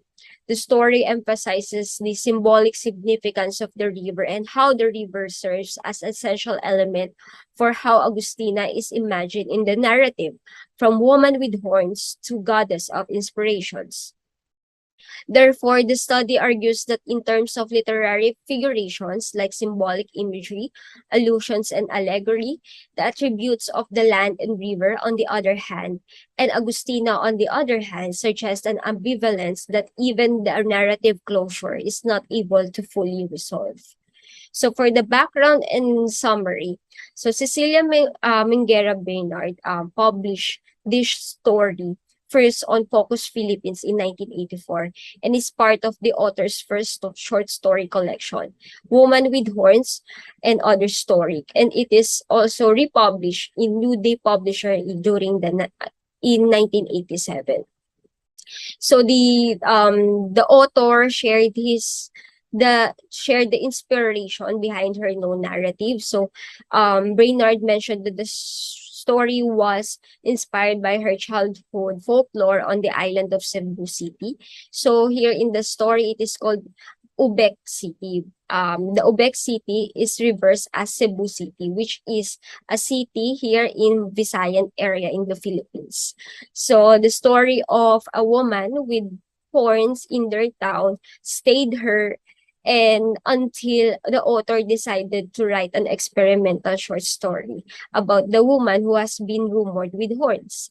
So not thus only the story revolves around the difference between the two main characters, but it also gives us the idea of cultural life inside the fictional island city, which is the Ubek, and during the early years of American colonization in the Philippines. So to fully understand the meaning behind the text, the researcher decided to focus the study on the symbolic significance of the river and how the character of Agustina is imagined in the story.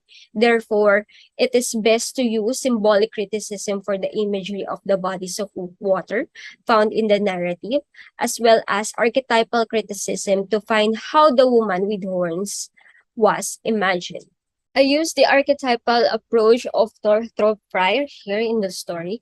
So to have a brief background of his archetypal criticism. So according to him, in his works, Archetypes of Literature, Fryer gave a basic theory about archetypes in general, and then developed the theory in his book Anatomy of Criticism. He says that the word archetype is derived from the Greek term arche, which means beginning, and typos, which means model. So in other words, a beginning model or pattern. So recurrent in narratives, designs, action, themes, character types, and images. So it is also a synthesis of structural criticism and historical criticism. And he also emphasized that the focus should be on the work, not on the writer. So it is a critical theory that interprets a text by focusing on the recurring myths and archetypes in narratives. And it is a more of to give or to find meaning to the text.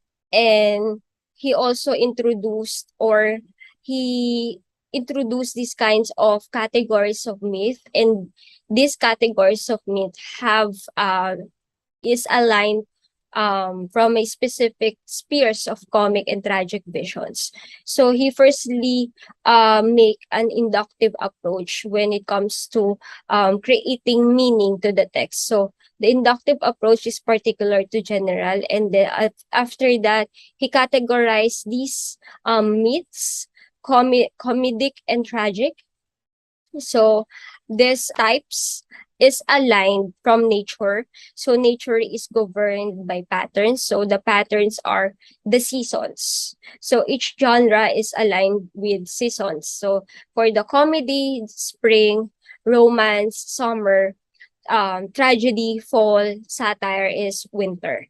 And for the 5 spheres of comic and tragic visions, he also included that. Here for the analysis of the narrative, Woman with Horns, I use this approach by Fryer to get the symbolic significance of the river in the story. I focus on the inductive approach, so I got the truth here.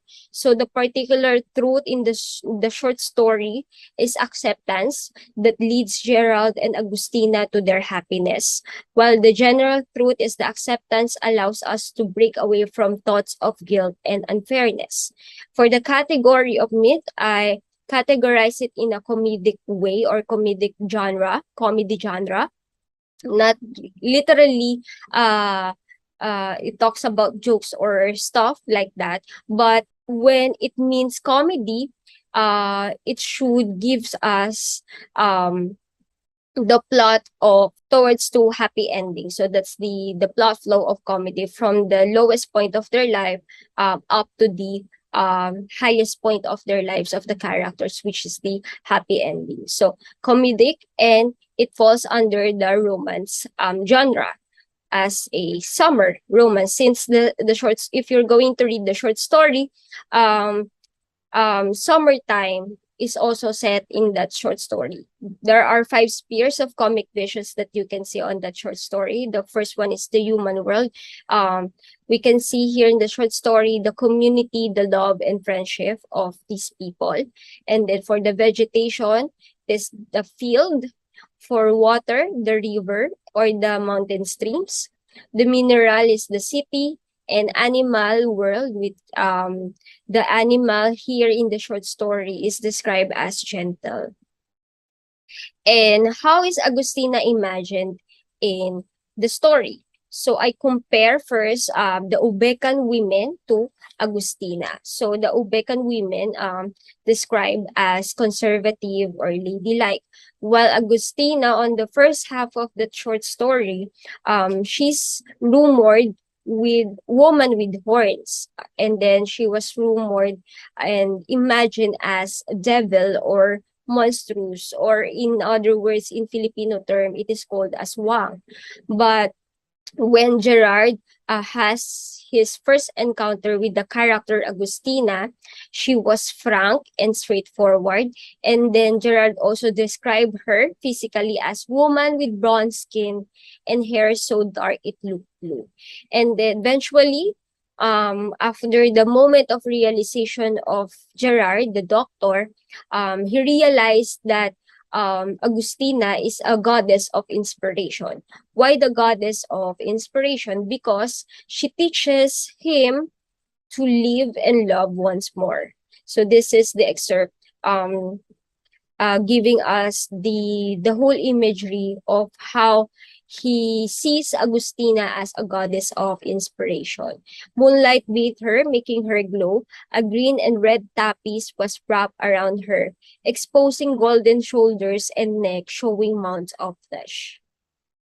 For the symbolisms, we can see the full moon in the short story. So in the full moon means 2 things. First one, in the Philippine mythology, full moon means evil creatures or the aswangs or monsters are lurking. But here in the short story, she was once described as aswang in the first half of the story, which was rumored to have been born with horns. And at the end of that short story, when there is a moment of realization for Gerard, she's the goddess of inspiration. The moon served as a beauty, not evil creature. Another symbolism is the bodies of water, particularly the river. So the bodies of water generally symbols of life. So the first one is the starting point of the river, the mountain stream, and the sea is represented as starting point of life. The river represents freedom for both characters. Water represents the process of acceptance. So the process of acceptance here is the process of cleansing. When they swim back and forth, in the river. So this is how the character Gerard described the process or described the water of the river. So water felt cool and silky. Gerard swam back and forth, marveling at the braceness of the fish that brushed against him. Diving at the river bottom, he fetched it. And then another symbols for this narrative is the open window. So the open window, there are 2 encounters with the open window here. The first one is the open window with Gerard. So it is symbolizes opportunity, Gerard's promotion as a director of the public health organization in their town. And then the second opportunity for the open window is the new romance with Agustina. As you can see on the narrative, if you read the short story, on the first encounter of Gerard with Agustina, he looks on the window, he sees Agustina outside, and then the feeling that he felt was he's very irritated and very angry with what Agustina's action was during those time. But when he finally sees Agustina again on that open window, he realized that she's not really that kind of person. So he realized and sees Agustina's beauty. So that's why the open window symbolizes as the new romance with Agustina. And for the conclusion part, so the presence of the body of water, river, and mountain streams represents both characters' freedom and starting point of new life. So the presence of water also shows the process of cleansing, so stripping away the dirt. So the dirt Gerard has is the living in the past memories. He's being stiff and then eventually transformed to feel something and to see the other side of life. While Agustina, from being devilish to goddess.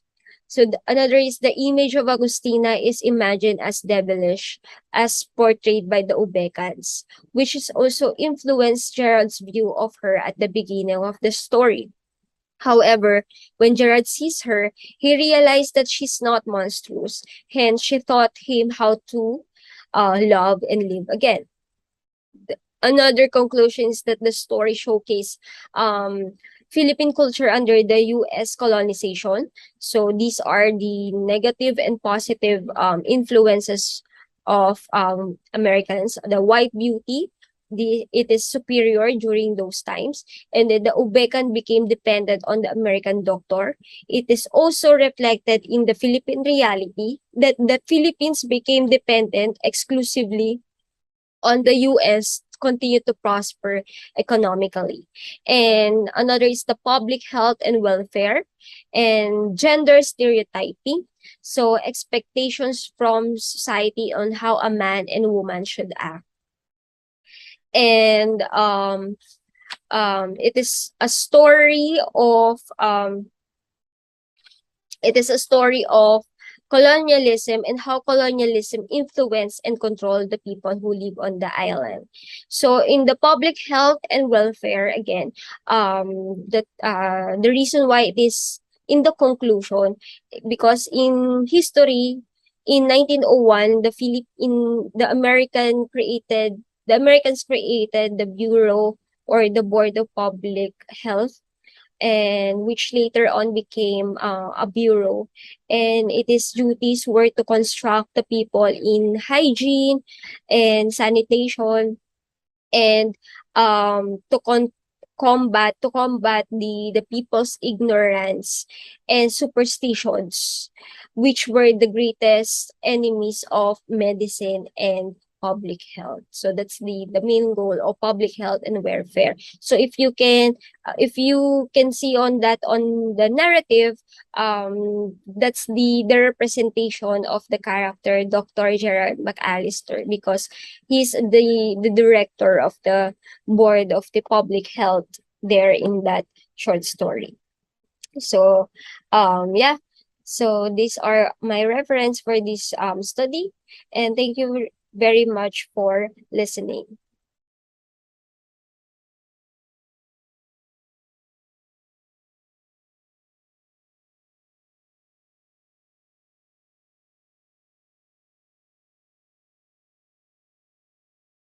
Good day, everyone.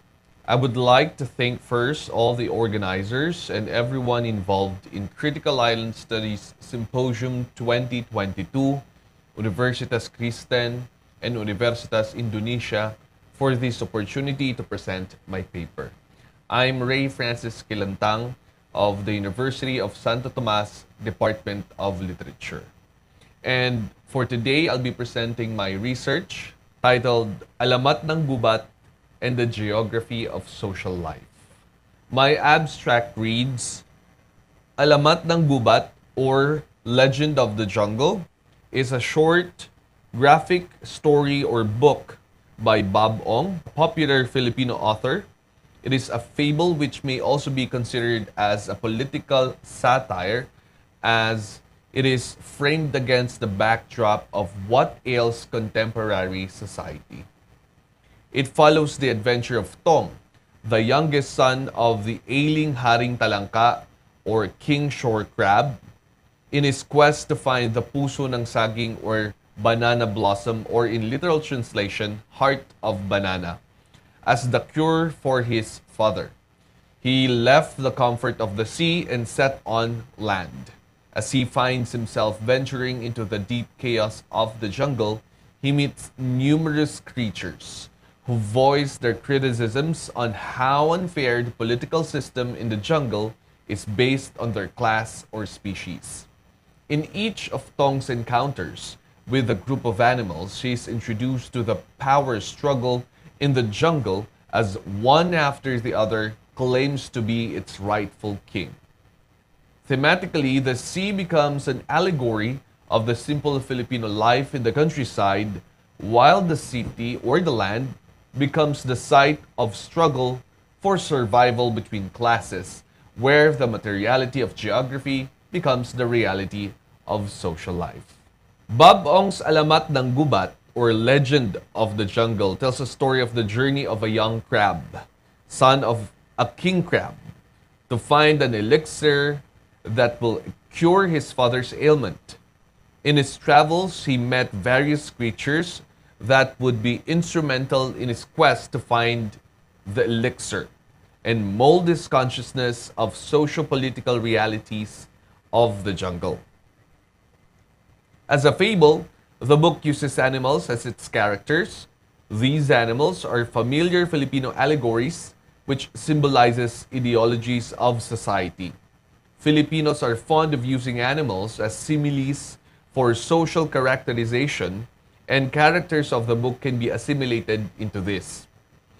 Idioms and imagery are also used in the same way, and collectively, these form an ideological framework of political narrative of the jungle and its reflection of the Filipino society. The characters, we first have, although this is not a complete list of the characters, so this is just a sample of the characters. So Tong, we have Tong, served as the story's major protagonist. He was the eldest child of the queen and king. Tong was unfortunately forced to embark on a journey to find the puso ng saging as the cure for his ailing father, despite his young age. Next, we have Buaya. Buaya is a Filipino translation of a crocodile. Buaya asserted his power and demanded pearls as payment for answering Tong's questions. He was the first creature Tong encountered. He is also the first to declare his kingship of the jungle. Leon, a Filipino translation of lion, a fiercely beast recognized by everyone as the king of the jungle. He was the one who pointed Tong in the right direction to find the puso ng saging. But this is not without an ulterior motive. Leon wants the puso ng saging for himself. Next, we have Tipaklong. Tipaklong, by the way, is a Filipino translation of grasshopper. Tried to mobilize the insects to rally for the inequalities in the jungle brought upon the discrimination of their kinds. Tipaklong blames the system as the reason for his socio-economic status. He naively thinks that just by changing how the other animals view them, everything will be okay. Next, we have Langaw is a direct translation of a fly. Langaw, or the swarm of flies, they will support anyone that acknowledges their existence and can easily be brought or bought with a bribe.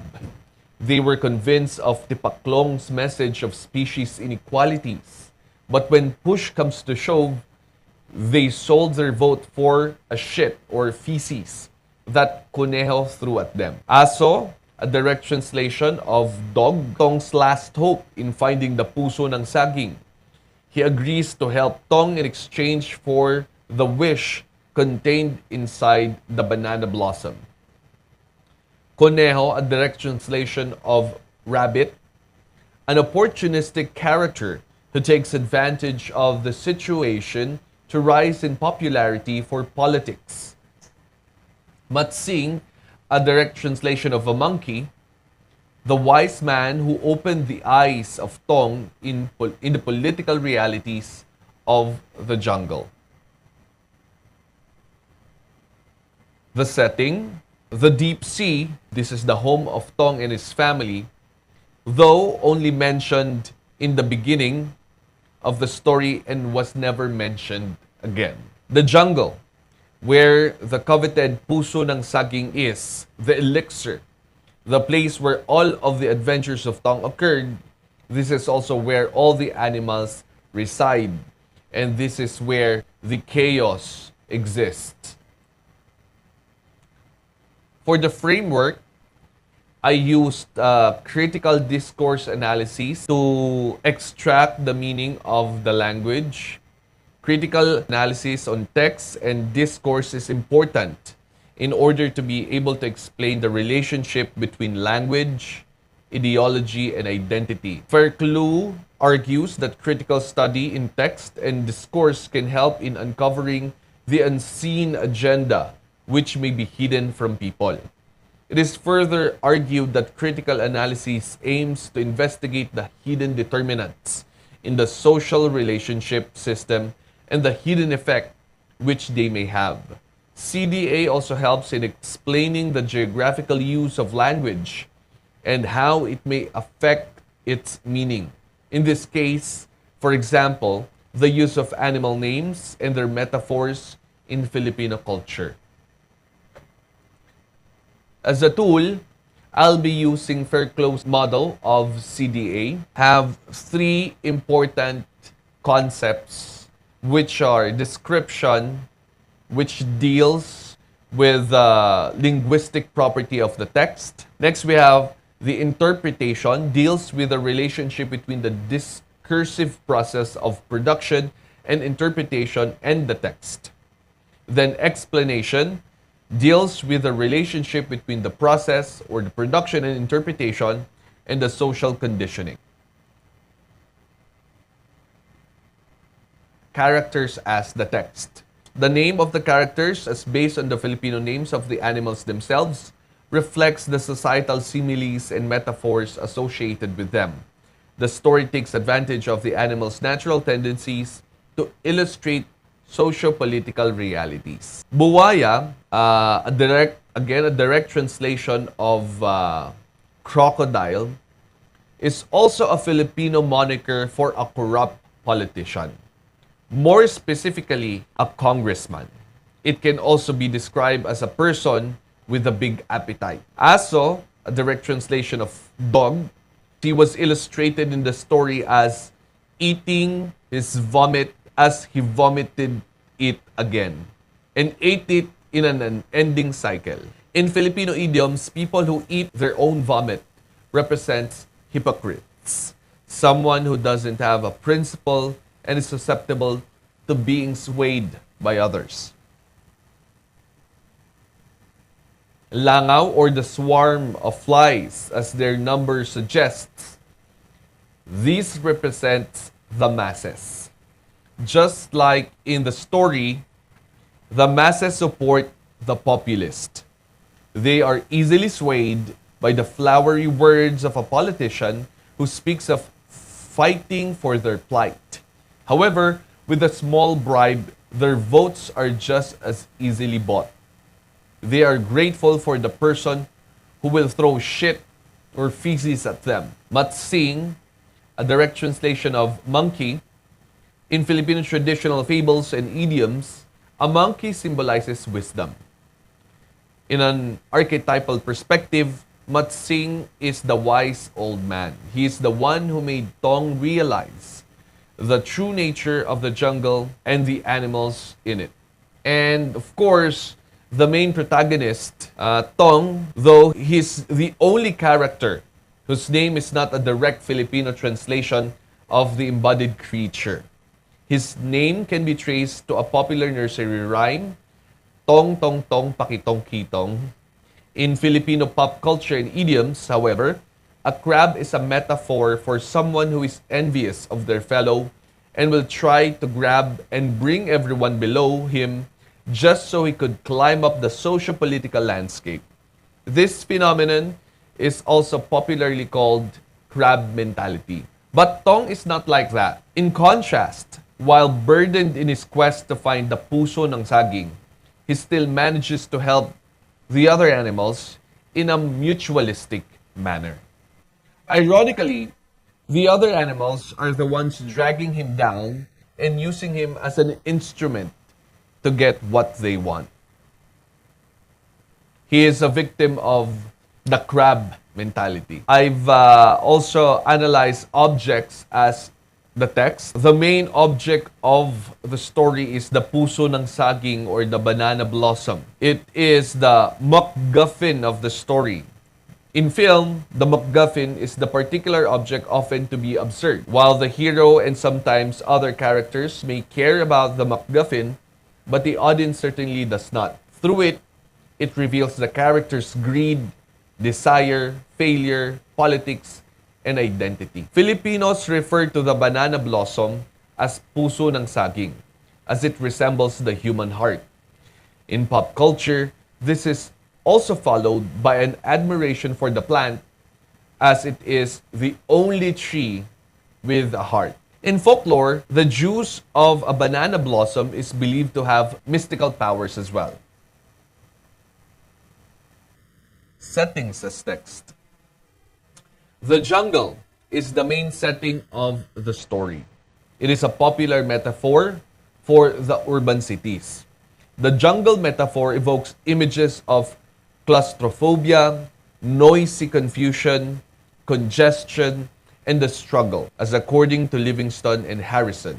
In the story, it represents the Philippine urban metros, likely or most likely pertaining to Manila. Politically, Manila is where the seat of government is. It is the jungle of a common provincial Filipino who seeks to have a better opportunity so that they can provide for their families from faraway provinces. The deep sea, while only mentioned once in the story, analyzing the frequency of the sea in the narrative of the story clues us with its significance. Mentioned only once, it sends a message of unimportance. Its relevance is merely reduced as nothing more than the origin of the protagonist, Tong. If the jungle represents Manila, the sea symbolizes the faraway provinces where economic opportunities are lacking and settlers are forced to immerse themselves in the chaos of Manila just to look for a job. Which brings us to my ending, my conclusion. Bob Ong's Alamat ng Gubat or Legend of the Jungle beautifully illustrates Filipino idioms and metaphors through the characters' names and natural tendencies, which also reference socio-political landscapes and realities.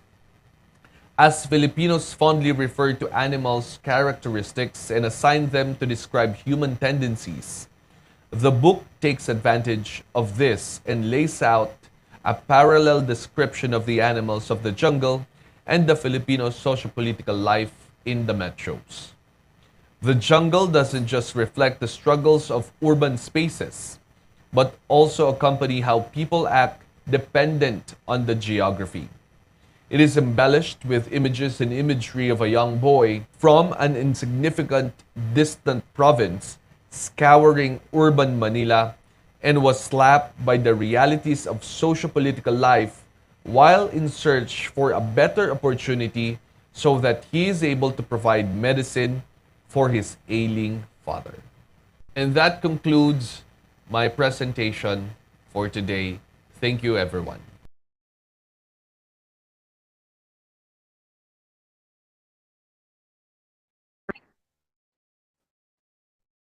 Hello, everyone.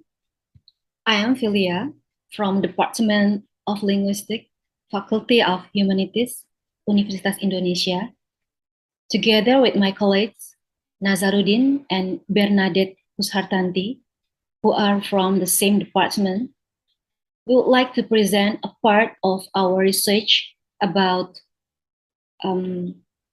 language in North Maluku, which is funded by the Ministry of Education, Cultures, Research and Technology. In this occasion, we will discuss about language preservation in the pandemic era, a study on Ternate language. Firstly, I would like to show the situation in Ternate. This is the map of Ternate Island, located in the North Maluku, Eastern Indonesia. There are 7 districts, or we call kecamatan, in Ternate. Kecamatan Pulau Ternate, Kecamatan Ternate Utara, Kecamatan Ternate Selatan, Kecamatan Ternate Tengah, Kecamatan Pulau Hiri, Kecamatan Moti, and Kecamatan Batang Dua.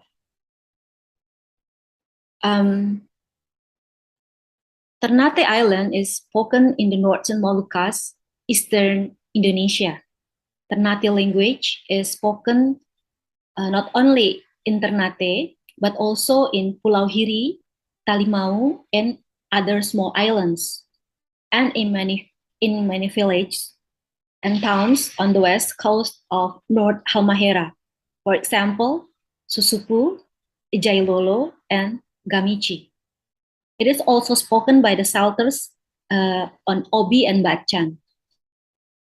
Based on initial observation, it seems that Ternate language is rarely used on Ternate Island. In general, they use the North Maluku Malay language. Since 17th century, Malay has been used in North Maluku, along with the flow of the migration of people living on the island in North Maluku to Ternate. In Ternate, we meet people who come from various regions in North Maluku.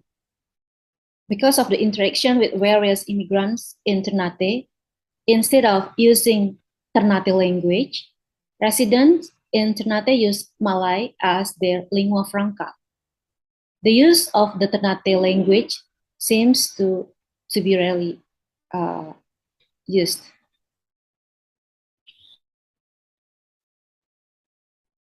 How does the Ternate community find solution in keeping the language during the pandemic situation? The youth community in Ternate Island is starting to realize that they need to encourage the use of Ternate language. Yeah. The Ternate City Network Youth Community, or Jaringan Kota Ternate, the Ternate Heritage Community made a free course Ternate language for people who are interested in learning Ternate language. The course is held at Fort Oranje every Friday night. The course participants come from people in Ternate and from outside Ternate. Many native Ternate people on the island of Ternate do not speak Ternate actively. They don't speak fluently. The reason they learn Ternate language, it turns out, it is simple. Why they want to study Ternate language? Because they want to buy a fish at the market. If they can speak Ternate language, they can get fish cheaply. And how about the teaching method in the course? The teaching method in the course is more about storytelling. They have a conversation in Ternate language.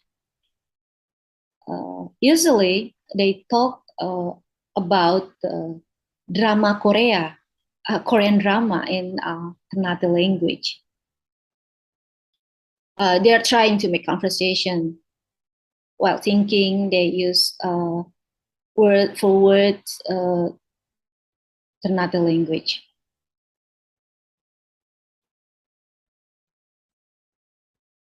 That is about condition in the vitality of Ternate language. This is the Ternate language course for free. And this is the picture.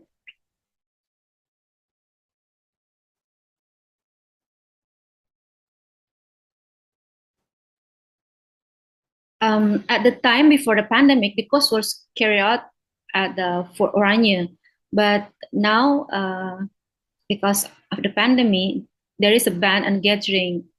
Then how they effort to maintain the Ternate language?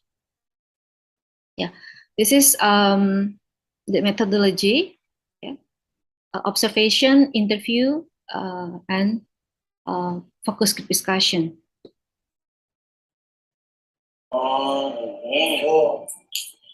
Siapa berapa?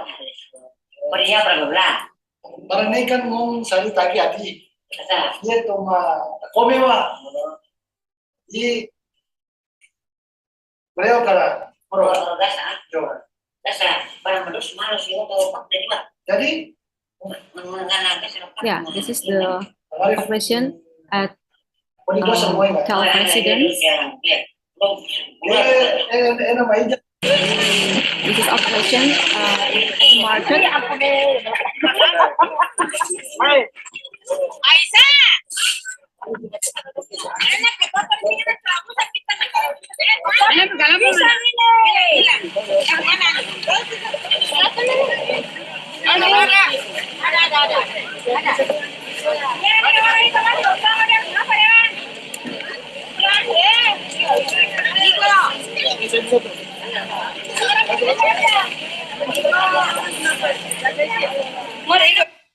Yeah, this is the interview at the Ternate Pasar Dufa.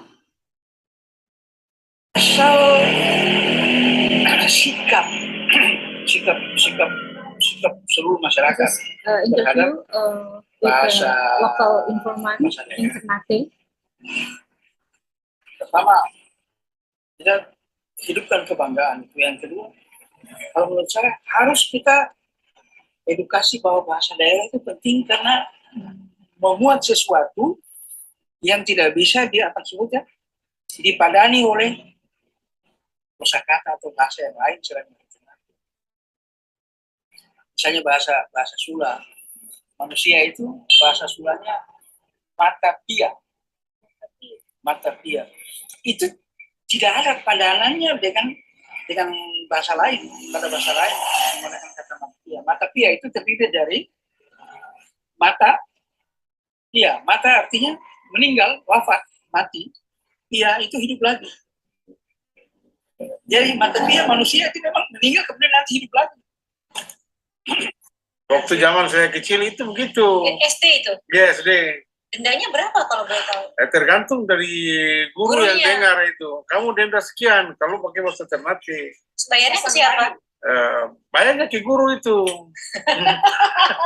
Kalau pakai bahasa Melayu. Saya pakai bahasa Melayu. Kalau pakai bahasa Ternate bayar. Bayar. Harus pakai bahasa Indonesia. Iya. Tahun Gitu. berapa itu, Pak? SD. Tahun 80 ada? Oh, 70-an. Usia berapa sekarang, Pak? Saya sekarang kan sudah 55 kan. Oh. Iya. Nah, sekarang SD, anak-anak SD kayak anak saya. Justru dia tinggal di dalam lingkungan Ternate, tapi dia tidak bisa ngomong bahasa Ternate. Tapi dia mengerti. Kayak Budi dan saya buah anak itu. Tapi dia tidak bisa ngomong bahasa Ternate. Jadi pasif ya? Iya, pasif lah. Pasif. Jadi bahasa Ternate itu cari-cari, kayak iya. Pikir-pikir ya? Iya. Makanya masih cari-cari. Cari-cari. Ya. Bahasa Ternate itu. Seperti bahasa Inggris jadinya ya? Iya. Yes, and this is a focus group discussion. We held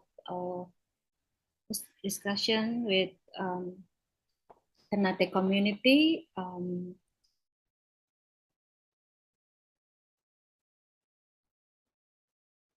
With teachers, Ternate language teachers, with kantor bahasa Maluku Utara.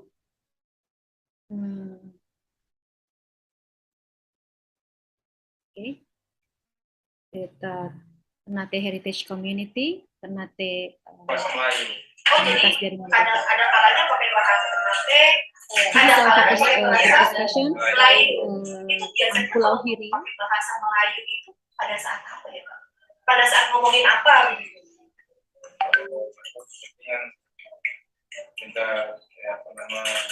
Minta uang ini itu dia pakai bahasa Melayu. Oh, begitu ya? Oh. Sekarang ini kan lewat SMS. Oh. Dia pakai bahasa Thai. Saya malah pakai bahasa Melayu, saya pakai bahasa Ternate. Dengan SMS bahasa Ternate. Kalau dengan orang tua Bapak? Saya. Iya. Kalau Bapak orang tua pakai SMS, pakai bahasa Ternate. Saya. Oh, tapi kalau anak Bapak ke Bapak, SMS minta uang pakai bahasa lain.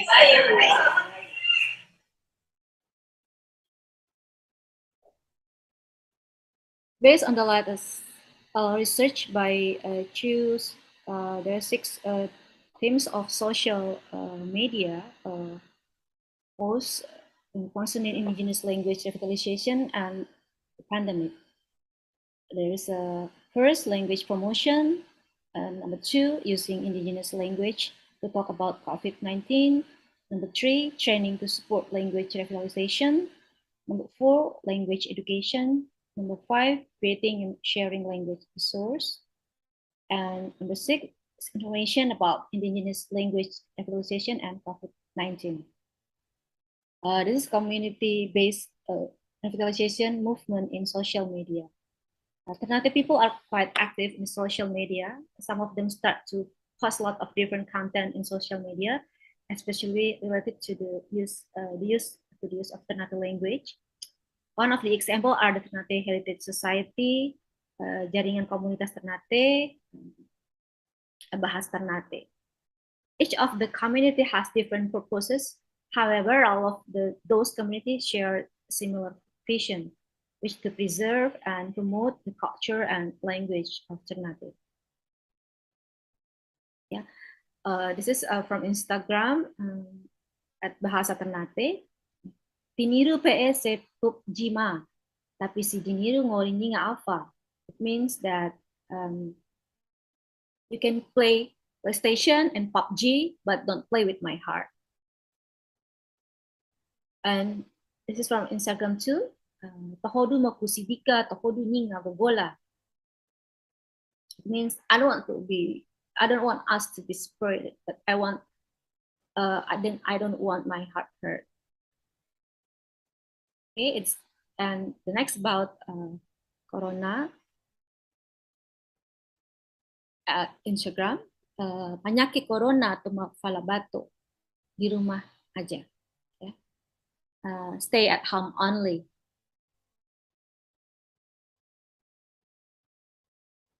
And this supu fala alpha jangan keluar rumah. Yeah.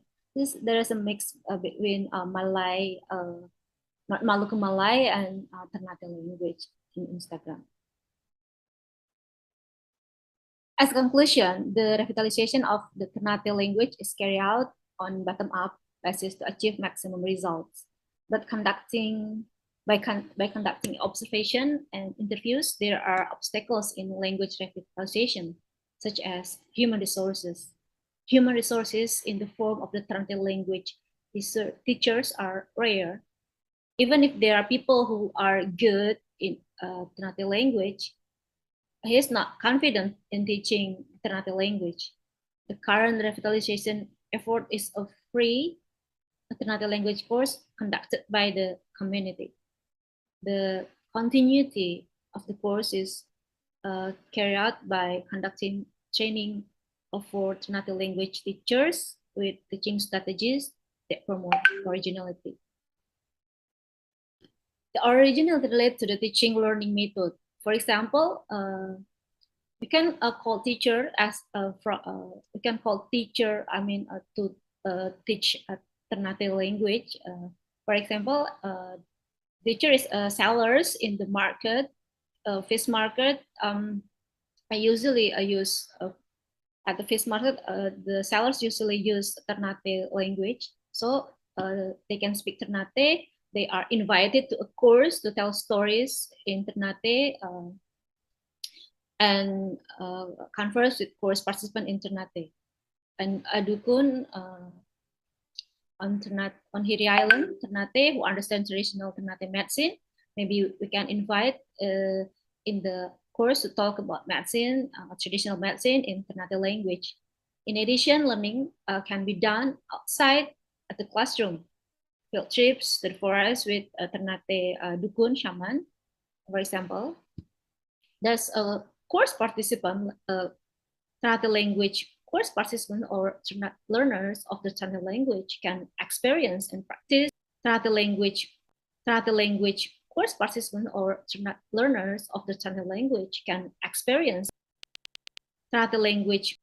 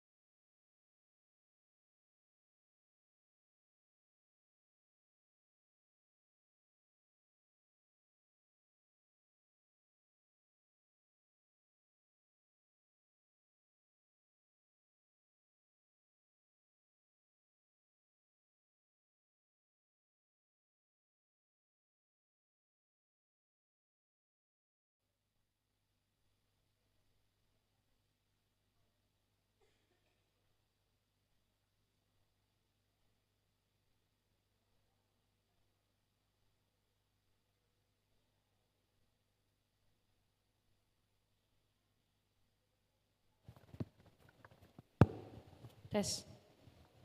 Test, test, test. Okay, let's give a big round of applause for our four distinguished presenters. Thank you very much. Wow, we need to appreciate, yeah, because we're still here, keep on fire. I think most of us have been tired, but we are still on our duty. Okay, I got a hint from the committee. We only have 10 minutes to this question and answer session. So without further ado, I open the Q&A session. Is there any question from this room? Yes. One. Okay. Prof. Mel, and then the second. Yeah, the madam on our left side.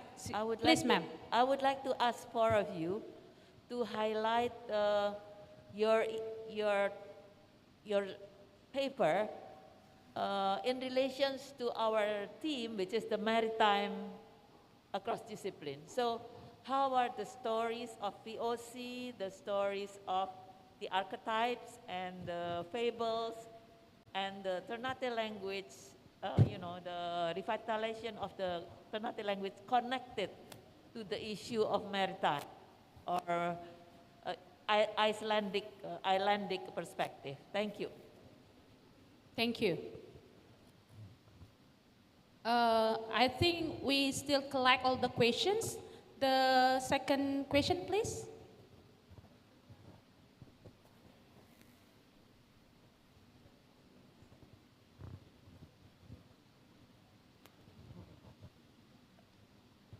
Thank you for Mbak Filia.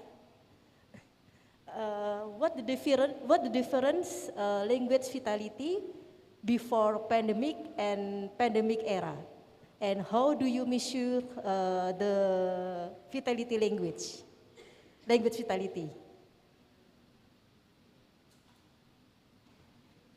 Is it clear enough for Mbak Filia?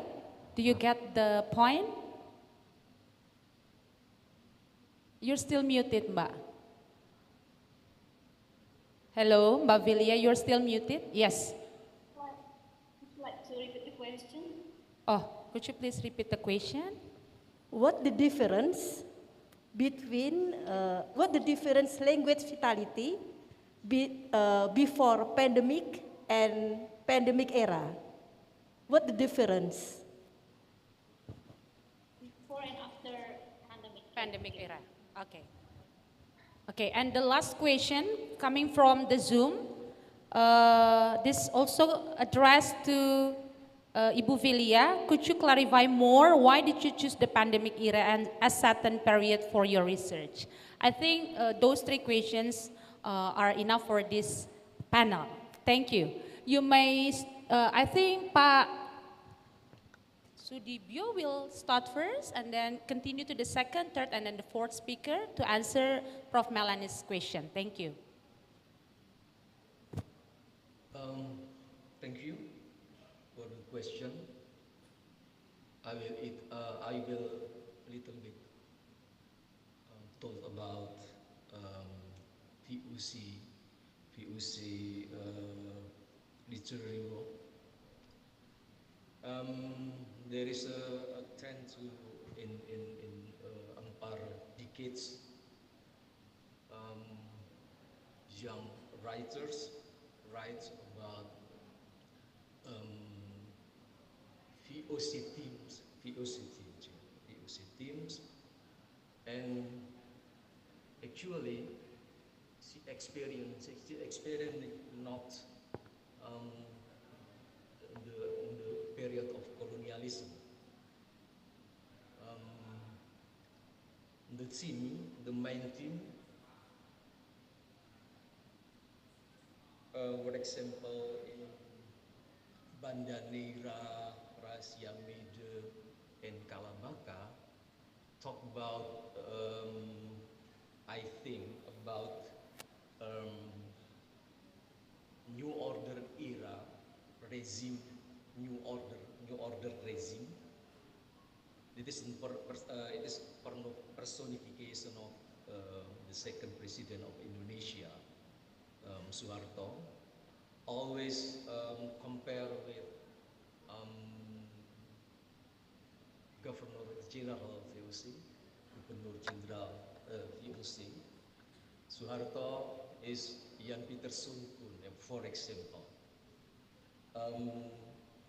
There is almost similarity between Suharto and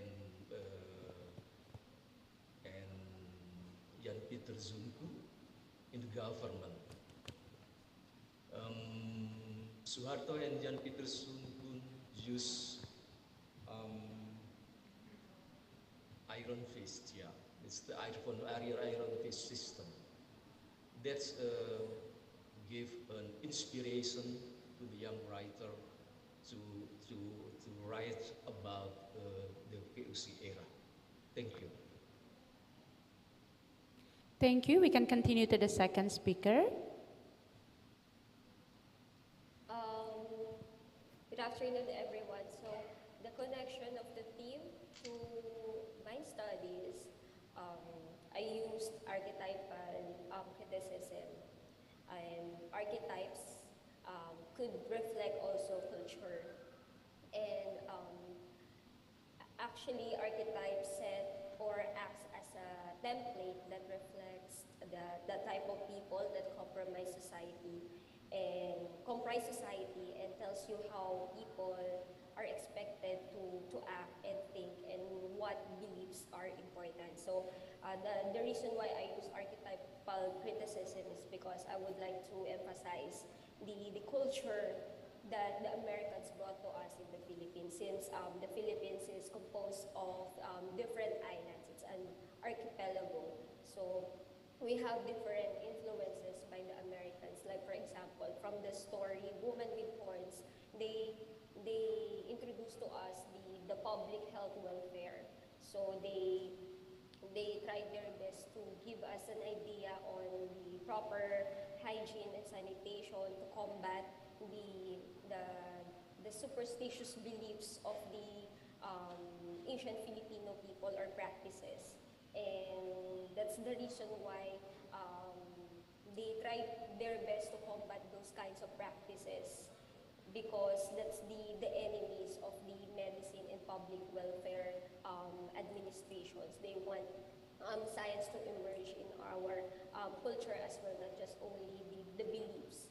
And it is also reflected in that short story that reading women as demons, because the writer Cecilia Manguera Brainard espouses this branding of women as demons, especially the character of Agustina in her short story. She depicts that character as a different kind of widow and devoid of any distress or grief from for her lost husband. And she expresses her individuality on her own terms since she is misunderstood by the townspeople, and she's regarded as a demon by spreading gossips about her, which is she's born with horns. So demonizing a woman is a form of oppression. And however, the category of demonizing does not end in a woman's oppressions.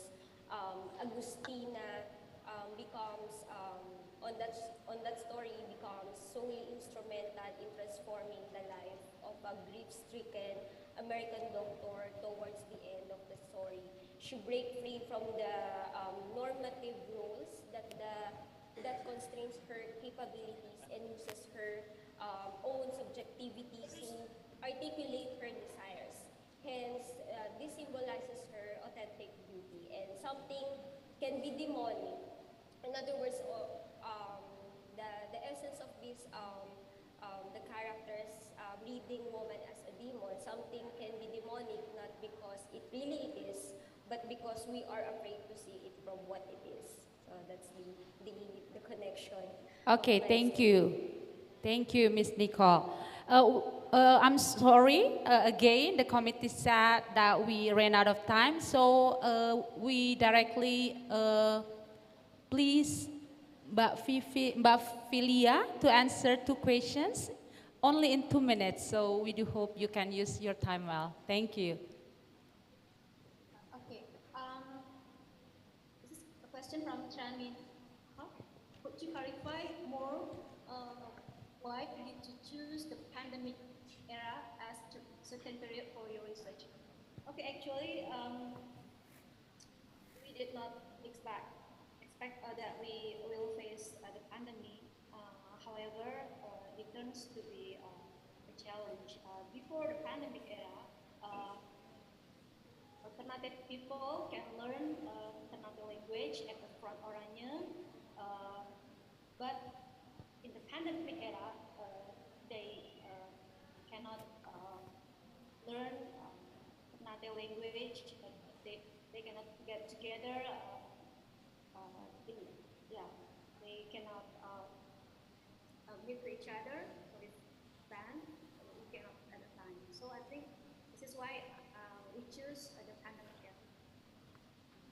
Indigenous people, traditional lifestyle are source of their resiliency, and at the same time can pose a threat in the preventing the spread of the virus. For example, most indigenous communities regularly organize a large traditional gathering to mark special events, harvest, coming of age ceremonies, etc.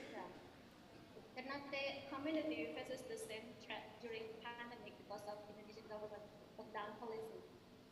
Moreover, the coronavirus also forced isolation on community members, prevents the cultural events and the language alive, and undermines the slow progress of language stewardship. So this paper explores how the indigenous Ternate community found their own solution in keeping their language during the pandemic. And my friends, always will answer the next question. Okay, I will. Actually,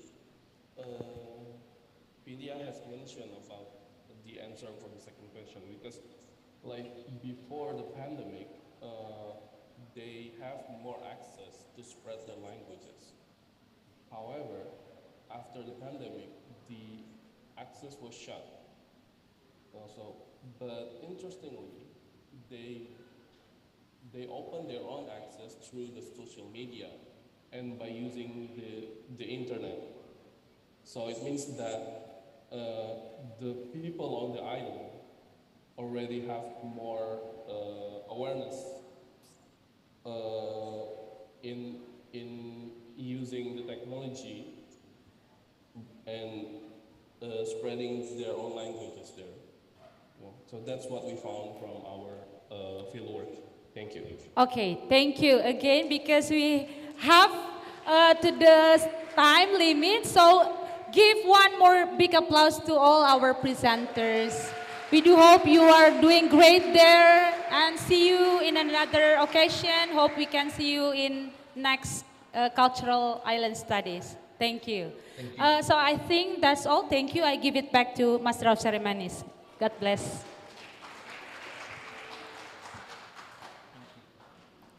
Thank you to all the speakers from the third panel and Ms. Mika as the moderator. Ladies and gentlemen, now we will enjoy the performance of traditional dance performed by Sastra Bahasa Dance Company from North Sumatra Island, Tortor Dance. Please enjoy.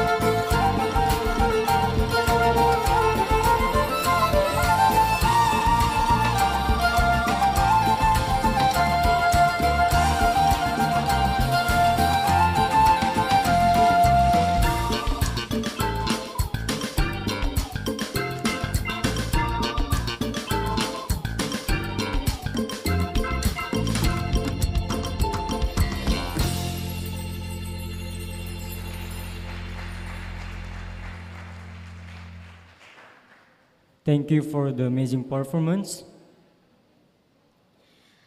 Now we are coming to the fourth panel, and in this last panel for today will be moderated by Dr. Maria May Sevilla from University of Santo Thomas.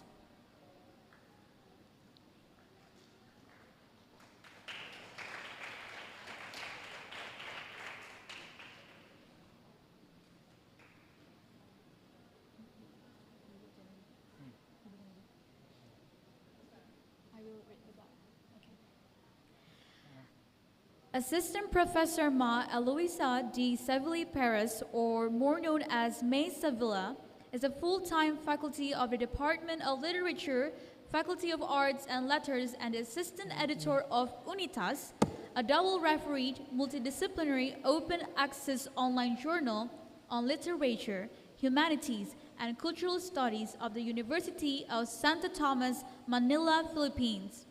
May Sevilla has been teaching in the academy for 23 years and specializes in literatures of East Asia, South Asia, West Asia, Southeast Asia, and Philippine literary studies.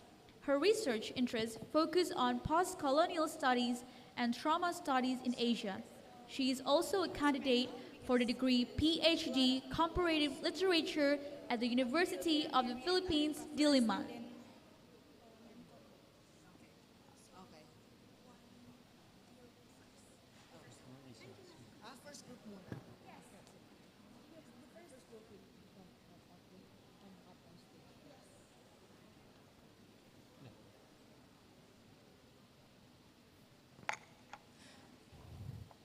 Good afternoon. May I present to you panel 4, and we are the last panel for today. This panel is composed of speakers from Indonesia and the Philippines. The first group is composed of 5 speakers who all hail from Universitas Gadjah Mada, and their paper is titled The Administering of the Bodies and Sexuality of Javanese Women Migrants in Early 20th Century, New Caledonia. They are Wening Odasmoro, Arifa Arum Chandra, Hayuning C, Aprilia Firmonasori, and Mary Andriani and Setiadi. So may I call on, of the 5 members of this group, there are 3 who are here today. Can you please come up on stage?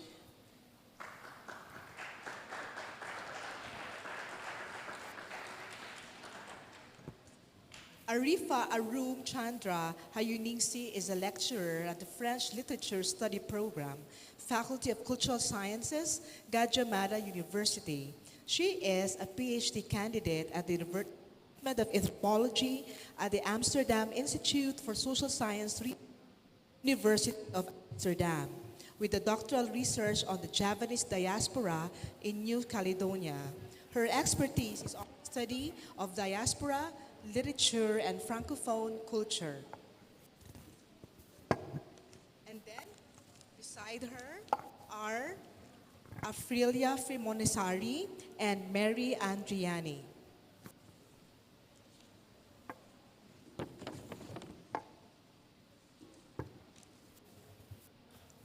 Our second speaker is the only one from the Philippines. She is Maria Socorro Quitoriano Perez.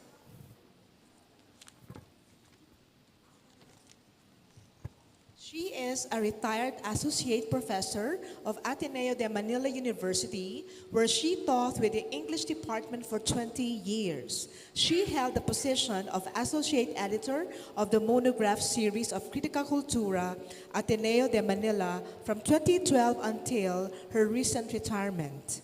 She served as coordinator of both PhD English Language and Literature program from 2012 to 2015 and MA Literary and Cultural Studies program of the English Department from 2002 to 2004 and 2012 to 2013.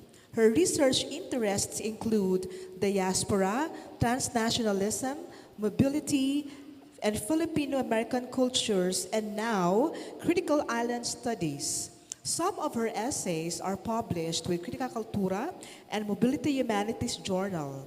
She is currently the editorial consultant of Phoenix Publishing House Incorporated in the Philippines. Ladies and gentlemen, let us all welcome Dr. Perez, our Miss Philippines.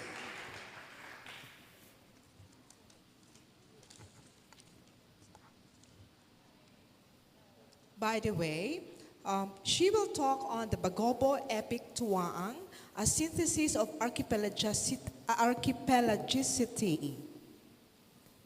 The third speakers are a tandem. They are Suzanne A.H. Sitonghang and Benedicta Stella Fortuné. Suzanne A.H. Sitonghang, for sure, you know her very well. She has a bachelor's and master's degree in literature from Fakultas Sastra, Universitas Kristen, Indonesia, and literature teaching from Ateneo de Manila University, the Philippines. Her interests include issues on identity and multiculturalism, feminism, gender, existentialism, and other issues in English language and literature teaching. Meanwhile, Benedicta, or Bene, graduated from Faculty of Letters and Languages, majoring in English Literature, Universitas Kristen, Indonesia. Currently, she is pursuing a master's degree in English Language Studies at the Universitas Sanata Dharma, Jakarta. Benedicta Stella Fortuné also works for International Office Universitas Kristen, Indonesia as Head of International Mobility and Hospitality Division. Further, she is also part of the Indonesia Translator Team for Human Rights Watch. Ladies. Okay. So Dr. Sitonghang and Ms. Bene will come up on stage once it is their turn to read their paper. The fourth speakers are also a tandem. They are Mike Wijaya Saragi and Tego Prasetyo. Their paper is titled In Search of Sea People's Identity as Portrayed in Safar Bengai's short story collection Nalayan Itu Berhenti Melaut.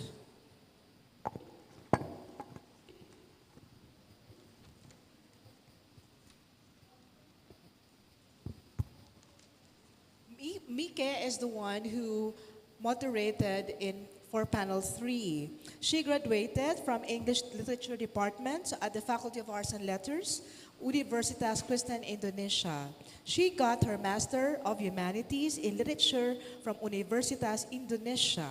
She is a full-time lecturer in the English Literature Department, Faculty of Letters and Languages, Universitas Kristen, Indonesia. Her research interests include issues on gender, identity, and post-colonialism.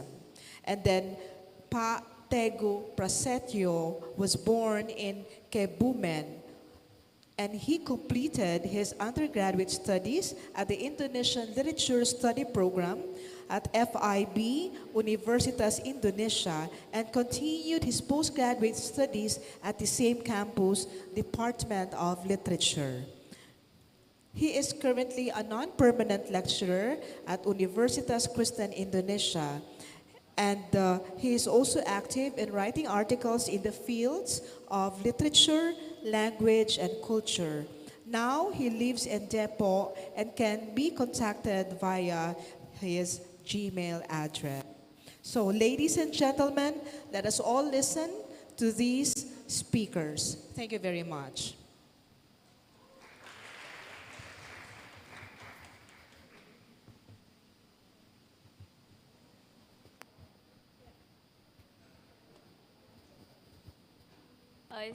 Thank you, and also for the committee, we already prepared a presentation.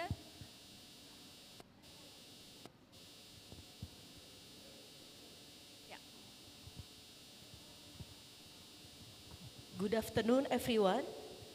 We are from Faculty of Cultural Sciences, Universitas Gadjah Mada, and we will present our preliminary research because our research is still ongoing. The title of our research is The Administering of the Bodies and Sexuality of Javanese Women Migrants in Early 20th Century New Caledonia. The next, please. First, we introduce the team, Professor Dr. Wening Udasmoro and Dr. Setiadi, and me, Aprilia Vermonasari, and my two colleagues, Mary Andriani and Arifa Arum Chandra. Next. First, this is New Caledonia, a French overseas territory in the South Pacific, where a total of 170 men and women from Java traveled to the New Caledonia in 1896 as part of the first wave of labor migration to the island. We start from how colonialism and the process of administering Javanese women. When colonialism held its sway globally, not only were lands being plundered through the exploitation of natural resources, but the bodies and sexuality of the inhabitants were also being administered in accordance with the colonial rules objective. An essential part of Java colonial history involved the exploitation of women's bodies. One example was the existence of nyai, or women compelled to cohabit with Dutch men without a legal marriage status. In practice, the bodies and sexuality of Javanese women even enter into the solidarity politics of the European colonizers, leading the Dutch to grant French to authority to administer the bodies and sexuality of Javanese women in their labor politics. As workers were sent in with the French colony of New Caledonia, Javanese women become one of the recruitment targets. A total of 170 men or women from Java traveled to New Caledonia in 1896 as part of the first wave of labor migration to the island. We can see our literature review from 4 perspectives. First, from sociology and anthropology perspective, research by Maurer, 2006, Riananta 2017, Chappell 1993, Cornell 1997, and 2021. Sociological topics including their historical arrival in New Caledonia, how they live, and how they related to other ethnic groups on the island have received the greatest attention in studies regarding their presence in New Caledonia. Second, from politics perspective, research by Cornell in 1998 and 2021. Third, from linguistic and literature perspective by Allen 2015, Subiantoro 2014, Subiantoro and Marsono and Udasmoro in 2017, and Hayuningsih, my friend, 2022. Fourth, from gender perspective, the problem of Javanese women in New Caledonia during the colonial period are the center of a recent study by Udasmoro in 2022, focusing in their survival strategies in the foreign land. Next presentation will be delivered by my... Thank you, Ibu Mona. So, as explained by Ibu Mona, we have conducting this research for 2 years. It's the second year. And in the research, we investigate how the French government administering the bodies and sexuality of Javanese women contract labor or indentured labor in New Caledonia at the beginning of the 20th century.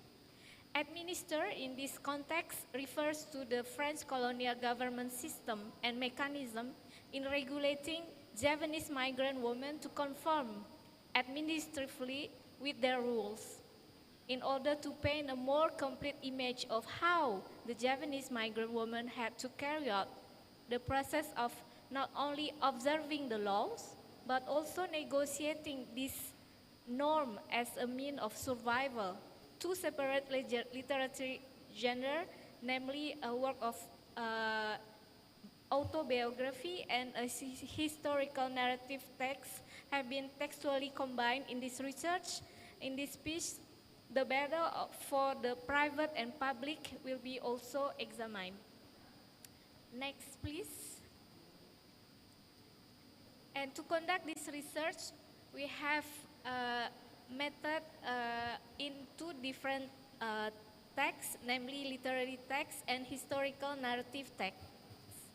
These two resources has been examined in order to provide a comprehensive image of Javanese women in New Caledonia, both historically and in the perspective of fiction. The novel was chosen since it contains many historical elements. Additionally, a lot of literary fictional narratives are employed in historical research. So there's a dialoguist process in these two resources examined. The content analysis of this method was applied in two times. The first stage involved gathering information about various topics pertinent to the administering of the bodies and sexualities of Javanese women who had been transported to New Caledonia at the close of 19th century through the beginning of 20th centuries. The data was collected from Lilian Santomer's novel autobiography, La Bayou de Jakarta à Nouméa 2001, and Catherine Adi historical writing, Orang Kontrak, Les engagés originaires de Java venus sous contrat en Nouvelle-Calédonie de 1899 et 1955. Both are written in French. The latter of which include raw data from Eddie's interview with the members of her family who work as contract laborer in colonial of New Caledonia.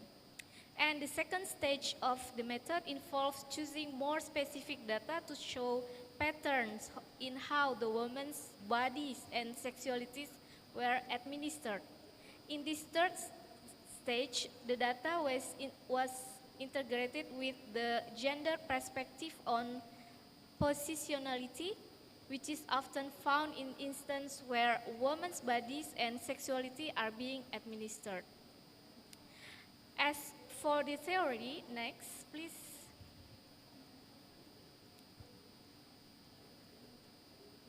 We use the theoretical perspective of the docile bodies introduced by Colbert from 2010 that said that docility occurs when a group of people are used to being watched continuously, that their disciplines become internalized and they no longer have the capacity to resist. The concept of docile body serves as an example of how social systems are continuously looking for reasons to observe things, particularly when it comes to the body and sexuality. These concepts by Michel Foucault from 1967 is especially evident in his interpretation of panopticon theory, which is literally a prison tower that is used to monitor inmates. As a convention, the panopticon power is also used to explain how the body is governed and controlled with particular truths. Administrative correctness becomes one of the grounds of how much control is carried out. There are several ways of exert control over a woman's body and sexuality, including through formal and societal rules. When women laborers first arrived in New Caledonia, the controlling of women's body and sexuality was also practiced to significant degrees. As for result, my colleague Arum will present more of our result. Okay, thank you, Ibu Mona and also Ibu Mary. Good afternoon, everyone. So here, as the result, please next. Yeah, thank you. So here, as you can see, we added some, so this is in French, we call this as livre d'engagé, or the card, the indentured labor identity card, which they had to bring for, they had to keep for 5 years because the period of indentureship held for 5 years, and then they can prolong this period for another 5 years. So after 10 years, they could have like land concessions, or they could stay, or they could repatriate to Java. So for our research, we found that the first result is that the body and sexuality as rulers' possession. So the rules here refers to the French colonial government, of course. The first point is that the manipulation primarily happened in form of age falsifications. There was information about workers' age that was adjusted to comply with labor standard. Like for example, in 1903, the regulation is the minimum working age was 14 years old, but some of the patron or the colonial agents, they recruited workers with like age 10 or even 11, but they falsified the age and they put it on this carnet de résidence libre. And then the second point is that a regime of power with economic interests control how women's bodies and sexuality were administered. So here we found in the book, as mentioned by my colleague, it's from Catherine Adi, Orang Kontrak, Les Engagés, Originaires de Java, Venus en Contrat en Nouvelle-Calédonie. It's a history, it's a life history, it's like a collection of families' testimony. Because this writer, she's third generation of this indentured labor. So she is French, but her last name is Adi. Adi is a really Javanese name. You don't find it in a site in New Caledonia. But here on her books, she described the experience of one of her relatives who left Java because of financial troubles. The women and her 2 children could get on board. It means that they will be boarded to New Caledonia, even though her husband objected to going. But because of the poverty, women were used in difficult economic times, and later on, these women's children would also work as laborers. So yeah, they were subjected, they were part of this, they're victim, basically, they're victim of this colonial scheme. And our second result, next please. Thank you. Our second result shows that the administering happened in the private and public domain. So women employees were treated differently than male employees. For an illustrations we found from the historical archive and also from interviews, the male employees, they were required to complete a set of 12 hours shift a day, while the women who work in the domestic sector, however, they could put in more hours. And then women is also obligated to follow her master's order. And finally, the administering of the women's body, however, also took place through the control of their private lives. And the last part is the conclusions. Yeah, we found for the conclusion of our ongoing research, please, next slide, thank you. So we have 2 main points as the conclusion for this ongoing research. The first one is, the administering of Javanese women laborers' bodies and sexuality in New Caledonia illustrates a gender divide in the experiences of women contract laborers during the colonial era. So basically, this is not only happened in France, possession island in New Caledonia, but also this is reflected in other areas such as British colonies and also some in Dutch colonies. The second one, historically, women were restricted based on their very own bodies and sexuality, not only as properties of a society, but also as the properties of their employers, whether the employers be male or female. Okay, thank you for listening, and any question, please address to us. Thank you.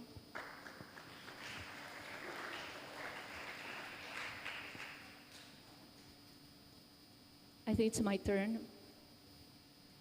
Thank you. I'm just waiting for my PowerPoint.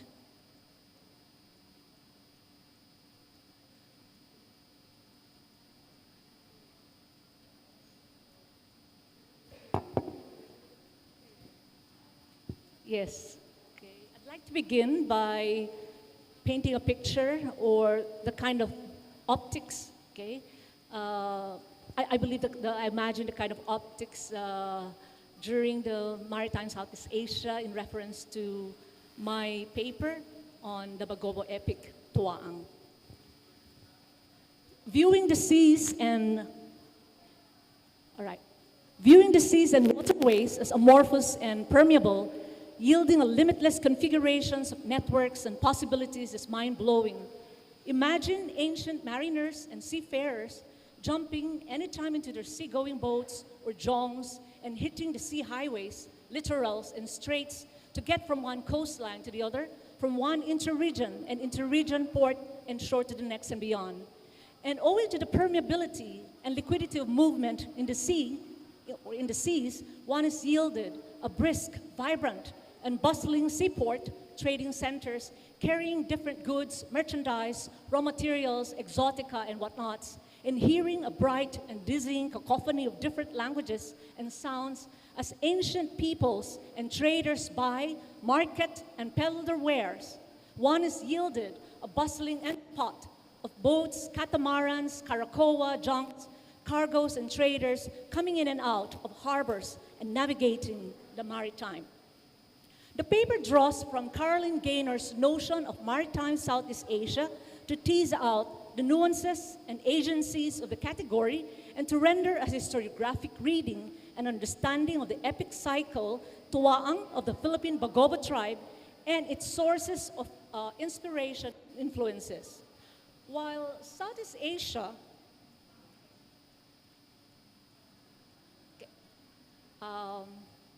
I don't think this is working. You're right. While Southeast Asia is widely known as crossroads or as layover ports for India and Western Asia, ships en route for trans-Asian trade, this Southeast Asian region's maritime history is more than just being a stopover or a destination for the journeys and aims of people coming from elsewhere, whether between India and China for the early period. End of quote. Its very location is critical and strategic as it serves not just as a crossroads, but opens up the region's link into the wider economic system, and with equal import, this complex maritime network and connectivity engenders other vibrant forms of interaction and exchange, illustrating the temporal depth of maritime circuits of interaction, and consequently, the deep impact of maritime geography on regional and culture and history. Okay. Moreover, the category maritime veers away from the more traditional and hegemonic lens of nation-bound frameworks to studies of networks, which means giving attention to the critical role and the history of the seas in the formation of the fabric of life, mindset, political loyalties, imbrications with other cultures, to name a few. Thus, maritime Southeast Asia region is not just a nexus for an expanding economic system, but restoring and foregrounding the productiveness of maritime network, yields limitless knowledge of the archipelago, and serves as an important historiographic lens. This paper points out, next slide, please. Next slide. Okay. The paper points out that beyond economic expansion, which created vast histories of movement, migration, mercantilism, political loyalties, and competition of polities, the cross currents and strategic location of Maritime Southeast Asian network had inevitably produced untold synergy and exchange in the areas of literature, religion, culture, politics, and other discourses. More importantly, the notion of the maritime advances the examination of how objects, ideas, practices themselves, or even people cross social boundaries and were remade in new contexts. Moreover, by concatenating the categories network with archipelagic, this renders these concepts critical productivity. By looking at the networking of the islands, we are yielded the intricacies and fluidities of lines moving to different directions and just different directions. Conceiving archipelagic as a signification of connectivity recognizes that no island is ever fully isolated or remote. Islands are always connected to others, some of which function for them as mainlands, as Campomanes mentioned this morning. Thus, archipelagic is not just an empty geographic mass or body of islands, but a signification of a complex network that allows for crossings, convergences, and intersections. So, next please. Okay, forward, please forward it. Some more please. Yeah, there you go. Okay, so Maritime Southeast Asia is composed of Brunei, Indonesia, Malaysia, Philippines, Singapore, and Timor-Leste. It is the largest archipelago in this world, and due to the proximity to each other, connectivity via the maritime is natural and inevitable. The paper deploys, okay, next please, the archipelagic networking and island thinking in reference to Maritime Southeast Asia to render an understanding of Philippine historiography and its ancient and deep indirect or direct relations with Indian thought and literature on the Southeast Asian region as exemplified in the Bagobo epic cycle Tuwaang. Next, please. So looking at this map, okay, right, you can see that there are smaller archipelagos and islands that are not visible, but nonetheless, they do exist. And what the paper emphasizes is precisely such island change could have facilitated maritime crossings and inter-island passages. Okay.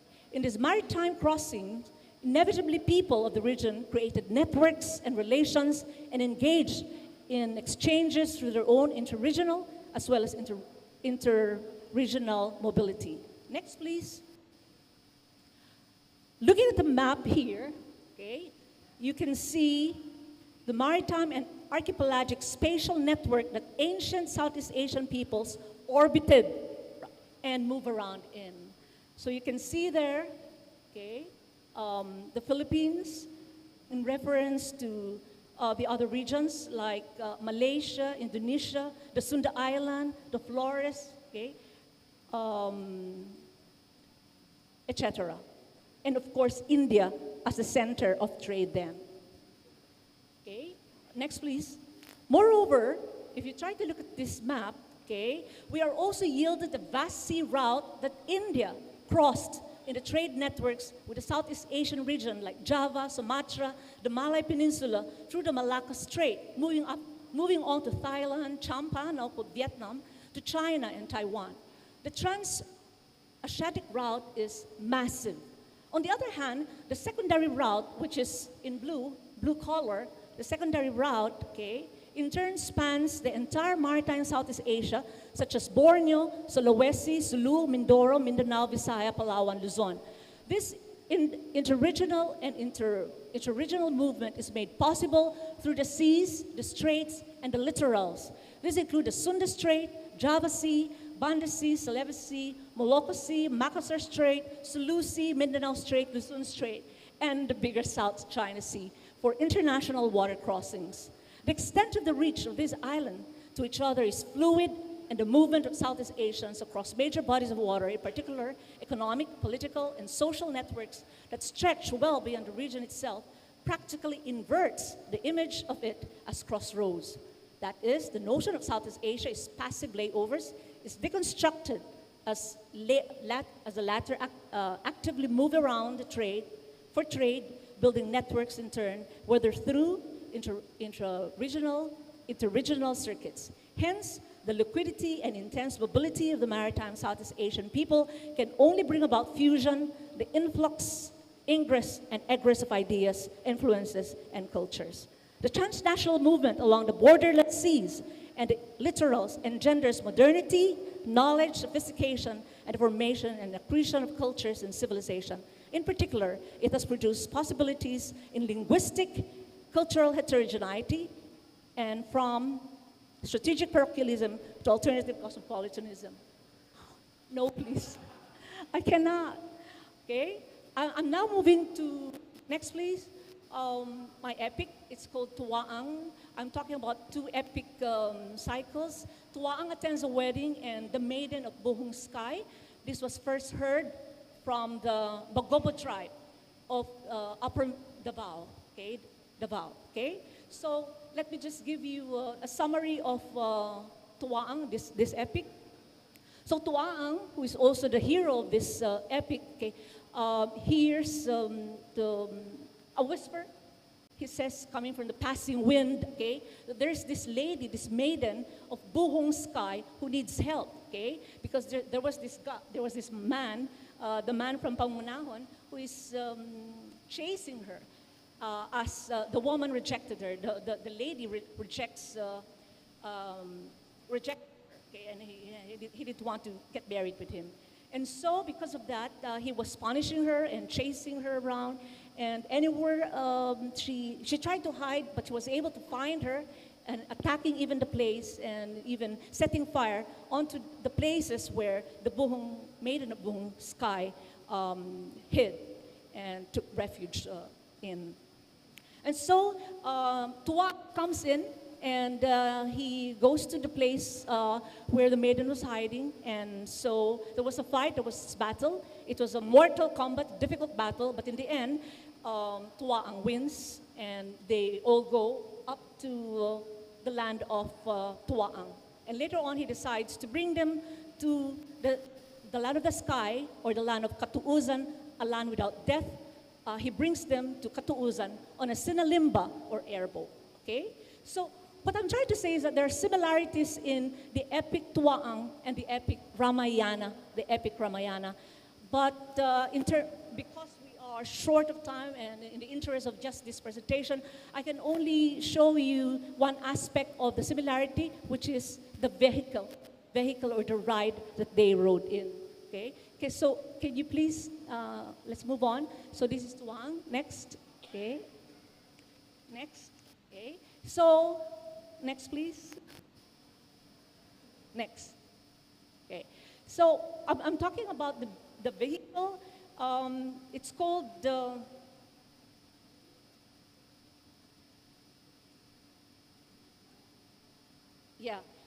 Tinango basket called Pusot Langit, okay, for Tuaang attends a wedding, and in the middle of Buhong Sky, a heavenly basket shaped like a heart, okay. But anyway, what is so interesting about the description of the vehicle is the speed, the make, the sound that it makes, which is quite incongruous with the times then.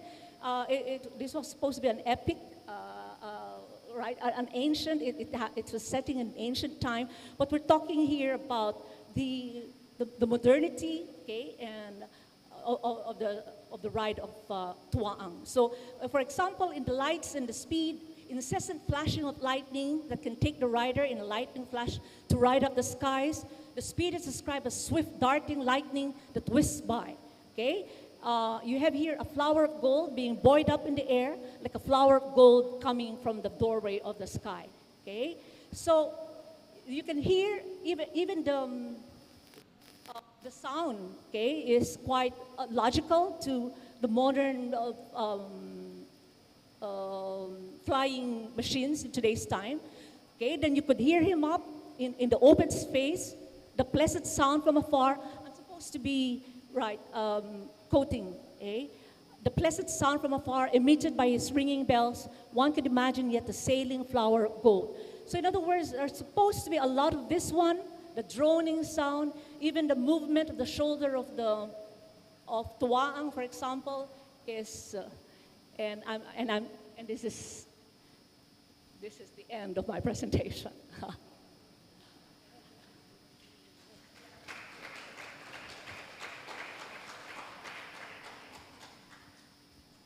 Okay.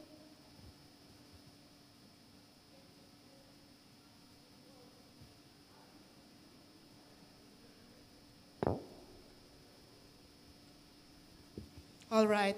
In this panel, there will be two batches. Okay, I open now questions coming from the audience before I call on stage the second batch, because we are many in this panel. So maybe you have questions about the first group of speakers whose paper is titled "Administering the Body and Sexuality of the Japanese Migrants in the New Caledonia in Early 20th Century." And the second speaker's paper is, of course, the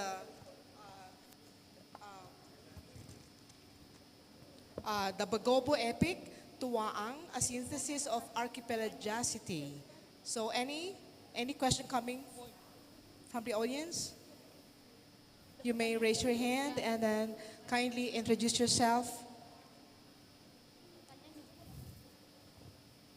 Anyone?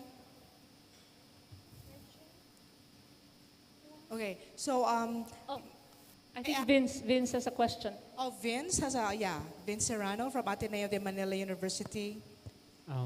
Hello, good afternoon, and thank you, first batch of panel 4. My question is directed to Professor Aprilia's panel. First, more of like a background question. Since Camera. Cannot hear. Oh, sorry. Why could you tell us more about the French part of colonialism in Indonesia?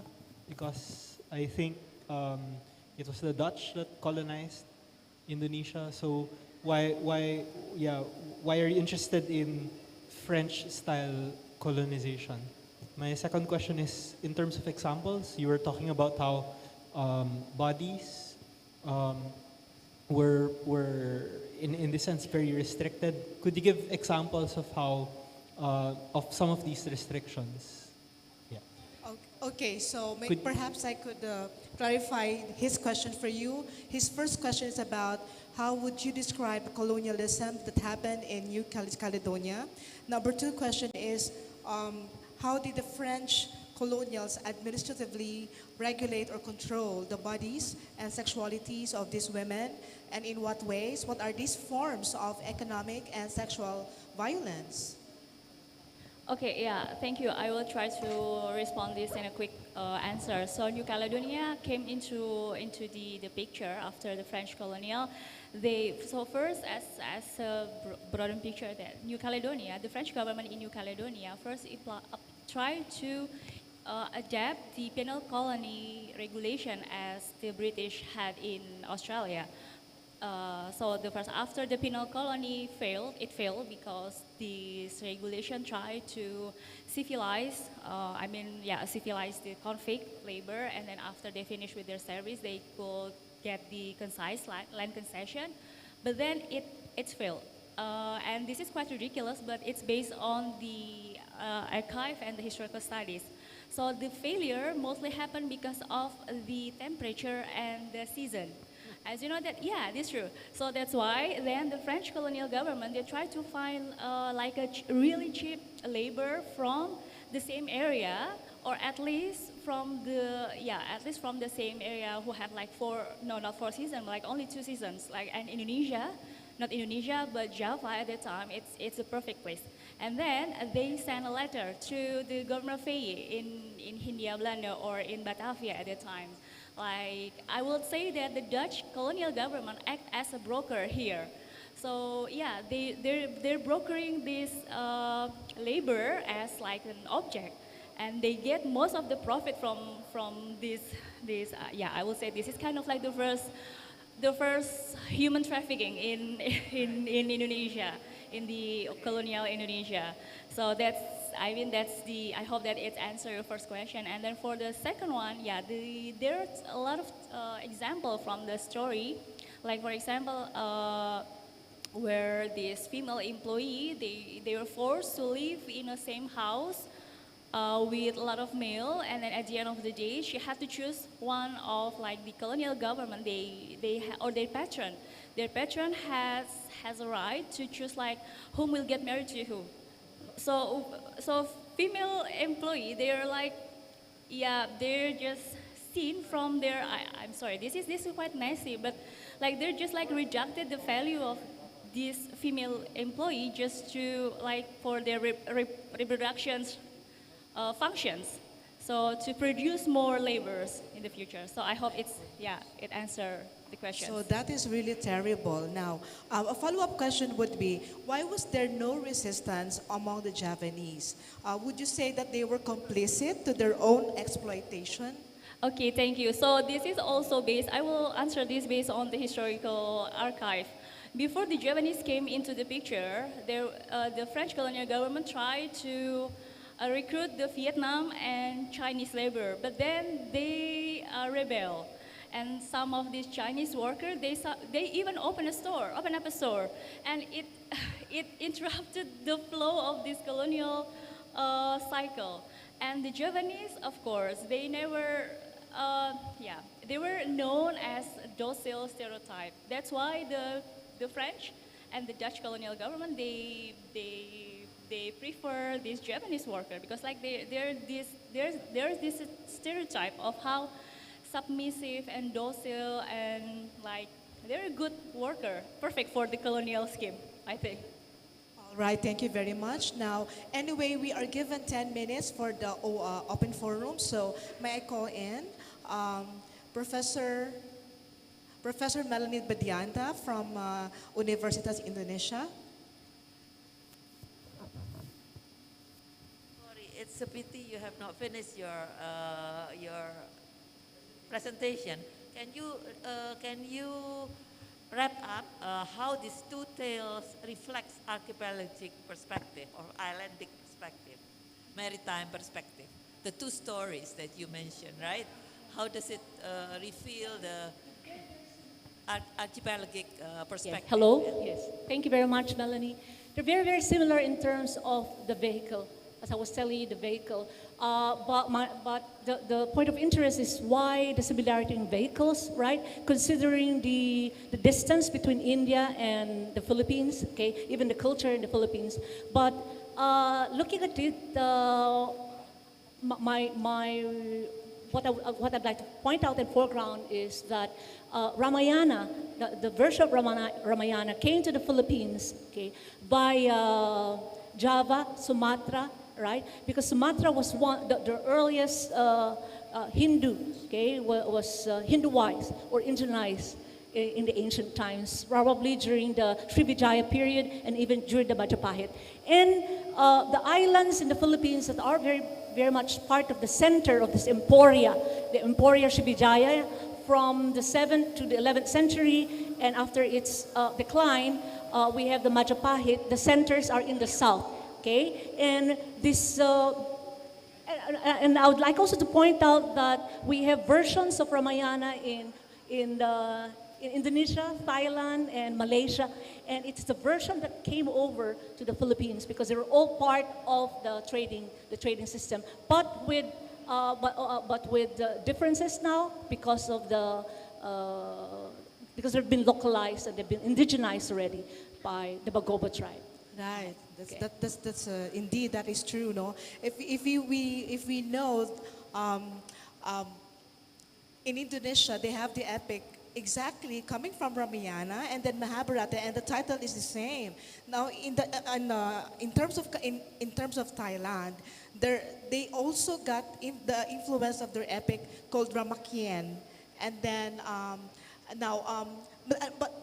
my question is, before I call on Professor Alex Taekwang Lee and Professor Genevieve Asenjo, I would like just to follow up on Dr. Melanie Budianta's question. Now, can you cite more specific,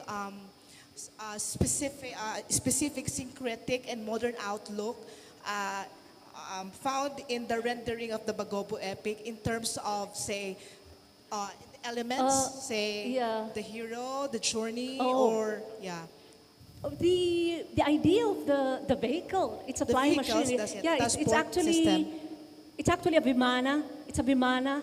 It's called the flying vehicle in India. It's called the Vimana, and they're very fascinated. I mean, the Bagobo and the Southeast Asian people are very fascinated by that kind of Vimana, which is supposed to be a flying vehicle, right? And they incorporated that in their story. Okay, but I think this kind of openness, this kind of modern outlook and openness, right, comes with the Maritime Southeast Asia, the Maritime Network, because they move around, and they're open. Plus, India was then a very hegemonic country, as a hegemonic kingdom. They were not called country yet during that time. It was a kingdom. These were regions. It was hegemonic. It dominated the seas, right? And so the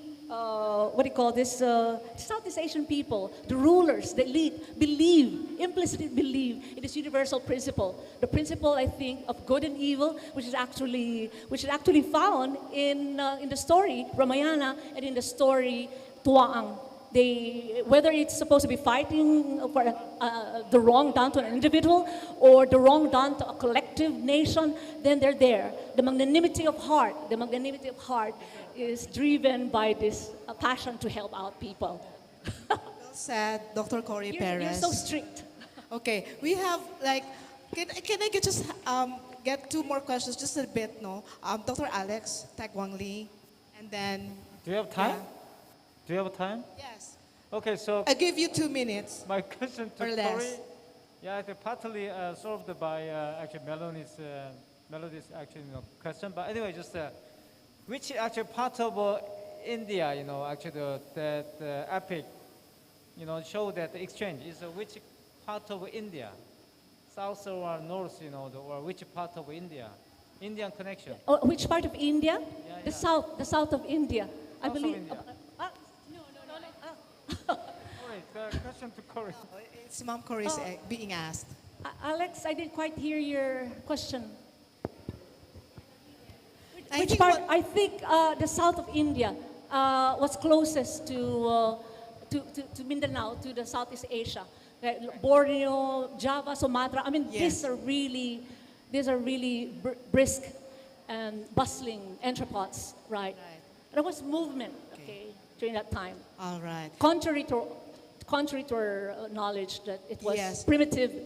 And, one last question from Dr. Genevieve Asenjo of De La Salle University, Philippines. Okay, thank you, Ms. May. My question is addressed to, it's more of a curiosity actually, because you have a very interesting study from our speakers from UI. I'm curious, framing these Japanese women as island girls, no? I'm curious how they themselves look at, what about their worldview in relation to the labor, like I'm coming from, for instance, earlier in my presentation, the representation of women are more or less, they were equal, at the same time they are seductress, so there's the negotiation of power, there's play. So I'm curious, what about this Japanese women? Perhaps you have preliminary insights into their very own worldview, which I'm very curious and interested.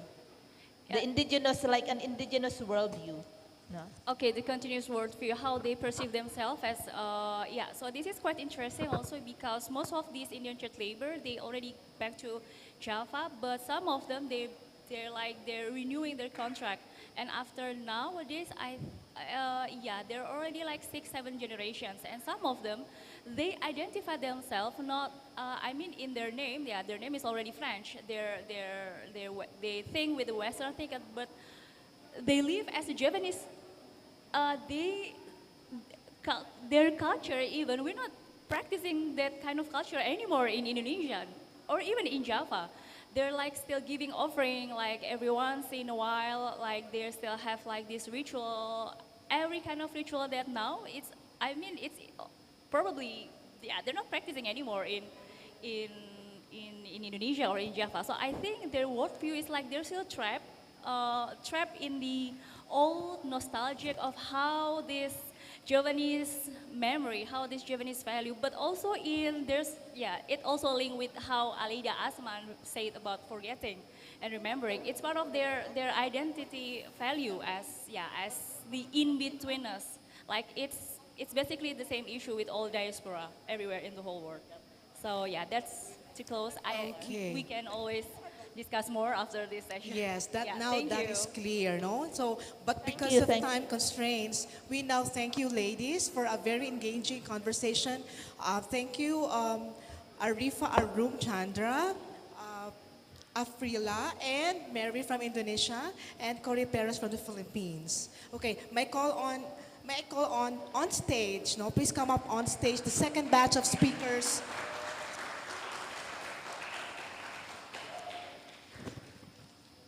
We have Dr. Suzanne Sitohang and Benedicta Estela Fortuné, our third tandem of speakers. And then also, we have Mike, Wijaya Saragi, and Tegu Prasetyo. Okay? Our third group of speakers will talk on, or will answer the question, is there really in me? A survey of how Indonesian young students perceive the sea. Okay. Oh, there. Okay. Coming up on stage are Mike, Saragi, and Tegu Prasetyo. We'll talk on In Search of Sea People's Identity as portrayed in Safar Bangai's short story collection, Nelayan Itu Berhenti Melaut. Again, let us all welcome our second batch of speakers for panel number 4. Thank you.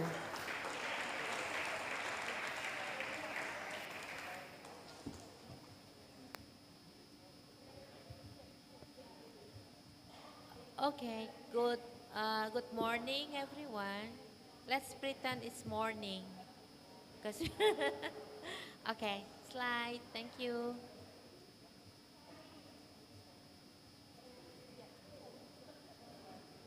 Uh-huh.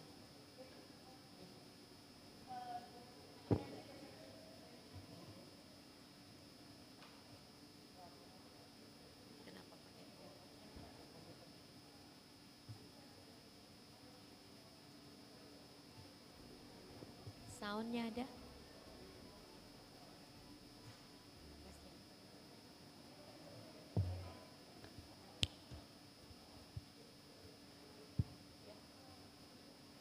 Udah, dari situ aja ya. Mereka aja kita makan. Robert, dari situ aja mulai. Ya, thank you.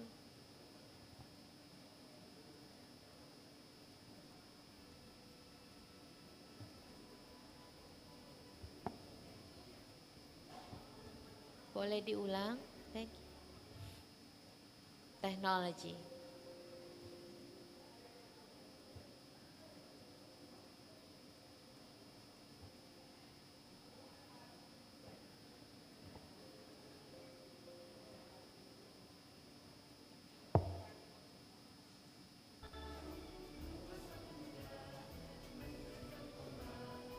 Lebih besar boleh nggak dari awal ya? Thank you.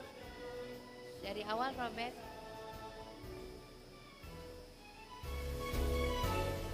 Boleh dari awal, thank you.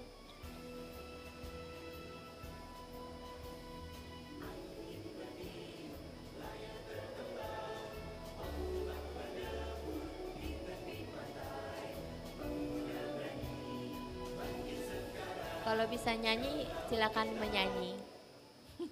Dari awal ya. Ayo nyanyi. Menguji emosi, ulang. Yuk, 2022 nyanyi.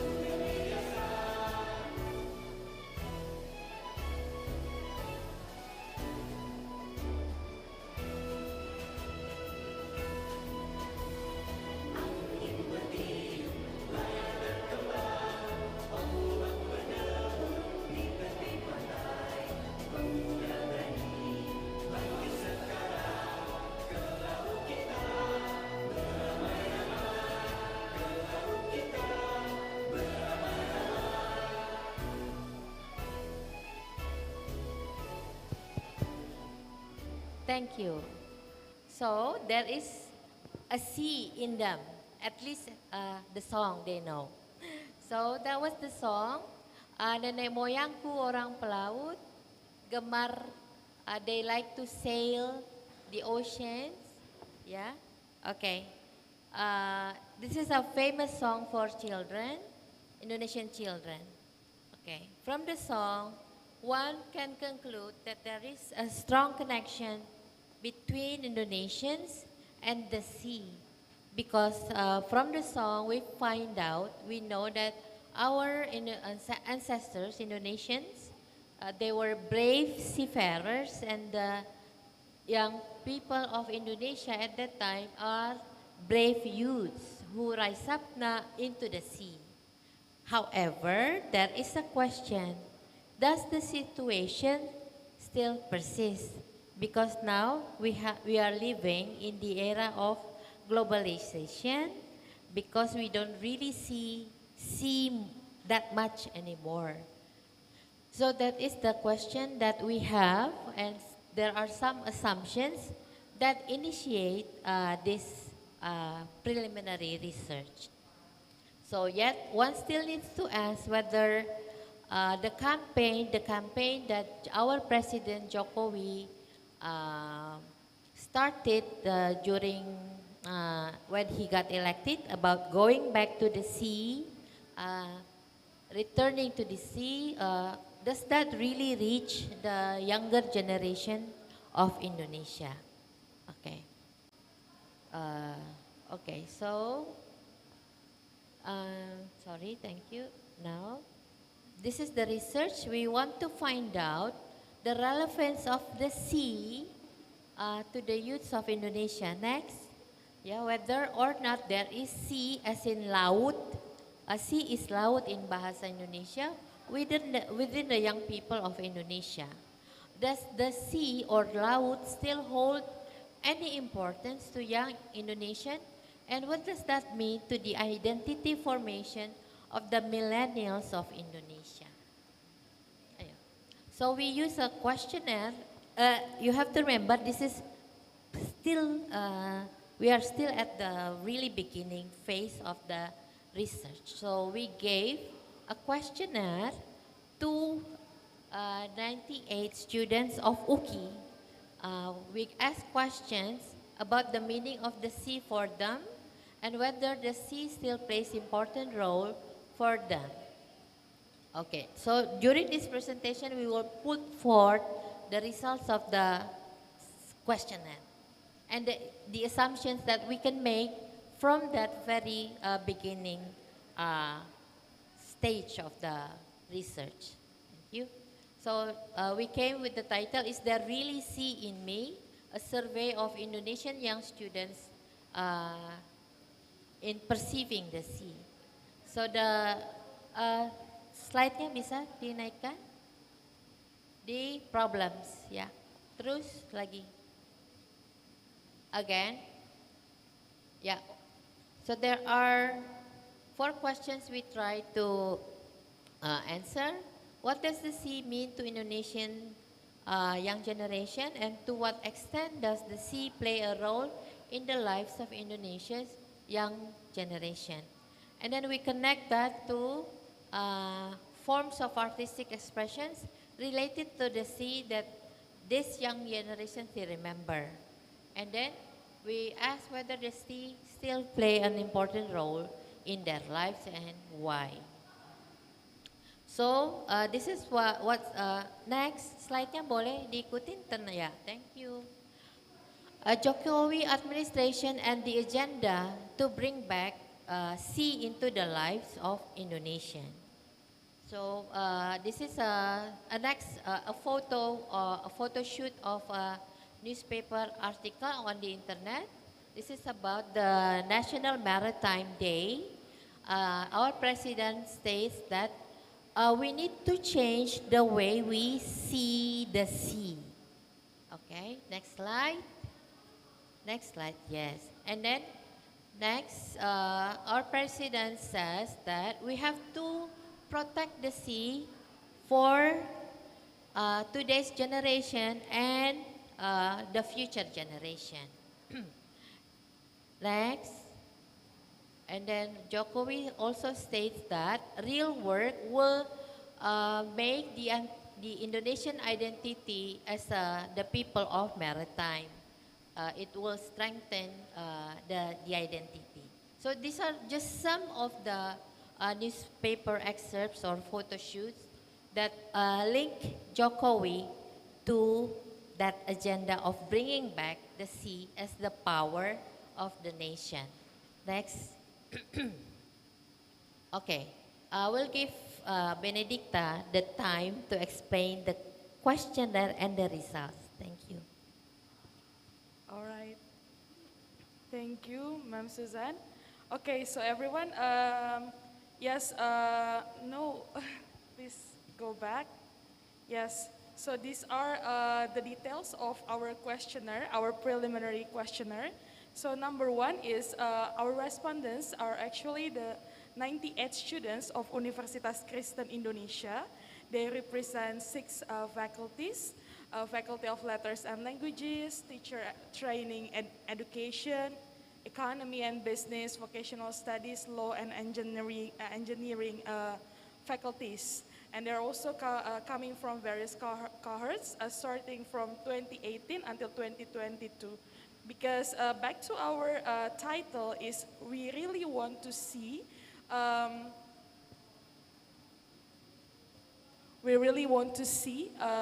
the perspective of young generation. That's why the respondents are coming from 18 up to 25 years old. Next. All right, so you may see how big Indonesia is through the Indonesian map. We have thousands of islands. There are many big islands such as Sumatra Island, Kalimantan, Java, Sulawesi, Papua, and all islands. So looking into UKI students to this context, it's like you are looking into Indonesia. Next slide, please.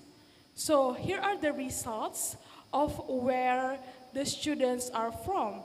We can see that from 98 students, they are coming from various provinces, namely East Nusa Tenggara, West Sulawesi, East Java, West Java, North Sumatra, Papua, Kalimantan or Borneo, Riau, Maluku, and Lampung. So that's the context of UKI students.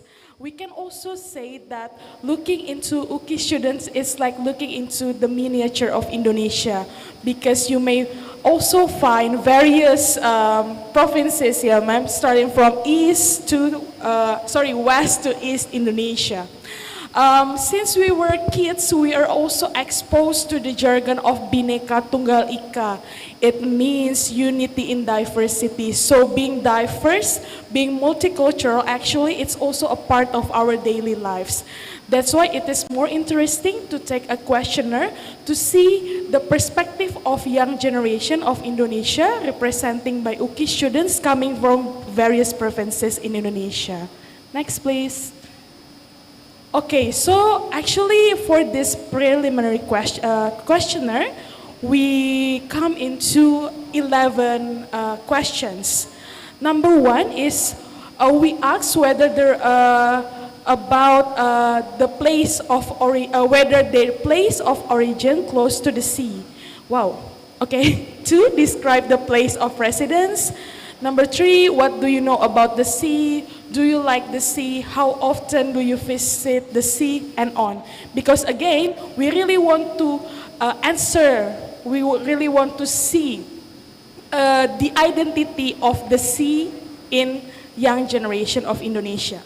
Next. So here are some of the results of the questionnaire. Of course, when they are asked to describe about the sea, here are the answers: wide, beautiful, and mysterious at the same time, a place for earning a living, fish, marine biota, and on. Next slide. Yes. So this is very basic question. Do you love sea? 72 students say I do love sea. But 19 students, they say that they do not love sea and they prefer to be abstained for answering the question. Next. Dicepatkan Yeah, aja okay. sampai slide terakhir. How often do you go to the sea? Only 10 of 90. Okay, terus lagi. Next. Yeah, stop. Let's go. One more. Balik. Yeah, thank you. Yang mana? Do you remember? Satu lagi slide, balik. Mas. Ay. Terus. Okay, terus. Okay, so the question, do you have any traditional literature from your, which one? From your origin talking about sea? This young generation, 8 out of 98 say they have the traditional literature. However, the rest of the students say they have no idea whether their origin place have sea literature. Okay, thank you. I will take over from there. So you may ask, why literature? So why suddenly we jump into literature? So during our discussion, so this is actually a work of us three, but then he's divided with her. Anyway, so we come to the assumption that there is something probably not right or not wrong, but not really fitting, because I think the government does not include literature in this effort to get the identity of the sea back into the life of the young generation who are now only familiar with BTS, with the Korean culture. So there is nothing from the internal or the insight of this Indonesian government, maybe not in the curriculum, to talk about the sea with a conscious determination or plan to form that sea identity. So that was the can you go forward? Ya, slide-nya terus Mas. So that is the concluding. Berikut Robert terus. Ya, terus. Ya, terus. Ke depan. Ke depan tuh terus ke depan, ke belakang. Thank you. Terus ke belakang. Sorry. Okay. Now, so that is so we are suggesting maybe after more research, we can come up with a suggestion to the government somehow to really include the sea into the curriculum, or maybe in the curriculum of Fakultas Sastra dan Bahasa. Will start from us, kurang lebih. So that is the presentation. Thank you.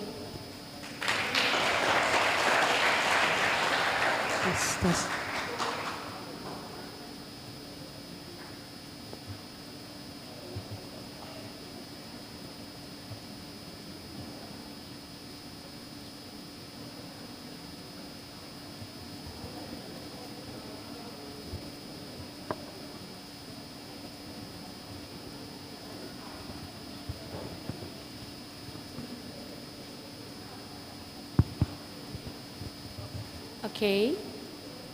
Our slide, please.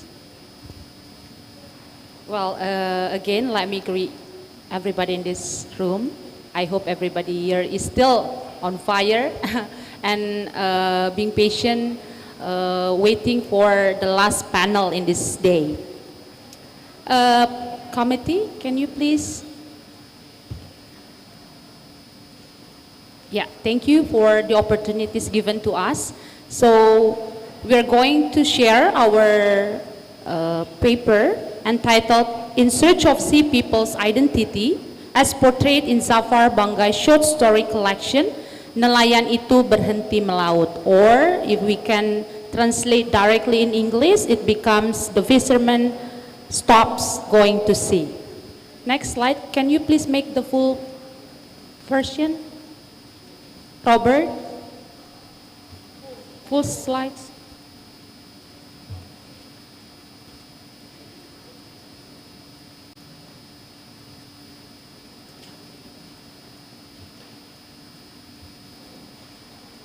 Okay, while waiting for the technological issues. Indonesia is known geographically as a maritime country. Even the data shows that Indonesia is the largest country in terms of territorial sea in the world. This fact brings the logical reason why Indonesian people are familiar with the life and the issues of sea people. You may hear some examples, such as fishermen who are less prosperous or tend to be poor, the impact of industrialization on sea people's welfare, factory waste, destructive fishing, environmental exploitation by the irresponsible people. Those social conditions are commonly used as inspirations by Indonesian authors to write many works in various genres, using the sea or sea people's life as the theme. Nelayan Itu Berhenti Melaut is a collection of 12 short stories by Safar Banggai, mostly portraying the people's life at Fisherman's Village. For the purpose of this research, we only choose 10 out of 12 short stories, bringing the same theme about the life of sea people. In this paper, we use some formulated terms that will help us deliver our findings. We use the terms of sea people, land people, sea civilization, and land civilization. Sea people are used to identify some categories in this collection, such as people who go sailing and live on land, people who go sailing but live in sea boats, or in these short stories, we call that lepa, fishermen's families who rely on sea products in fishermen's villages, while land people are those who are not included to the categories. Land and sea civilization are chosen because the use of both in the stories is significant enough to describe the perspective of sea people and land people. Both land and sea civilization include the context, thought, power relation, policy, rule, or law done in land and sea territories. So the narrative structure using in the short stories portrays the narration of dichotomy, trying to figure out the life of fishermen and their civilization. So we are going So we are going to show how the narration of dichotomy in the selected short stories form the identity of sea people. Next. To help us analyze these stories, we use a close reading using a sociological approach to give us the context of the life of the sea people. We also use structural analysis consisting of narratology and focalization. And finally, we use the concept of identity to answer the research problem. So this is the findings. Next. After reading and analyzing these short stories, we find there are 3 short stories in the collection using focalization to describe the dichotomy of how land and sea people are to articulate the sea using articulate the sea people. Besides, we also find 7 short stories in the collection using narratology to describe the dichotomy of perspective of sea people towards land civilization and perspective of sea people towards their own civilization. Next. Now let's take a look to dichotomy of focalization. We find at least 3 notions of the way land people articulate sea people and the way sea people articulate themselves. First, land people articulate sea people as omniscient of the sea. They are expected to know everything about the sea. Their routine should be related only to the sea. It becomes weird and a big matter to see that the fisherman stops going to sea. They are positioned as the other because of the sea. However, sea people articulate themselves as common human beings who also have another thing to do except going to sea. They want to be treated as normal as humans do. It's their choice not to go to sea because they are also pursuing their personal and social relations. Second notion, we find also land people articulate sea people as the other in another way. sea people have to adapt land civilization to get a normal standard attached by them. However, sea people show how proud they are as who they are and what they have. They have home, tradition, identity. The third, land people articulate sea people as the descendants of fish, as what we just watched in Danau Toba this morning. Again, sea people are labeled as the other. They are seen as objects of exoticism. Next. Now we go to see the dichotomy of narratology in 7 short stories. First, sea people perceive that land civilization becomes the causes of environmental damage. Technology and knowledge that are used in destructive fishing came from the land civilization, whereas sea people perceive that preserving local wisdom through fishing activities is a must to keep their identity exist. In another word, sea people perceive that land civilization do an objectification to the sea by doing many destructive activities, whereas sea people position the sea as the self, not an object. The sea has always to be appreciated and preserved. Third point, sea people perceive that land people are unfaithful, both to sea and to other human beings, while sea civilization portrays the loyalty to the sea and other subjects, in this case, human beings, husband and wife. Fourth, in the story, sea people acknowledge that land civilization have religion, modern science, and wealth. But whatever they have in land cannot be eternal at the sea, because at the end, what comes from sea, such as mystical beliefs and oral tradition, will remain superior and survive. The last, in the perspective of sea people, having land will give a legitimation under Indonesian law.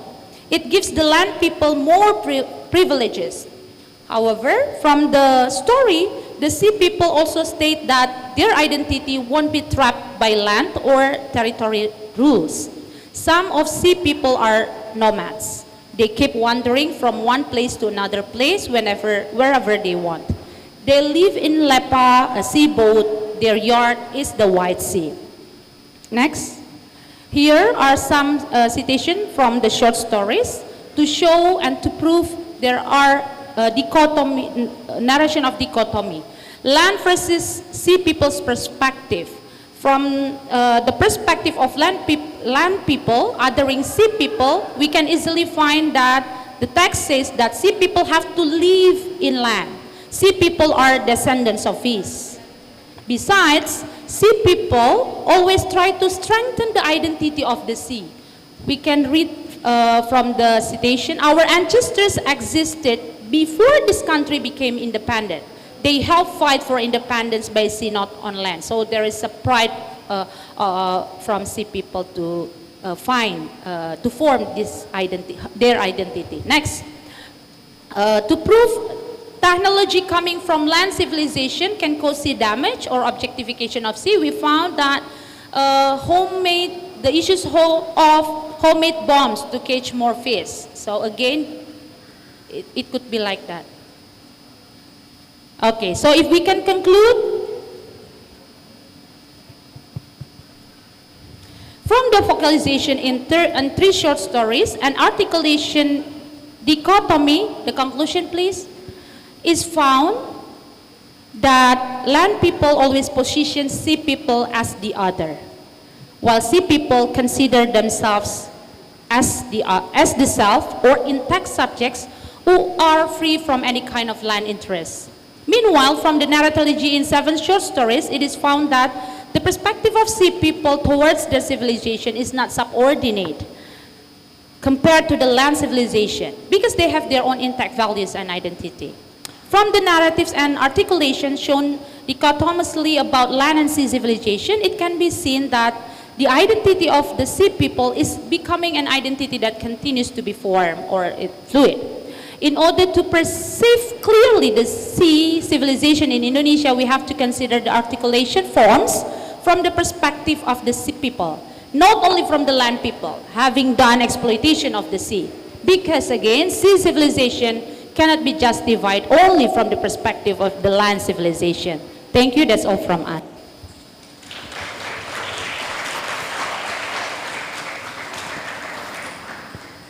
The forum is again open for questions. The audience. Anyone? Our college students from UKI. Anyone among you has a question? Yes. Dr. Tehi from Konkuk University. Thank you for very interesting presentations. I ask to Professor Sitohang and Ms. Benedicta. Actually, I need some context of this study. You mentioned that President Jokowi want that Indonesia will come back or go to sea. Is there any motivation or any political, economic, or national purpose or reason of this campaign? Yeah, this is my short from question. Jokowi, you mean? Yeah. So the reason why Jokowi wanted to return to the sea? I think it's a very massive campaign, it seems to me. So Dr. Tehi is asking, what is your motivation? Our motivation or Jokowi's motivation? Yeah, what is your motivation in conducting your study about these going back to the sea or going back to the roots of these Indonesian millennials? Is this something political? Our motivation? Yeah. First to talk in this critical island studies. So we need a topic. Not your motivation of study, but Jokowi's motivation. Jokowi motivation. Okay. Jokowi motivation. So this is what happened. So in the past, our President Suharto really focuses on agriculture, yeah, Ibu Mel. Sure. So we go into farming and all. So Jokowi wanted to bring something new because he noticed that we, as a nation, we neglected the sea, while 2/3 of the country is the sea. Okay. That is why. And the sea is actually our power as a nation. So he wanted to go back to have the glory of the sea to be ours. So does that answer your question? Yes, definitely. Now we understand the context of your study. Indeed, because Indonesia is an archipelago. We were inspired because of critical island studies. Right, very nice. Okay, I see someone raising her hand. Yes, a lady in blue. Kindly introduce yourself and from what institution you come from. Yeah, I'm Tammy, the alumni of University of Indonesia in Monash. I'd like to, and I'm interested in seeing the last part when, can you please just go the back first group. to the slide? Sorry. Slide, hello. The last slide, please. The last slide. Yeah, when the land. No, not that slide, yes. The terms of sea and land people are the result of that. When the land people see, the sea people as others, and the reverse, that the sea people see the land as the self or something like that. So what is the connection and how you see it with the concept of tanah air in Indonesia? When we mention, because Indonesia is very different, we are not a continent, but we are a part of, sea, and then islands, thousands of islands. So when you try to see the result of the study with the concept of the tanah air, do you see something will be disturbing or, distracting for the unity of Indonesia? Because when Jokowi said that going to see the maritime, for me it means that we need to see the sea as something or a means to unite of Indonesia, not to, make the kind of breakdown of Indonesia. So how could you see the concept of tanah air as the result of the study? It's quite interesting. Thank you. You're addressing the question to me or to Oh, them? that one. Okay, your turn. Okay. From what I understand, she is asking about what is now how do you now reconcile the opposing perspectives of the land people towards the sea people? There is the concept, the word tanah air. Yes, and how does so it tanah affect, is the land, yes, how air does is it the affect the water or solidarity sea. of the Indonesians So, as a I think nation? it was for me, that was a good suggestion. So what she is proposing is a balance, yeah, Ibu, yeah? So not only to the sea, well, I guess because Soeharto focused on the land, so now Jokowi wanted to focus on the sea. But then Ibu is trying to warn us, don't ever forget the land. Is that it, Ibu? Yeah, maybe you have to answer. Well, such an interesting phrase and question, tanah air. But again, in this presentation, actually we don't want to argue about tanah airku because we know that it's a whole tanah airku, and we do accept both as important as one unity. But what we did in our presentation only to highlight what Safar Bangais see, or give his perspective to see the inequality or the inequality happen for sea people. That is actually very touching according to us. So we are not arguing the idea of tanah airku because we do agree that both land and water, land and sea, have same position in order to build the nationality of Indonesian, the unity of Indonesia. But again, in our context, we only reread the text to find that the author wants to give the perspective to all the readers to take a look to the sea and the wealth of the sea, the local wisdom of the sea, and many voices of the sea. And the most important thing, we need to hear what the sea people said about themselves, because I think we mostly misinterpret about what they thought about what the sea people thought. Thank you. All right, thank you for clarification. Now we have one question from Professor Iping Liang from National Taiwan Normal University. Yes, I also have a question for the last presentation by Mika. Yeah, I like your reading of the 7 short stories, though I've not read them. But the dichotomy between land people and the sea people, I don't know if you find them, the dichotomy to be problematic.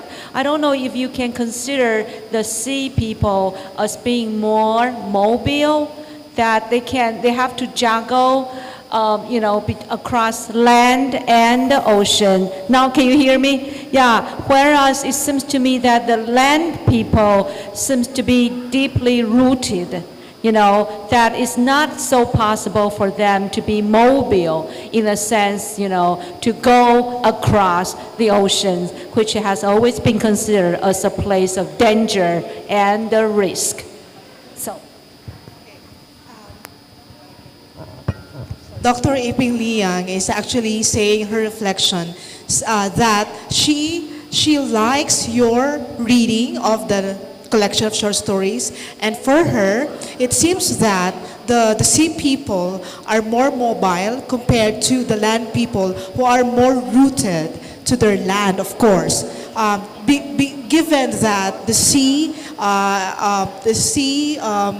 suggests danger and risk.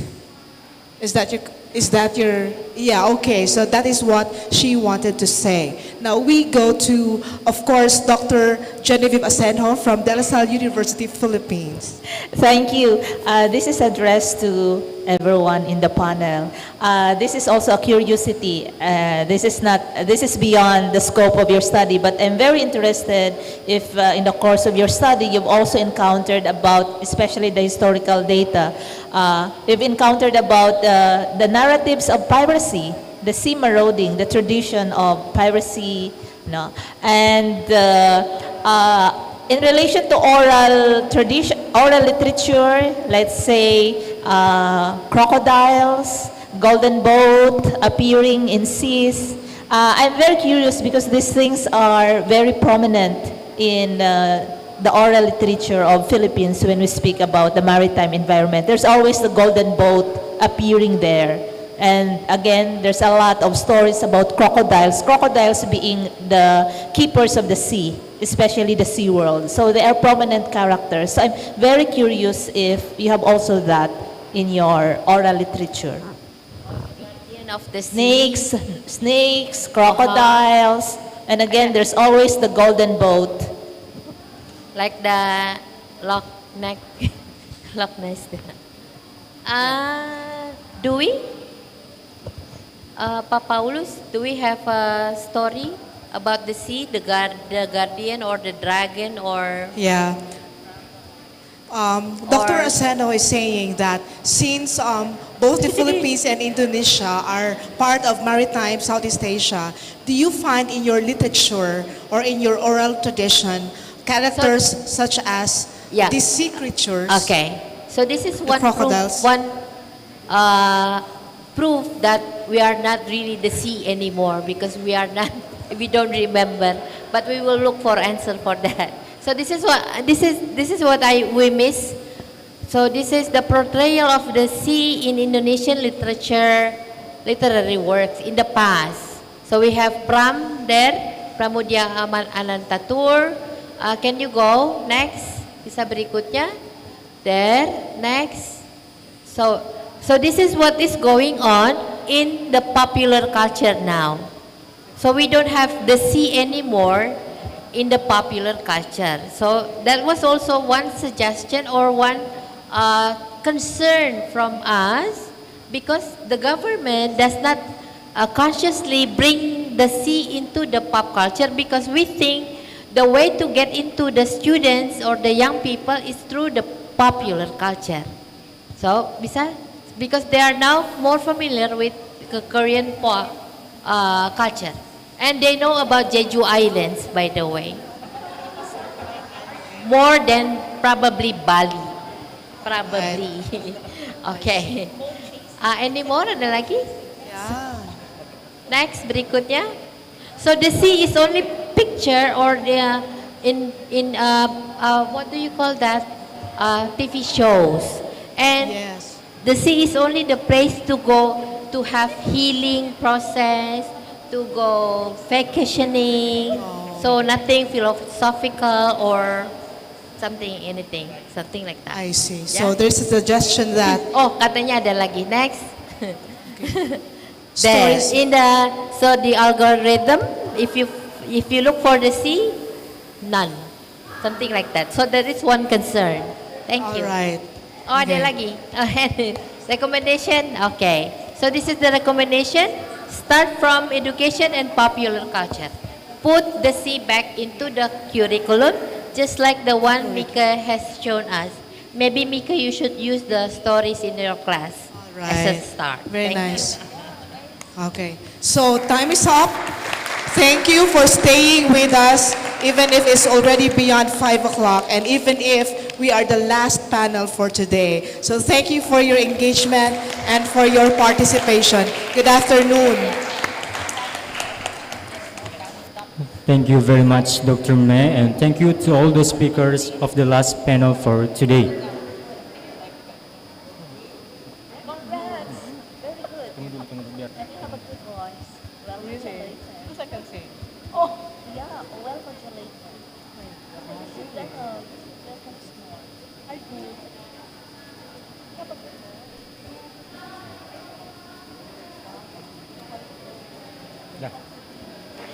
We would like to announce and invite all participants to take part in a content competition. The content contest can be anything, but it must be related to the event. The 10 most liked content will get attractive prizes that have been prepared. Don't forget to use 4 hashtags: CIS 2022, hashtag UKI Unggul, hashtag FSB UKI, hashtag Maritime across disciplines. For further information will be sent to WhatsApp group of Cheese. Ladies and gentlemen, this is the end of the Day 1 Critical Island Study Symposium. Let's give a big round of applause to keynote speaker, panel speakers, and moderators for today. Now we would like to invite Robert Christian Lahagu, student from English Literature Department, Faculty of Letters and Languages, Universitas Kristen, Indonesia, to lead us in the closing prayer.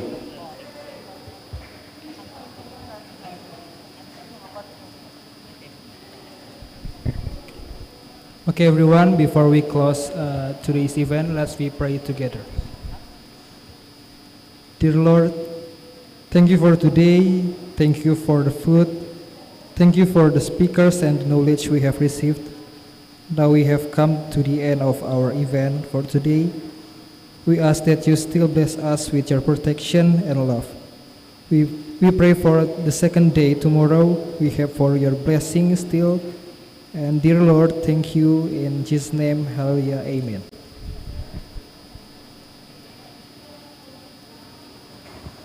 Thank you very much, Robert. So this is the end of Day 1 Symposium. Thank you, everyone. See you tomorrow.